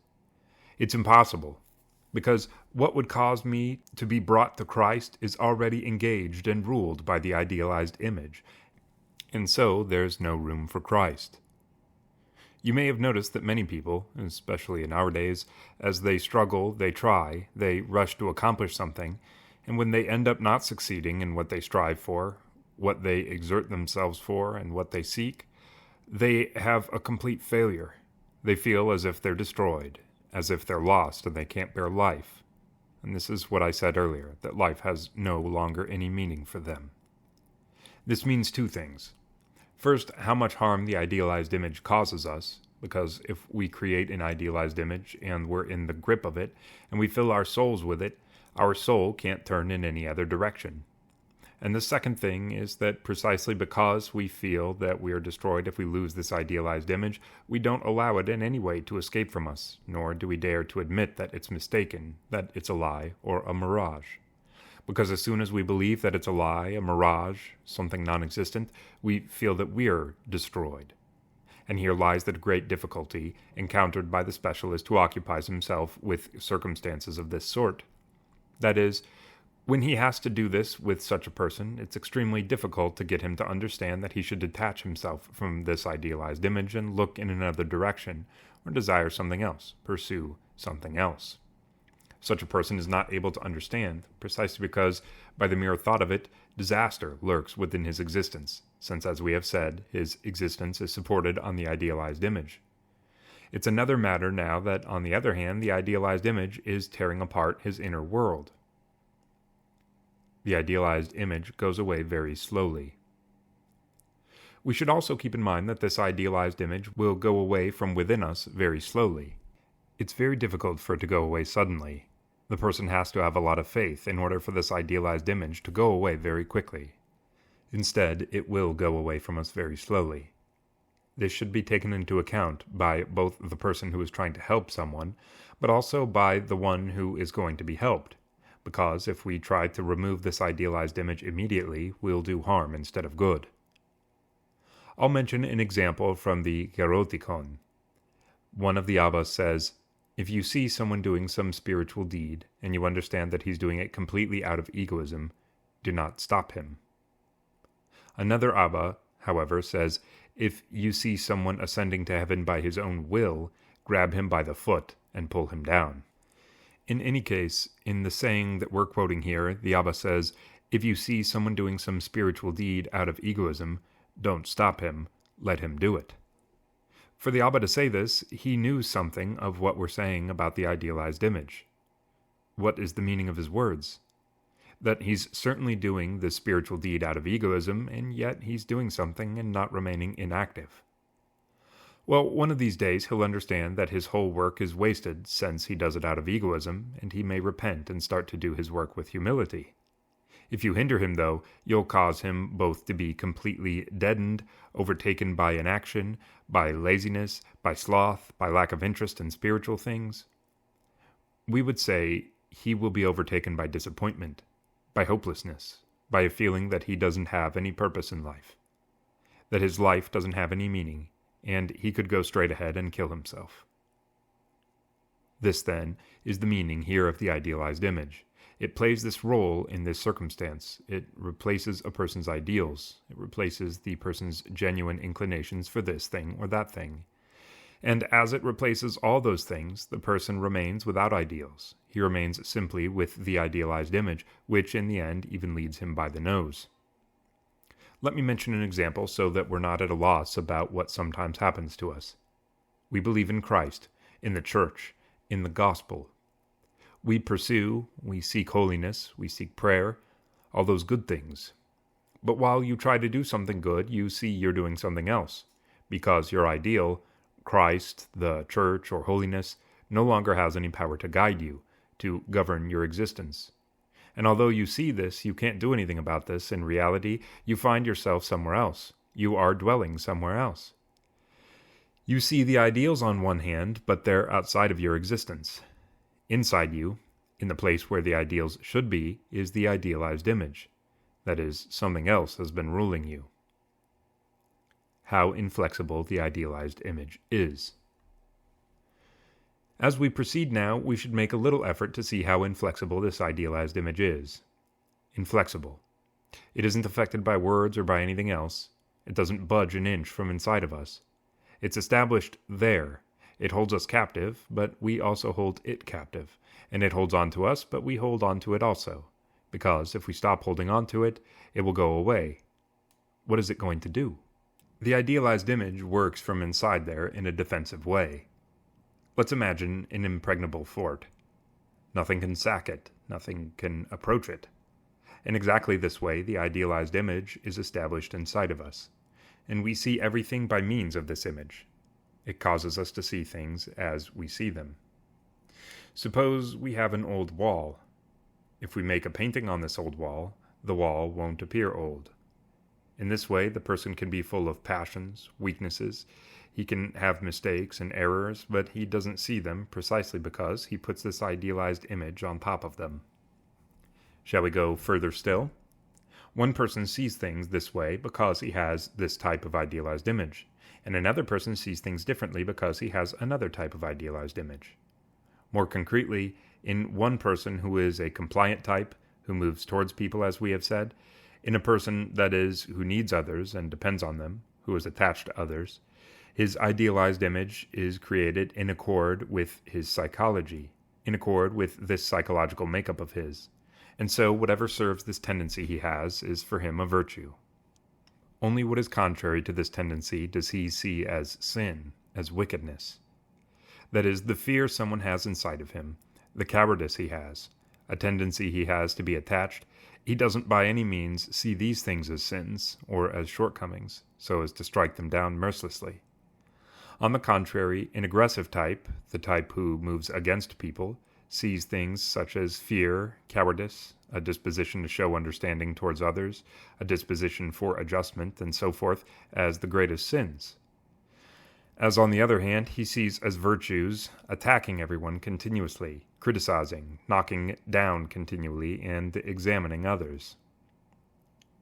The collective idealized image. Here, let me say that in the various organized religious groups that exist, perhaps an idealized image is created without their realizing it, in keeping with the psychology each group has, with the psychological makeup its members have, and from that point on you realize what happens. That's why we don't communicate with one another. One organized group over here, one organized group over there, yet another organized group over yonder. It doesn't matter that each group has its program, has its task, has this or that expressions.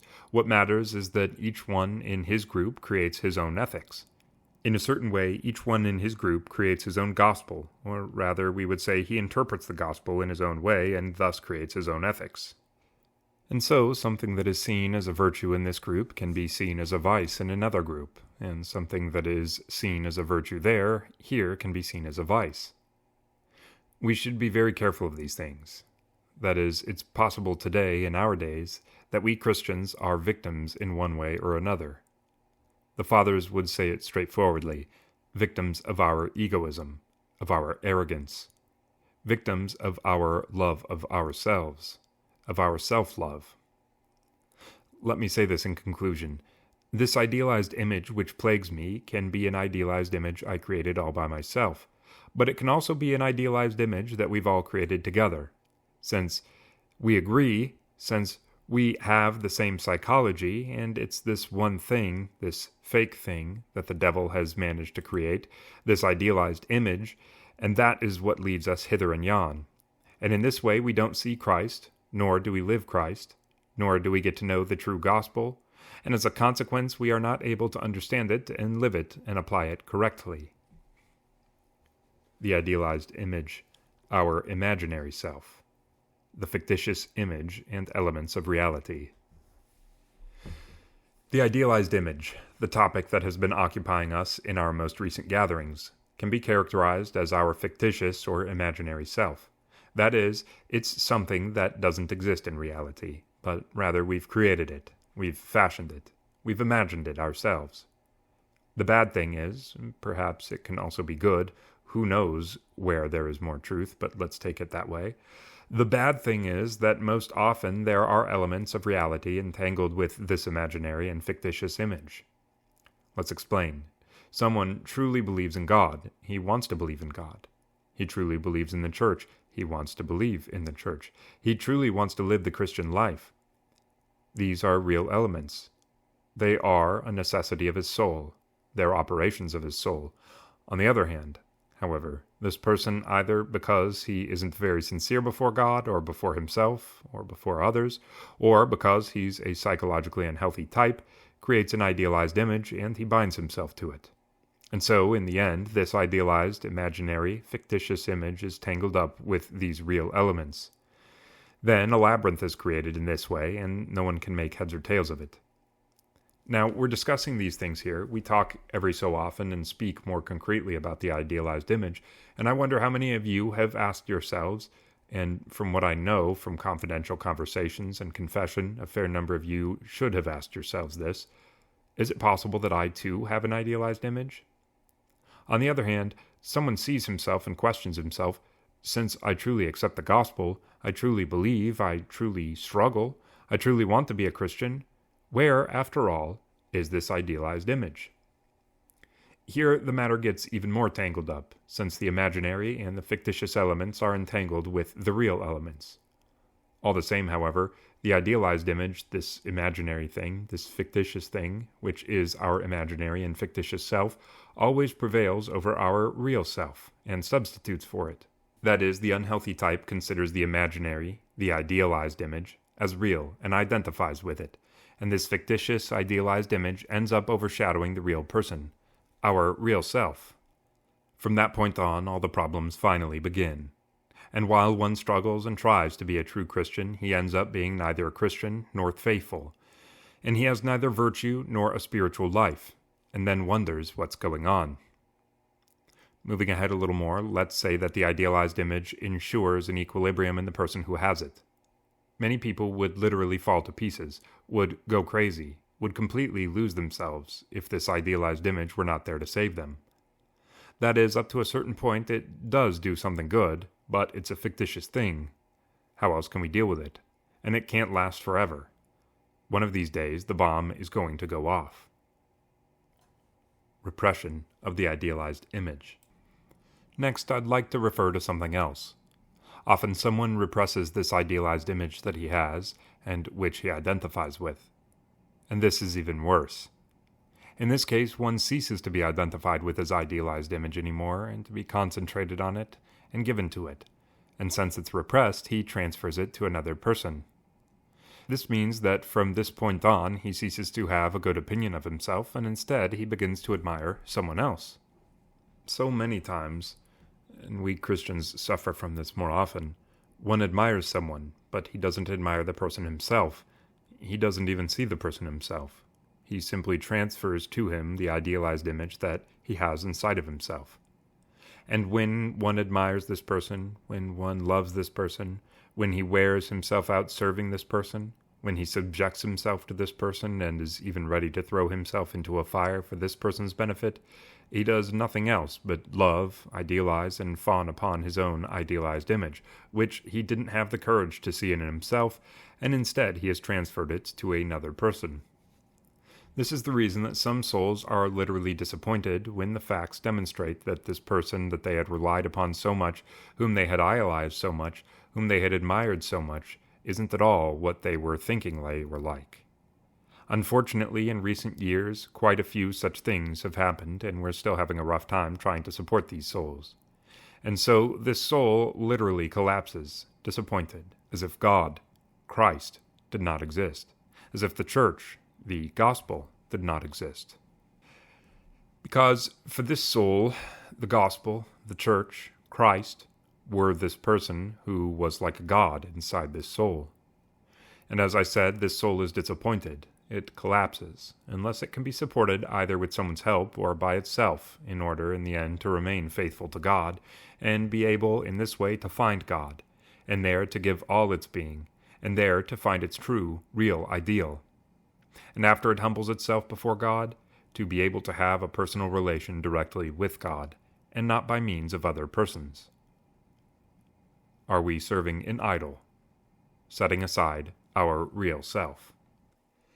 In relation to the idealized image, we've said that it's our imaginary, fictitious self, but also at the same time it has real elements. Let me speak one more time about something that happens with a certain number of Christians. One believes in God, and believes in the gospel, believes in Christianity, believes in the church.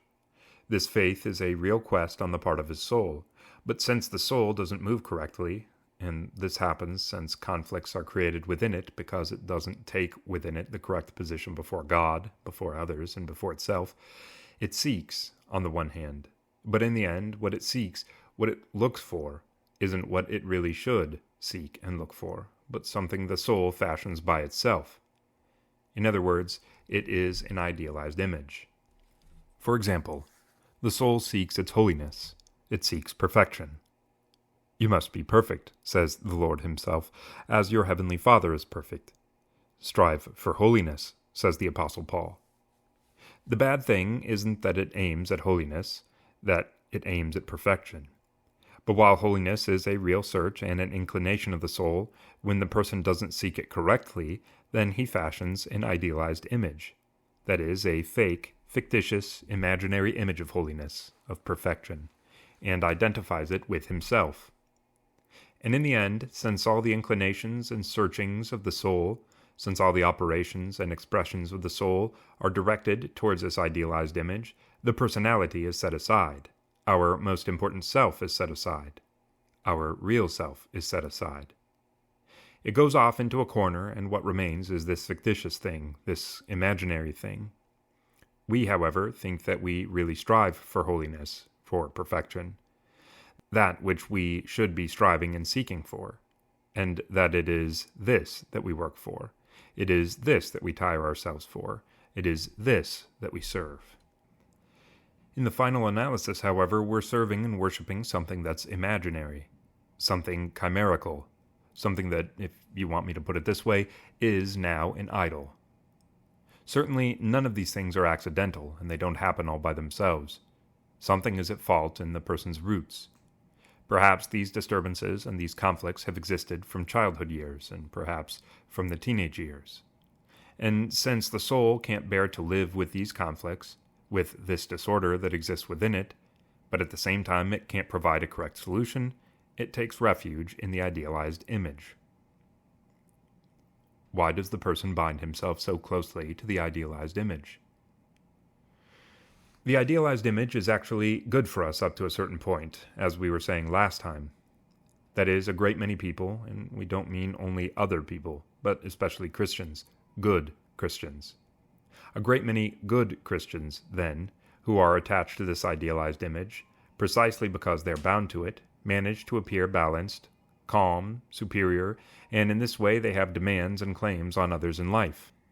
But as soon as something, an incident, some event, undermines this idealized image, since it's imaginary, fictitious, and not real, one is then compelled to see his real self.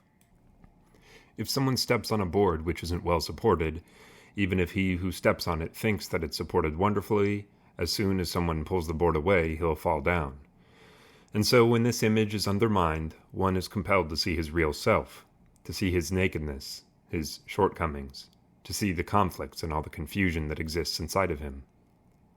From what the specialists say, but also from what we ourselves are able to comprehend by means of the facts, it is something very important for the person to see. After an event, after a shocking occurrence, that he isn't who he thought he was, and to see himself in such a way that he can no longer stand to live, to feel that he's falling, that he's lost, that he's crushed. And so it's a good thing for a person to find himself in such a situation. It's an opportunity for him to stop living with his imaginary, fictitious self, to make a decision to come down to earth and begin his life from the beginning, and from that point on to live with his real self, to see his real self, and to move with it toward God, to seek God, to seek holiness and perfection. But it's very difficult for this to happen, very difficult. As we were saying another time, imagine that we're in an airplane, and at a certain moment they tell us, jump from the airplane. And one was to jump into the void. A parachutist is taught slowly, gradually, and finally he learns to jump. But to someone who doesn't know, and they simply give him the parachute and tell him to jump, it is very difficult. Even someone who has decided to kill himself may not do it. He'd be especially afraid when things compel him, in a way, to jump from the airplane. It's that difficult. As difficult as it is, then, for someone to jump from an airplane into the void, it's equally as difficult and even more difficult for him to let himself go into this void that's created in his existence as his idealized image departs from inside of him. That's why, then, the person is very tightly bound to this idealized image, and in some way he doesn't want to let go of it. Even to death for the idealized image. And we said on a previous occasion, and we should say it and say it again and repeat it, that we shouldn't be at all surprised when we see a person being, as we say, hard-headed and not being able to understand something, not being able to change his opinion about something. Shall I say something else now? Do you think it'll be too much? I don't imagine it's too much. Someone can go all the way to death when it's a question of saving his idealized image. That's why some people reach the point of suicide. They may even throw themselves into a fire, as the expression goes. That is, it won't be so difficult for this person to throw himself into a fire and be burnt, because, at least in this way, he departs with the conviction that he's something. He departs with this superiority, this perfection of his. He departs being identified with this idealized image he has. Whether one likes it or not, at some point the facts force him to abandon his idealized image. At that point, some people finally find their real self. Some manage to return to the idealized image, while others yet suffer psychologically, and God knows what will become of them. The person who is bound up in this way with the idealized image is as if he has a building, a house, if you want me to put it like that he feels is supported very well, that is built on a good foundation, and yet the house is full of dynamite which can blow up at any moment and blast the house into the air. That's why such a person, peaceful, calm, humble, important, not only in his own eyes, but unfortunately others sometimes see him that way too, doesn't accept objections, doesn't accept criticisms, doesn't agree to change his mind. This is the person who cannot bear it when people don't recognize him. He can't stand it when people don't admire him. He's the person who avoids life and its pitfalls. He tries not to let people see that he's a regular person like other people. He always tries to do what he's sure he can do, and where there's no chance for him to fail. He can't stand to lay himself open to criticism, to appear to have fallen into error, to appear like everybody else. What relaxes him, what supports him, is for him to think, and for others to think as well, that he stands extremely high. This person then can't live without people's admiration, without their flattery. He's very dependent on others, very much bound up with others, despite the fact that he appears to be isolated. Projection of the idealized image and its consequences. Allow me to say yet one more time that to such a person, something even worse can happen. That he can repress this idealized image with which he's identified. That is, he doesn't seek in himself, nor does he see in himself the holiness, the perfection. Certainly that's what he thinks. In reality, it doesn't happen that way, but he has repressed it. He has pushed deep within himself the idealized image about holiness, and he doesn't even reflect on it at all. He projects it, however, from deep down where it is, onto someone else. We Christians suffer a great deal from this. In particular, you spiritual children suffer from this a great deal with us priests, who are supposed to be spiritual fathers. That is, it could be that one of you can't stand to consider himself to be identified with an image of holiness, with an image of perfection, but at the same time he has that inside him, and since he can't live otherwise, in the end he sees it inside someone else.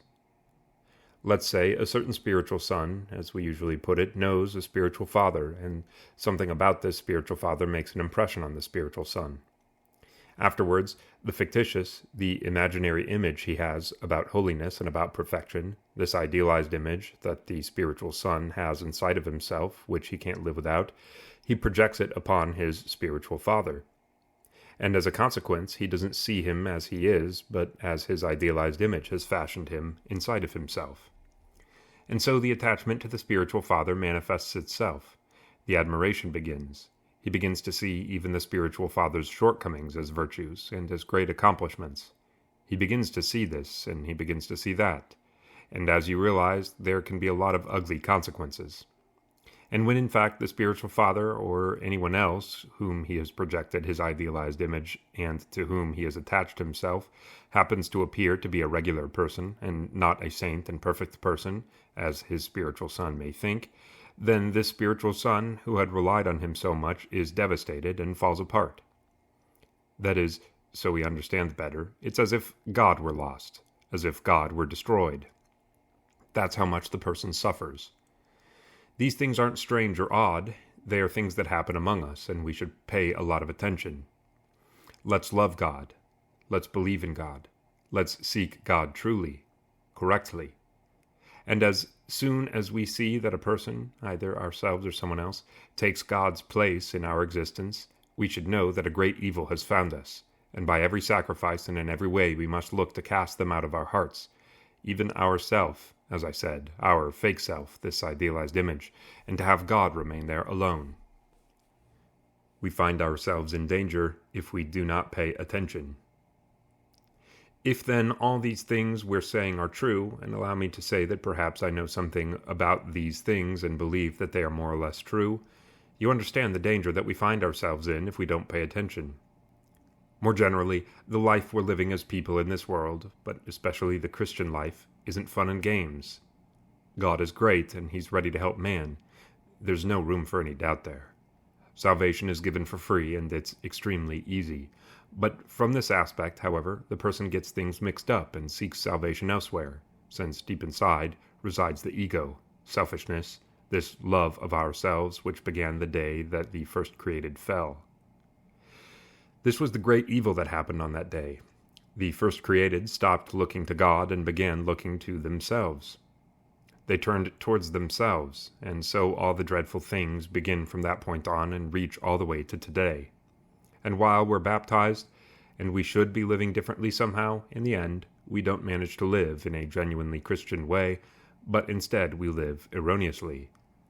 Perhaps also the period of times we live in favor such unhealthy situations.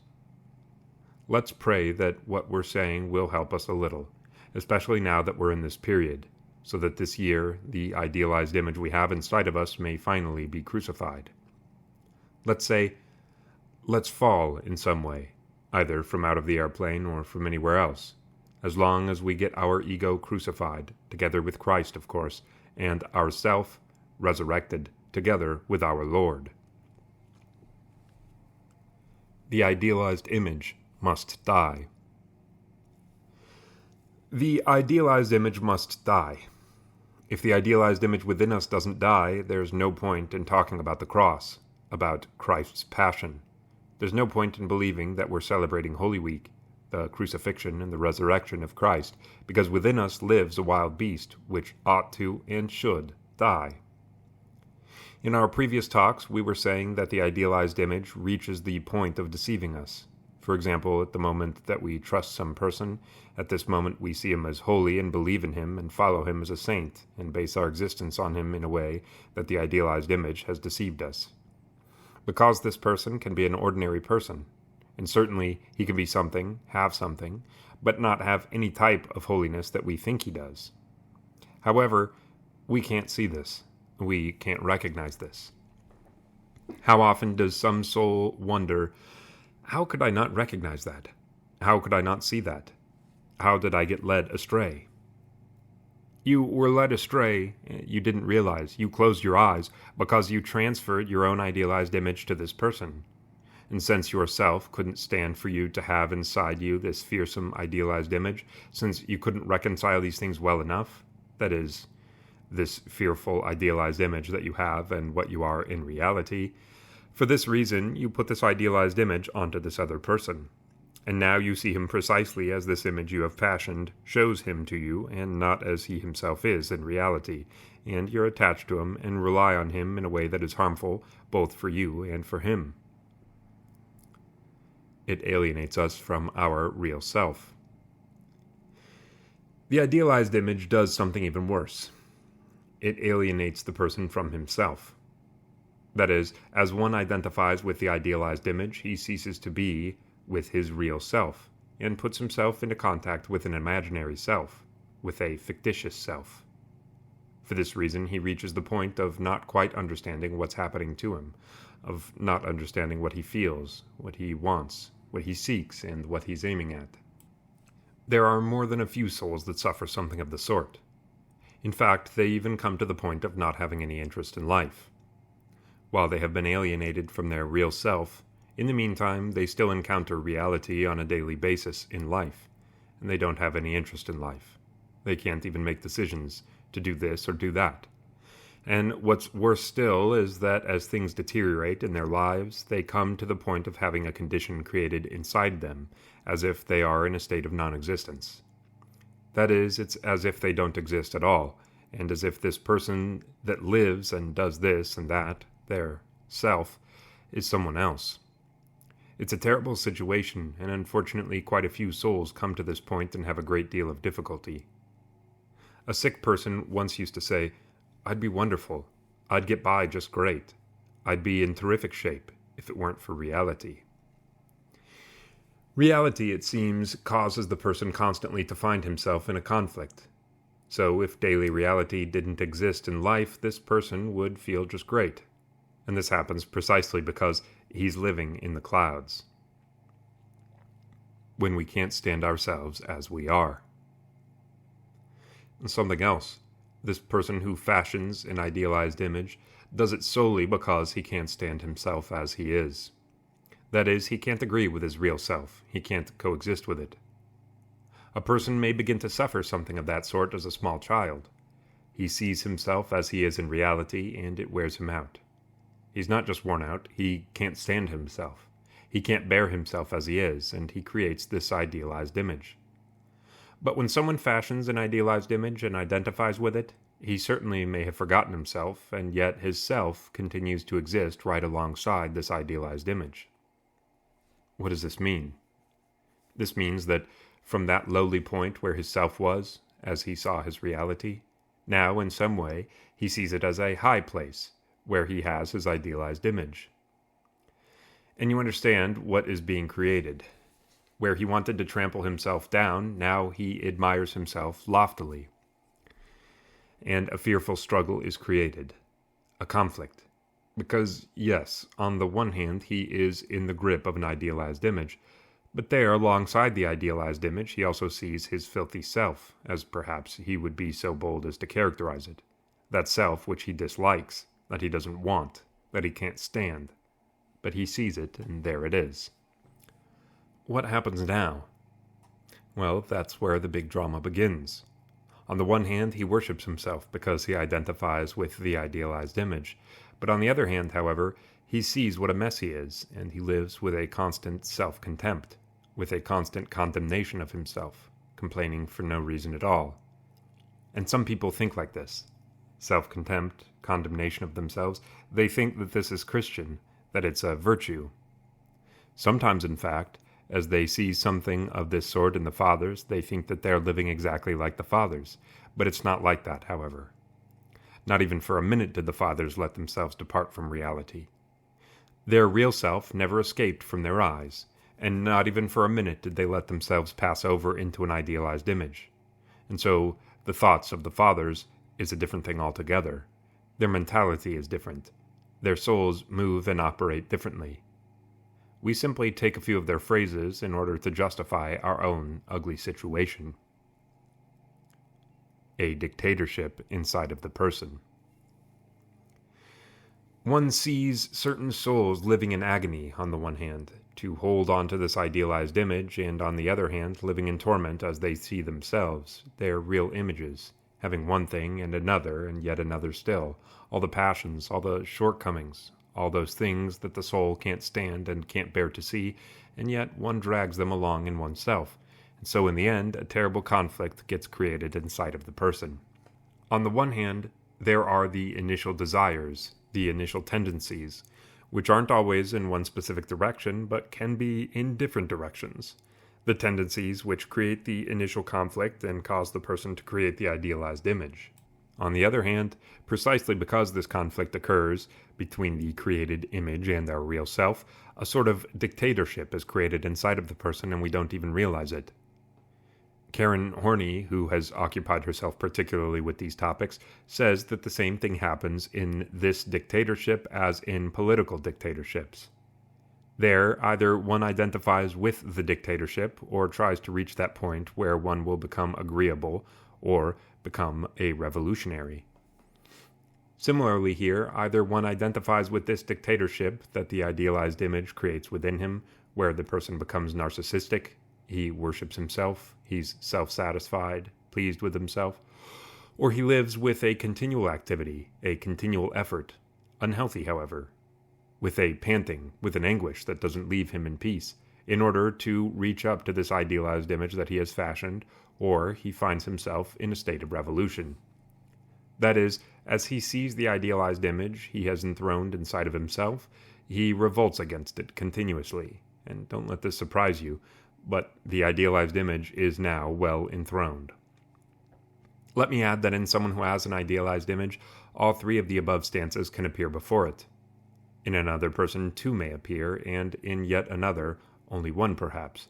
But don't let this surprise us. There are souls who, for a period of time, don't sleep, don't find peace, don't rest, attend one sermon after another, if you want me to put it like this. They will go to all the sermons and to whatever other functions take place, and they also submit themselves. They attach themselves in order to reach perfection, and they are entranced by the idealized image, but they don't make any progress at all in a regular or correct way. And as soon as they see that what they pursued isn't achieved, they change stances before the idealized image, and they revolt and oppose it. And you'll see them where they weren't sleeping at all, now they don't wake up at all. Where they used to be the most strict with regard to ethics, with regard to fasting and obedience, with regard to going to church, and with regard to other questions, now they take the completely opposite stance, as if they want in some way to gain revenge upon the idealized image. And so, we may have a person one time take one stance before the idealized image, and another time take the other, and the only thing that he doesn't do is take the correct stance. An obstacle in the spiritual life. All these things we've spoken about up until now are like a wall that prevents a person from progressing smoothly and having a smooth development and real progress in the spiritual life. After all, the person who is overcome and identified with the idealized image keeps trying in some way to reach some spiritual good condition, and absolutely never succeeds in anything because there's this wall that doesn't let him have any progress. What one needs then is to pay special attention and to become aware of this fictitious, imaginary, idealized image that he has fashioned. And he needs to search here, to search there, to see it in one of its details, to see it in another of its details, and to understand very clearly that when he has this image, and as long as he has this image, all of his labors, all of his efforts for spiritual progress, and all of his sleeplessness are going to waste. Unfortunately, a person doesn't understand this easily. He makes so many mistakes and doesn't see them. He doesn't recognize them, since they're wrapped up with the idealized image, and consequently he can't move forward. However, when one understands that everything is wasted while he has this idealized image inside of him, perhaps he may decide, certainly with the help of God's grace, in regards to us Christians, to put this image to death. We want to be Christians, but without dying on Christ's cross. We spoke at the beginning about the death and the cross of Christ. We have to say that we suffer all these things because we don't want to be crucified with Christ. We suffer all these things because, as we were saying at another time, we want to be Christians, but without dying on the cross of Christ, together with Christ, in order to proceed to the resurrection. We want to be Christians, and at the same time, to be as we came out of Adam. That doesn't work. We should stop being children of Adam. From now on, let's be children of Christ. And one becomes a child of Christ when he dies in relation to his former condition. That is, when in Christ Jesus he stops being a child of Adam, then he becomes a child of Christ. But again, for this to happen, that is, for the idealized image to be put to death, isn't something easy. It's easy for someone to take a knife and cut something, but in this case things aren't so easy. One must be able to understand where he started out from, where the creation of this idealized image began, and if we think matters over, if we examine them closely, we'll see that perhaps it began already in our childhood years. Certainly we get baptized when we are small children, but what happens from that point on? Either because our parents or our priests didn't pay attention to us, or because society is the way that it is, and so we don't live in the midst of a genuine Christian environment, or because the evil one is keeping watch within us, or for even other reasons yet. Since our childhood, one person in this way and another in that way, we avoid this death. This death is brought about in baptism, but in baptism something can happen that's analogous with what happens when a tree is grafted. The wild tree that's grafted can become domesticated, a new tree. But if one leaves it alone, the wild tree can revive from the old root. That is, a bunch of shoots can sprout from it, and the graft, the little domesticated twig that was placed to graft the tree, barely survives. In a similar way, if a Christian doesn't live in conformity with baptism, he'll be as if he didn't die along with Christ during his baptism, and the old man will be revived. One needs then, by a return, by repentance, by humility, by all the other means, and by the mysteries, to die as the old man, and to die continuously, to live continuously the death of Christ, in order also to live Christ's resurrection. If we do this, we'll feel pain just once, if I may say this, and it'll be over. But if we don't do it this way, and we avoid the death, or permit what should be dead within us to revive, then we'll be in pain continuously. We'll suffer continuously. Unsolvable problems will be created continuously, without any progress. While when one identifies himself with Christ, when he's crucified with Christ and suffers together with Christ and remains in this death, he remains in this passion of Christ's. He suffers once and dies once. He's crucified together with Christ one time. One time, but forever. That is, for his whole life. And certainly a person doesn't become a saint immediately. He doesn't become perfect immediately. He doesn't reach the end of the path immediately. He doesn't become immediately, the same day, the same year, what the Lord told us. You must be perfect as your heavenly Father is perfect. But he's on a path. Today a little, tomorrow some more, the next day a little more yet, and he makes progress. And as for us, we are at the point of being ashamed. Once more, please, let's think whether we happen not to have taken the path correctly, whether we happen not to be thinking correctly, whether we happen not to be Christians in the correct and genuine way, while we think that we are, and whether in the end we'll be, of all the men, most to be pitied, the most miserable of all men, as the Apostle Paul says. We have already come to believe in Christ. We have already come to know him. Let's undertake a re-examination. Let's take another look at things, whether we happen to have been led astray, in order to find the correct path. So many way ahead of us have truly taken the path and have reached the end, while as for us, we're at the point of being ashamed, both before ourselves and before the world in which we live and should give witness, we're at the point of being ashamed. Who can affirm, first to himself and then by using the reality of his existence, persuade others too that he has really found the truth, that he has found holiness, that he has found the Spirit of God, that he has really found what every person should find and accept in order to become a true person and be saved? We're near the point of changing our minds about being Christians. We're near the point of beginning to doubt internally, could it be that we aren't doing well? Could it be that we've been led astray? Could it be that others have the truth? That is, whether those who don't believe are doing better, those who don't pay attention to God. This is frightful, but it's a reality. I think I'm not far off the mark when I say this and emphasize it. The Church isn't afraid. A Christian shouldn't be afraid. If the Church as a whole and Christians, each of us separately, live the cross of Christ and have within us this life that Christ gives to each one who dies together with him, and if we have nothing else, neither shall we worry or complain or weep about it, nor shall we change our minds about following Christ. But the fact that we have something within us that others don't have, these others will see that we have it, and this will be the witness that we'll give to the contemporary world as the Church. And whoever of those happen to be of good disposition and good intentions will believe and will themselves become followers of Christ. Certainly whoever wants to believe will believe. The ones who don't want to, don't want to. Christ hasn't brought anyone to his side by violence. Who are we to bring them that way? The externalization of the idealized image. Consequences from the void and conflict. Based on what we've said up to now, we understand that an unbridgeable gap is created between the idealized image that each person fashions for himself and his real self.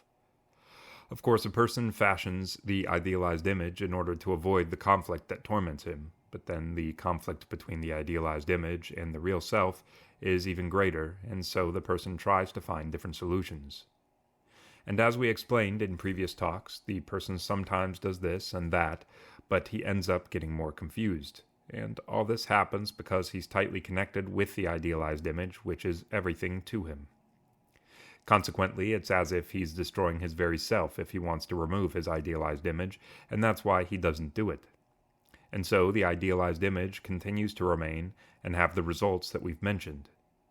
In any case, as the idealized image exists, but our real self also exists, and a gap is created between the idealized image and our real self, and this gap, and consequently this conflict, continues to exist, then the person doesn't find peace and rest. He is not satisfied, but he keeps grumbling, in a way, to both himself and to others.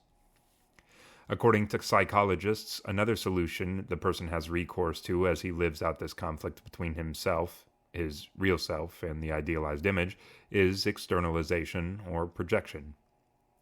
In the past, we've said quite a bit about projection. Now we need to say a few things again in relation to the idealized image, in relation to this conflict that's created between the idealized image and our real self. No matter how much the person fashions an idealized image within him and identifies with it, he can't be unaware of his real self. His real self exists. That's the one which has passions, shortcomings, deficiencies, weaknesses. That's the one which has all the badness inside of it. And since this reality exists, it gets expressed. As much as a person wants to idealize things, as much as he wants to disguise them, this reality exists. Therefore, whether he wants to or not, he'll be dejected and disturbed. Whether he wants to or not, he'll get angry. Whether he wants to or not, he'll always be annoyed by something. For as long as he doesn't decide to cast away the idealized image, and on the other hand, his real self exists, the gap exists inside of him. The conflict exists. The ugly situation exists. What's going to happen? Without fully realizing it, then, one begins to externalize his self and project it onto others. That is, he stops seeing in himself his various shortcomings or the various difficult conditions he has inside of himself, or, to put it better, he stops attributing them to himself and begins to see them in some way in others who are outside of himself. The result is that, in this way, the person distances himself from his own self. It's said, in fact, that the matter reaches such a state that often those who protest about small countries that are oppressed, they organize rallies, send telegrams, make demonstrations, write, speak on the radio, and so forth, do all these things because there is a commensurate condition within them. Given that with externalization, with someone's projecting himself onto others, he doesn't merely project certain shortcomings, he doesn't merely externalize and cast certain errors upon the other, but in some way he projects his whole being and his emotions. A person who isn't free inside, then, one who is bound up with various passions and feels a weight inside him and is oppressed by this weight, in order for him to be unburdened a little, to be alleviated a little from this condition in which he finds himself, in some way he locates something analogous that exists in others. For example, one reaches the point, while he's the one who's angry at himself or others, that he thinks others are angry with him. Or again, he can reach the point, as we said, of protesting supposedly about countries that are oppressed by others. Victims without realizing it. This ugly condition can take on still greater dimensions, and if a person isn't paying attention, he will become a victim to it. That is, for example, one may take care of a prisoner, of a poor person, a hungry person, any sort of needy person, whoever happens to be in need, and not only take care of them, but one may not even have time to sleep because he's occupied with this work. And one may even use his time set aside for sleep and move heaven and earth and go about over land and sea for a task of this sort. And it's possible that he does all these things because deep inside he's sick, because deep inside him he's oppressed. Just as he has the idealized image and is identified with it, he's oppressed by his real self, which causes him to feel that he's in prison, that he's hungry. It causes him to feel that he's miserable, that he finds himself in some sort of need, in which case he externalizes this by taking care of people who are hungry, in prison, and so forth. We need to pay a great deal of attention then. The question isn't what one is doing, as we've said at other times. The question is why one is doing it. Certainly, when we do a good thing, the good thing is good. It doesn't cease to be good in itself. And God certainly knows how good it is. But we, though, who do this good thing, when we don't do it motivated by love or virtue, when we don't do it out of altruism, if you want to put it that way, or for the glory of God, but we do it prompted by unhealthy motivations or by an unnatural inner need, then we find ourselves in a very ugly condition, and we're victims, regardless of whether or not this condition of ours is supposedly expressed as virtue. In reality, we're victims of an unhealthy condition, of a conflict that exists between the idealized image and our real self. This is the reason that the fathers, who knew these things better than us, didn't allow anyone all that easily to begin to do a task for other human beings. Certainly, we are talking about one who would consult them, one who would ask them, who would want their guidance. According to the fathers, and as we know very well, the first and foremost thing for every soul is to be cleansed, to be humbled, to become spirit-bearing. The soul needs to learn to subject itself to God, to learn really to love God and human beings, to learn to work for the glory of God and not work compulsively to serve an inner need. Some people don't have any peace, in a way, unless they are taking care of others. But this matter of not having any peace, does it possibly originate from a lot of holiness, from a lot of virtue? Does it come, perhaps, from the great love that they have for God? Does it come from a disposition for God's name to be glorified? Or is it perhaps an inner need to settle the conflict that exists inside them, and for the person somehow to let off steam, and consequently, for the sake of an illness, for the sake of a weakness, in the end, does it happen for the sake of a sinful condition? You see, then, how many things the old man can create inside of us, and how much we can be its victims without realizing it. Consequently, the person who reaches such a point of engaging in what we called externalization or projection, it's clear that he always defines his life in relation to others. We'd say that his life is influenced by others. His inner attitude in general, and all his movement and all his expressions depend upon others. That is, a person can have a good disposition if others too have a good disposition with him, or it can be that he doesn't feel well precisely because others don't feel well with him. The matter does get to that point. There are many such souls which have peace, calm, joy, happiness within them when others smile at them, and in general when are found to be in a good relationship with them. But when others happen to grind their teeth, when they make long faces, just because that's who they are, then it ruins their mood and it overturns all the external peace that they had. This cannot be the Christian life. This can't happen in a normal, natural person. This happens only in a person who isn't settled inside, and he projects all of his conflicts and all his ugly condition onto others, and as a result, he depends psychologically on others. Psychological emptiness. Let's add something more and finish with this topic.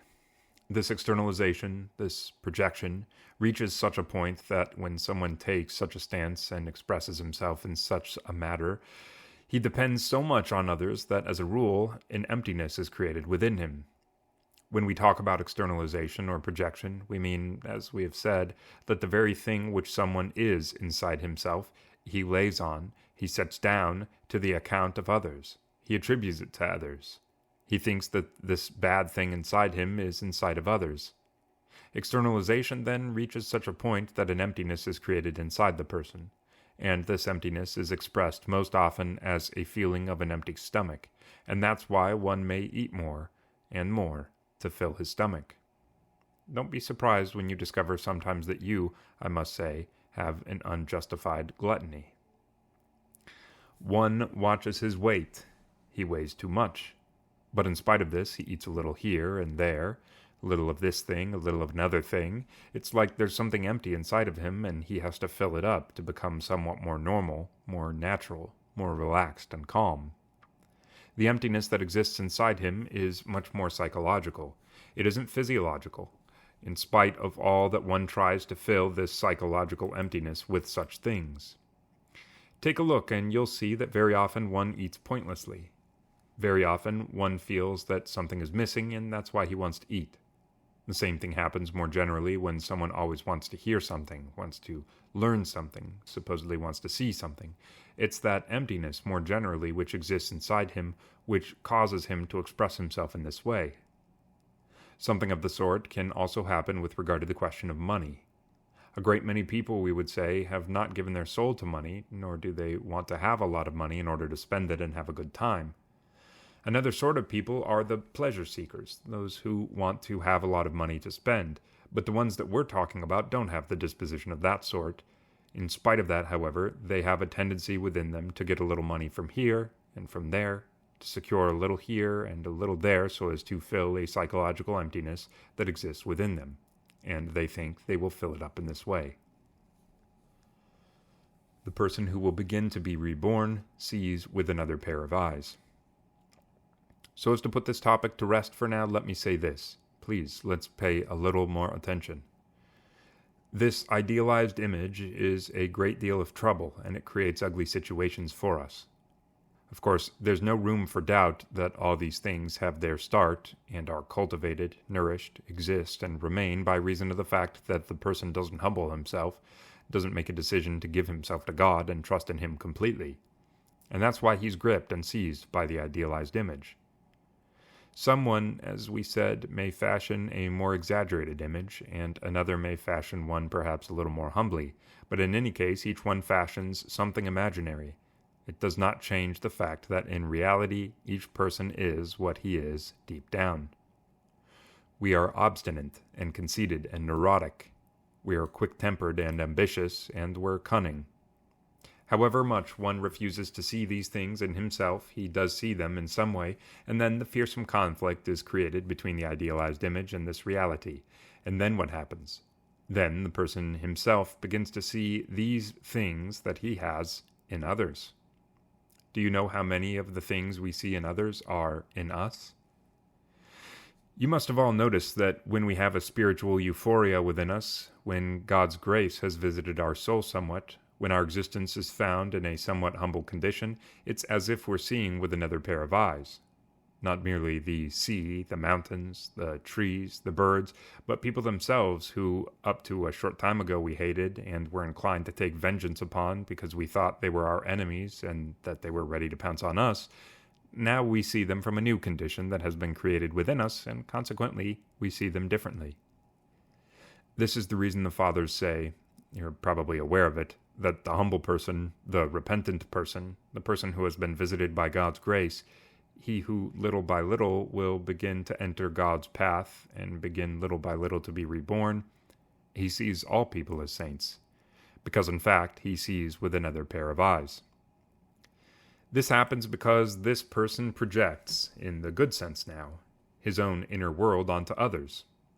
While on the contrary, the person who flounders about between the idealized image and his real self, and he's a victim of this condition, constantly projects his ugly self onto others, and he sees all his own shortcomings in others. How can this person then find peace? And how can he come into good relations with others, communicate with them, work with them, and do something worthwhile? When we say with others, we don't mean distant people, unknown people. We mean the mother having a good relationship with her child, the brother with his sister and his brother, the father with his children. But how many times does one person weigh down on the other? How much more peaceful, calmer our life would be, how much truer our life would be, if we were somewhat realized from the conflict that is created between the idealized image and our real self, which causes us to externalize and project ourselves, our shortcomings and whatever we have inside us, onto others. If we were released from this conflict, our life really would be a lot better. Self-contempt. Something we live without realizing it. We've been talking about the idealized image, and more particularly about the distance, the chasm that exists between the idealized image and our real self. And we've been saying that because of this distance that exists between them, an externalization is created, a projection, as a reaction. That is, a person externalizes a situation that exists inside him and projects it onto others. The more the person, that is, the person's ego, our being, identifies with the idealized image, and consequently our being is very far from our real self, and in this way there's a gap, the more this whole situation is unconscious within us. That is, we are oblivious to the fact that it's happening like this. We have no idea. It's not just that we don't realize it, but we don't even suspect it. And of course, our self reacts from out of the unconscious, and it reacts in an unconscious manner. That is, without our understanding it. This unconscious reaction, says Karen Horney, who, as I've told you, appears to be the best among the great psychologists, is expressing, among other ways, either with self-contempt or in anger or in a feeling of inner pressure. That is, this ugly condition that exists within us is projected outwards. It's externalized in these ways. She certainly explains these things from a clearly psychological standpoint. We'd also say something similar, however, from the spiritual standpoint. To be sure, we must emphasize that all these things aren't merely painful, but they render the person incapable of living. Self-contempt can be expressed either by contempt for others or contempt for oneself. It depends on the person, on who this person is. Remember that when we refer to the types of people, we said that there are the aggressive type, the compliant type and the type that isolates himself. An aggressive type will always express his contempt for himself on others. That is, he'll have contempt for others. When a person has contempt for others, deep down he has contempt for himself. The compliant type feels rather that he's being looked down on by others. If spiritual X-rays existed to show us what each of us is, what chaos would we see existing inside of us? The more one has cultivated an idealized image and is in the grip of it and identified with it, the more he has contempt for himself, because his real self exists, and whether he wants to or not, the reality of himself is expressed. In which case, subconsciously or unconsciously, in any case without realizing it, he feels contempt for himself. But he just lives this without realizing that he lives it. And how is it expressed? Well, it's expressed, as was said, by loathing others, or by feeling that others look down on him. To be sure, when one feels that he's being looked down on by others, we'd say it's worse, even though it appears to be better. And of course, this contempt is something ugly. It isn't the contempt the saints and ascetics talk about. Here, in the way the saints live and teach, there exists our real self, which is sinful, and the person must look to holy God and his sinful self and humble himself. For example, the ascetic who strikes himself down as a fisherman beats an octopus on a rock that tenderizes it. On the one hand, he sees himself humbly, but on the other hand, with clear eyes, he sees the holiness of God, the grandeur of God, and he really lives in that dimension. So on the one hand, he sees the holy God, and on the other hand, he sees his wretched being. As St. Nicodemus the Hagurite says, on the one hand, the person must completely lose hope in himself, and on the other hand, he must hope completely in God if he wants to be saved. Otherwise, he can't be saved. This is a genuine life-altering experience. Beyond this genuine situation, however, there's another reality. In our days, contemporary man, and also he who considers himself a good Christian, has perverted this genuine thing. He's distorted it. On account of his egoism, his pride, his presumption, his hypocrisy, on account of the fact that we live in a false way in this life, he has fashioned an idealized image about himself. He's in the grip, then, of this idealized image, which is a fabrication of his imagination, and its satanic pride. And since he wants to be the idealized image, he identifies with it. In the meantime, there exists his real self, and deep down he lives that which, in reality, is his self. So without realizing it, he takes a negative, loathing position towards himself, but out of egoism and not out of humility. He has contempt for himself in an unhealthy way, that is, egotistically, arrogantly. And this is expressed, although he himself certainly doesn't realize it, either by contempt for others or by thinking that others express contempt for him. And we've emphasized that the second thing is even worse, because it makes the person timid and fearful. It causes helplessness. It causes the person to isolate himself and become a victim of haughty and egotistic people who exist in this society, and of course, it causes him a great deal of suffering. When our wretched being is suddenly unmasked.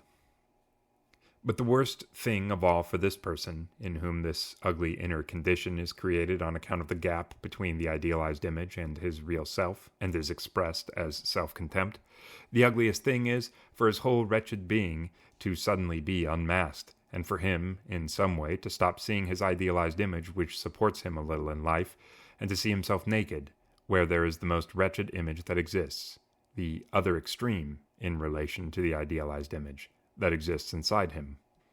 That is, when abruptly and suddenly he sees this, then the person collapses. He's literally shattered. He loses hope and becomes discouraged. In a certain way, he doesn't find anything inside him that he can rely on in order to stand a little on his own feet and to take a little courage, make a little effort, so as to be able to make a prayer to God. Where can one find the disposition for such things? Where can one find the effort?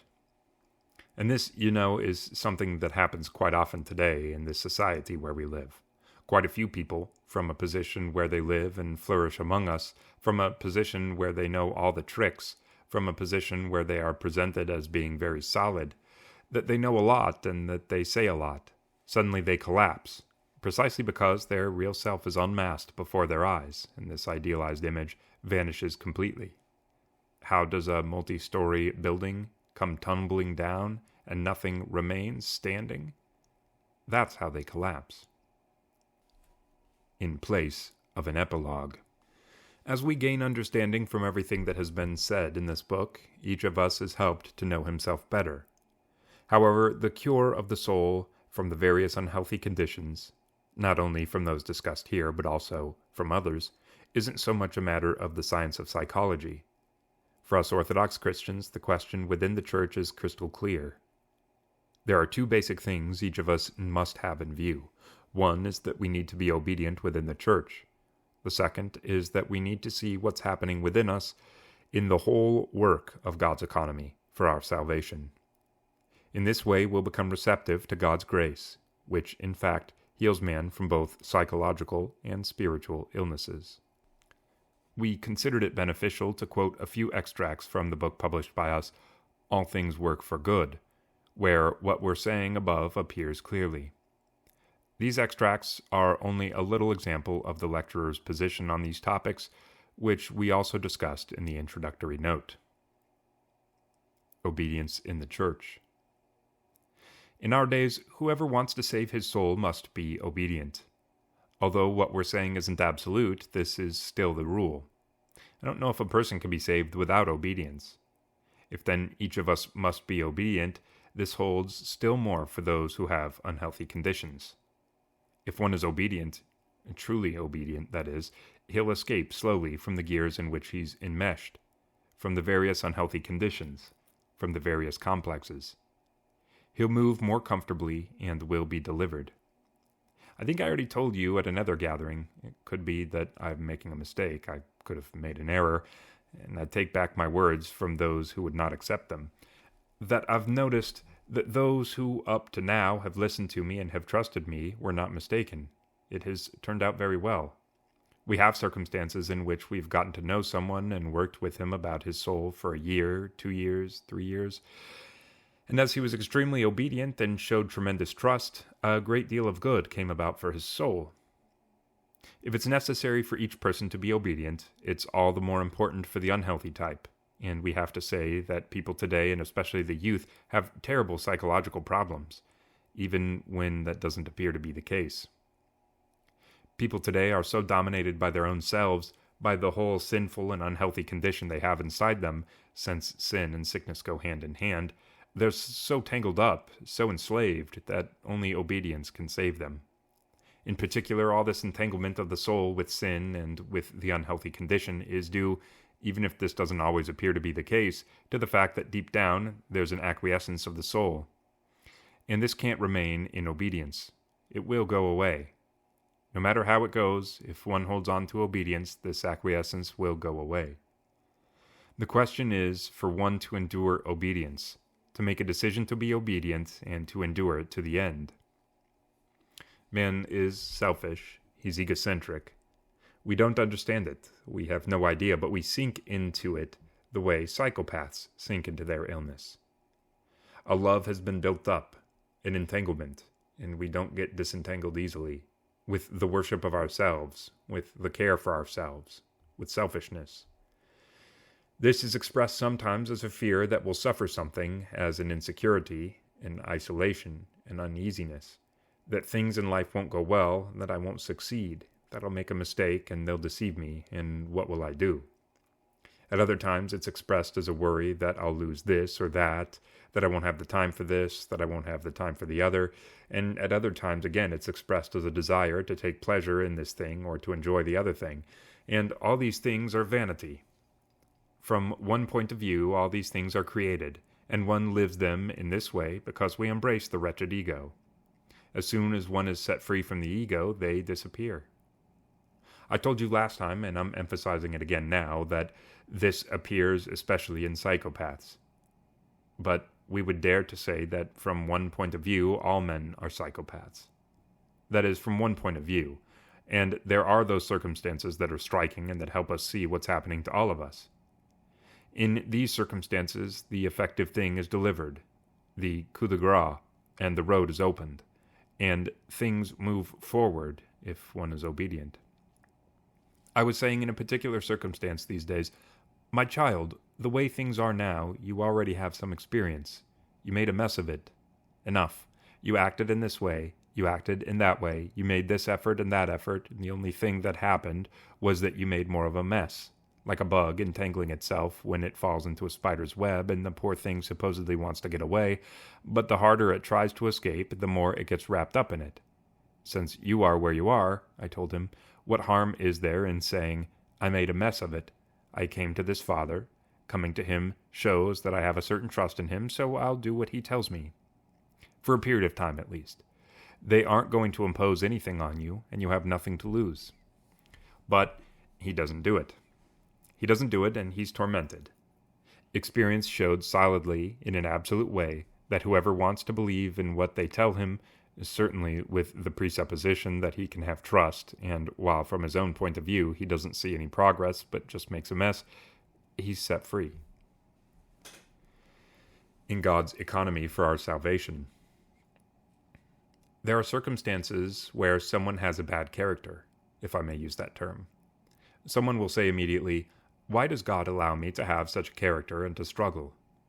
He can't accept this easily, and it causes him a great deal of harm in the soul, in the sense that he feels as if God is wronging him. Apart from that, there is a mechanism of self-defense in a man's soul, through which, in the end, one enters into alliance with his character, defends it, and in practice, although not theoretically perhaps, he tries in this way and that way to prove that his character is good. And here things get complicated. Here what's needed is for him to humble himself and say, it appears that I wouldn't be saved if I had a purer and better character. Because salvation isn't a question of character. Adam was a saint when he was in paradise, but that didn't save him. Man isn't simply saved by a good character. There are certain men who are, by nature, of good character, but this isn't good enough for someone to be saved. In society, certainly. In relationships with other people, one can appear good, but this isn't salvation. The other person, on the other hand, suffers with his bad character. And what he must do, I repeat, is to humble himself and say, God allowed it, because if I had a good character, who knows what arrogance would have taken hold of me. While now, as I am what I am, whether I like it or not, I'm humbling myself. How can I be arrogant? If one sees it correctly, then he humbles himself. He humbles himself and thanks God. My God, what a bad thing. What a misfortune I thought my bad character was for me. I'd been asking myself what I would do with such a character, and now I see that this was salvation for me. I thank you, my God. I'm grateful to you. God loves us, and as God who loves each of us, he showed economy. He allowed things to come upon you in this way out of love. Believe that. That is, believe, but believe it now, that in the end, whatever happens to you will be for your own benefit. Stop and think about the fact that your soul wouldn't have been saved if God didn't manage things with such economy that you were caught in the snare where you find yourself trapped. Your soul wouldn't be saved otherwise. If one studies this well enough, if one sees it well enough, he'll find a lot of material to become aware of his sin before God and humble himself to feel the potential arrogance his soul has, the potential rebellion his soul has, the potential opposition he has within him before God. And that's why God had to show his economy in things this way, so as to nail him down. Because if he hadn't nailed him down, who knows what he would have done. It's enough for one just to think like this, and immediately he'll collapse and say, my God, is there any other sinner like me? It's certainly possible for him to be overcome by a grievance. Why did this happen to me? But if he gets past that, he'll say, my God, while I am who I am, while I was going to do those things I was going to do, in spite of all that, you loved me, and you found the way to grab me and bind me, and to save me in the end. This is certainly something that costs him. If one studies the truths we're saying now, he'll find that all the negative things in his life are God's blessings. All the negative things. Certainly this is not to say that these things considered by themselves are blessings of God. The fact that you have within you a condition that has the potential to do who knows what against God is a bad thing. Who knows what would come of this and that and the other thing that you have within you. All these things are ugly by themselves. They're bad. But all the same, as God manages his economy, they're blessings, because God took all these things, mistakes, passions, weaknesses, unhealthy conditions, which are your own, and he managed them with such a manner of economy. He put them into his plan in such a way that in the end you can become a saint. Are you grateful to God or not for whatever difficulty you have, for whatever weakness, for whatever shortcoming you have? In this way, one moves into a completely different condition. He doesn't lament over his fate, as many people do, those who have such burdens within them, and they weep in a way for their fate. Why this? Why that? But he begins to feel grateful to God, to thank God and glorify him. And he already begins to enjoy all that love that God shows him in that special providence that he provided for him. That is, that he allowed for him to have all these ugly conditions to lead him in the end to salvation. While these things appear to be very frightful, all the same, as we talk about them in this way, in the end, if you believe me, if you understand me, I feel, but perhaps I'm making a mistake, it's as if I'm lifting some unbearable burdens off of you, and you'll leave here with wings if there's real humility in your soul. If one leaves here with wings, but without humility in him, he'll be conceited. Do you feel that way?